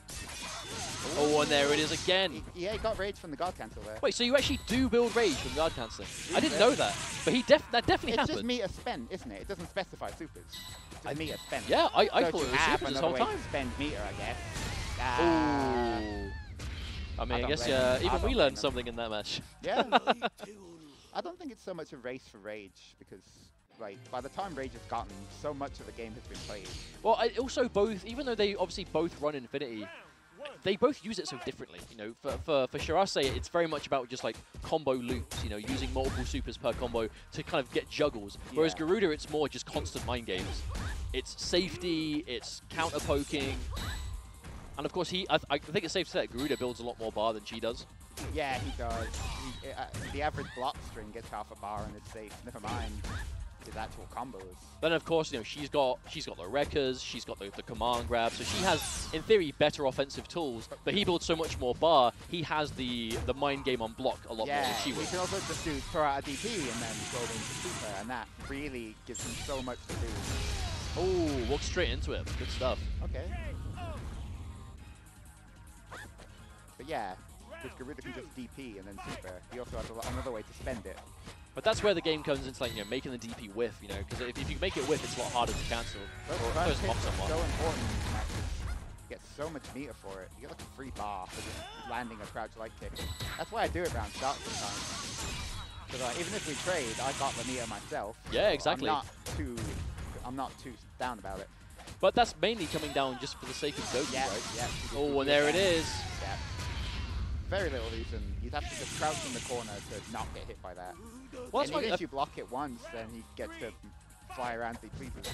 I feel like quite regularly you'll see things, you know, seem to be quite unorthodox by fighting game standards for stuff like, you know, willingly taking damage, willingly getting hit in situations just to build the Gogi. Because the Gogi, it never stops being relevant. It's such a defining feature. Oh, but there's a big whiff punish. That was actually a big whiff punish because that's the kind of thing Ketchup does just to build bar. So if he's now getting hit just for building bar, then he's going to have to be more careful. Oh, but there's a big hit. Ooh, not enough. Oh, he gets to tech that because it's the projectile knockdown. The chip that did by itself was actually crazy too. Yeah, he gets great chip. He gets great meter build. He gets great damage. He can confirm a long chain of normals into a good 2-3 supers, and he doesn't have to juggle them either. Yeah. He just does super into super into super, and it works. But one thing that Ketchup is consistently doing that I think he's doing more so than anyone else here today is he's recognizing when you're back when you're back turned and going for different confirms because of it. Yeah, I have no idea what I'm meant to do when they're back turned. I don't even know what drops and what's different. I feel like I find myself stubbornly just wishing they would turn around and doing the normal confirm, thinking, wow, this should work. Whereas, you know, Ketchup acknowledges that it won't work, so let me do something else. And that's the right mindset to have, because it means you're still going to get damage. Yeah, of course he's DP, because he's got 3 bars. Oh, my lord. I think he landed the side he didn't want. Oh, that's big. Oh, no. I mean, you can get a guaranteed whiff punish with like a jump heavy, but when you whiff a DP like that, you don't want to just take a jump heavy. You want to punish them, right? You want to take damage. But if you're consistently missing it out, maybe you just have to just... I think he should have just went for some, just maybe even a raw launch super and then... Yeah, something. Something. Just a bit more than nothing. The better counts. But like, they're not just being done randomly, right? These DPs, you know, a lot of them, they're done on reaction to movement, they're done on prediction of certain things. Yeah, and that's what like where you know they are after the block string. Like, that was done because he knew he'd be in front of him after the thrust. And he had... Oh, okay. That's basically what we're talking about at the moment, right? Like, he's trying to whiff punish the whiff supers, but because the DP super, the DP is landing in such a weird way, it's a lot harder than it might seem. It's quite awkward, quite tricky. Is that there? Oh, perfect! Guard cancel. Okay, might have missed the DP and put that. No, he has no meter. So. Okay. Yeah, he tried a little bit of extension. Did the majority of the damage. The anti-air. Got the anti-air though. That's an extremely strong button. With the run, I can just jump in on most of the casts if near enough free, but that Shirase anti-air, that's really good. Well, it's just the difference, right? The general universal anti-air options are strong, but they're very range dependent. Whereas I feel that button, like, it's good for cross-up, it's good for most ranges to start up the angle. It's just a very clean anti-air button. Yeah, I feel close range, most characters don't have anything that works, as I've seen it. But it's not a question of, you know, just the anti-air too. It's, you know, the opportunity you get off of it. Crouching heavy anti-airs are good for damage, but you don't get any plus frames off them universally. I guess it's like dependent on range or where you're on the corner. Oh, he missed that. That's a punish. But those best anti-air buttons are the ones that give you like a good opportunity on hit. See Ketchup sitting on a lot of bar right now, but to be honest, nowhere near rage. It's going to take him a little bit of time to get there, and Willy over halfway now. Oh, just like I said, that's 1, that's 2. Holding it? Oh no. You can always take those opportunities to... oh, there it is, the opportunity. Oh, again, he didn't have dash momentum, so his stuff didn't work. Did no bar to finish off, though. So Willy throwing a lifeline. Oh, the empty jump throw! He's done. Right now, just as I can say, they were quite far away. Ketchup able to spend all of his bar and now even things out in the infinity department. Ooh, jump back light. Jump back light. Duly noted. I remember we used to see jump light kick so many times when Skydancer was popular as a Gogi deck. You know, the one that gives you the EX arrow jump. Yeah. Light kick was such a good option off that because it's like hitbox. It was active for so long. Yeah.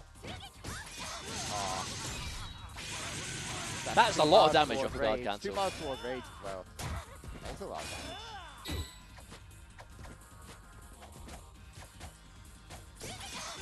And again, not enough bar to finish off though. He's 1 away from infinity. But this now means that if Ketchup can build this bar, and he's not going to struggle because he is Garuda, if he blocks anything, he's in rage. If he gets a hit or blocks, he's in rage. Yeah, not even going to need it. Yep. Okay, that's 3-0. Ketchup, he's officially past the halfway point. It's the first, it's the first to 5. Yeah, it's going to be first to 5. Wow. Now, the problem with this, right, when you find this this slightly different style of grand finals, is when it's a first to 5, the further you go without taking a game, the more of a mountain it seems to be when you're trying to bring it back. Yeah, yeah. As, of course, you know, it's not a double Olymp thing here. You know, it's just win 5 games and that's it. You know, you're the champion. But if you find yourself in this kind of situation when you are effectively over halfway behind, it is obviously going to be a lot more work for you to come back. And it also means your opponent's going to be a lot more comfortable. So you might expect, especially a character like Garuda, when Ryan is playing the way he is, more DPs, you know, more heavy reads, hard reads, more risks, because he has the real estate behind him. It's not as punishing because he has so much of an advantage right now. That said, if Willy can take a couple of games, get that momentum going, that might be what he needs. Okay, good. He got another command grab. Ooh, making a statement. Really delayed super. Oh, wow. Runs in, gets grabbed. Unfortunate. No hindsight's a wonderful thing, but I can't help but feel like the biggest thing that's holding Willy back right now is just this execution. He's getting a lot of opportunities, but isn't quite able to maximize them. So level take the round though, so that's going to help out for sure. I'm not sure what he's meant to do on Garuda. A lot of these combos seem very difficult for several ones to do successfully. Love how I get deafened whenever he does that super as well with his dead down. And there's that nice neutral jump punish. Oh, and there we go, gets it this time. That turn. That's what wasn't working against Darren. Very simple route, but ult.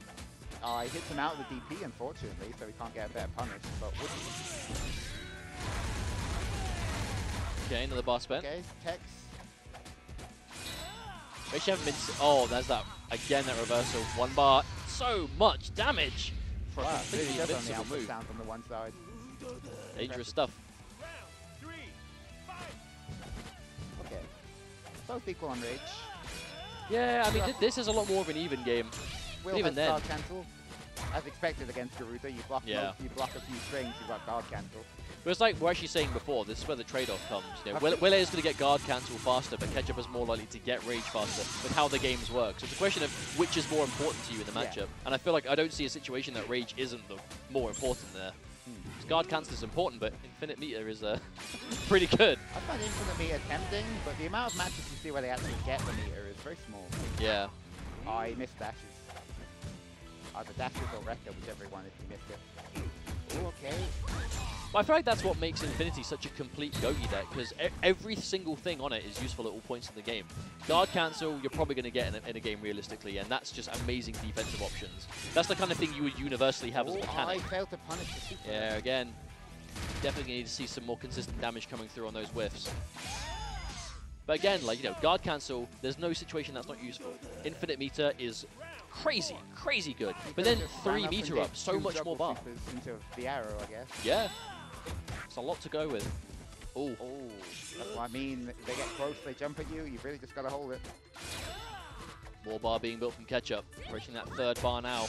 Oh, easy hit confirmed, but no. Keeps himself safe, realizes it didn't connect, backing up to full distance, but Willy getting opportunity here, some damage. What's he gonna do? Another miss.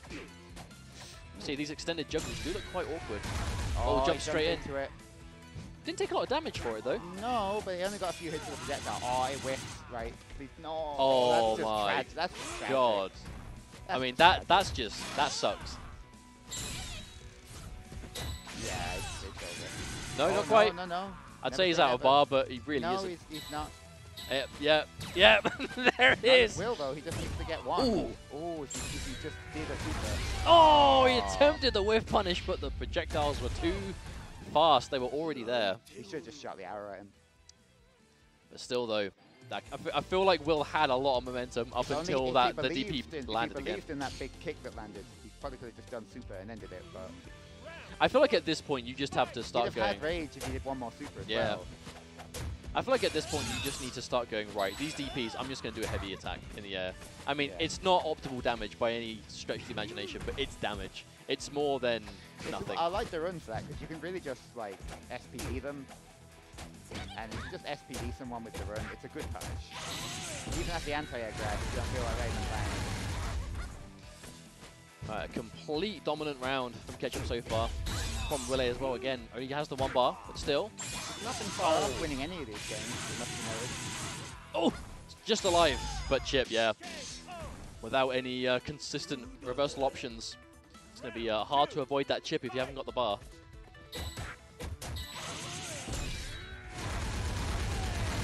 Okay, that's a lot of damage for what it is. And again, the bar. Ketchup building so much. Just That's the first time I've seen that special, literally all day. I've never seen it. And again, confirmed, but too far away. That is really unfortunate. That's just unfortunate. There's the wake up. Good damage, even though he traded early.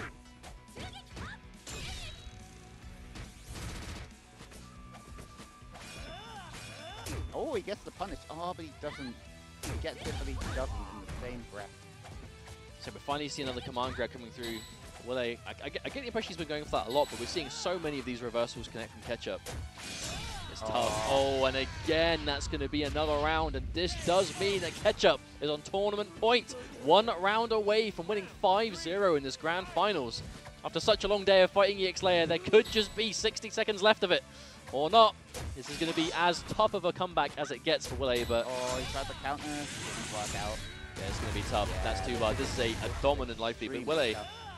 He's got almost 2 bars, he's got guard cancel. Yeah, I feel like he should be guard cancelling those multi-hitting swords more, but...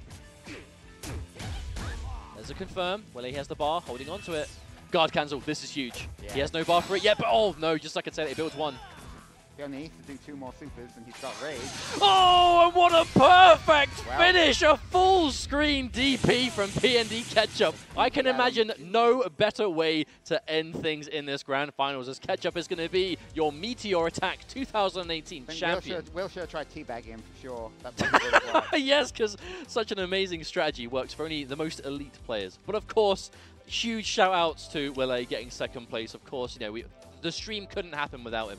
So we really want to extend our appreciation again for him coming down and doing his thing, getting 2nd place. But Ketchup is the champion of the day. He won his own tournament. What a scumbag!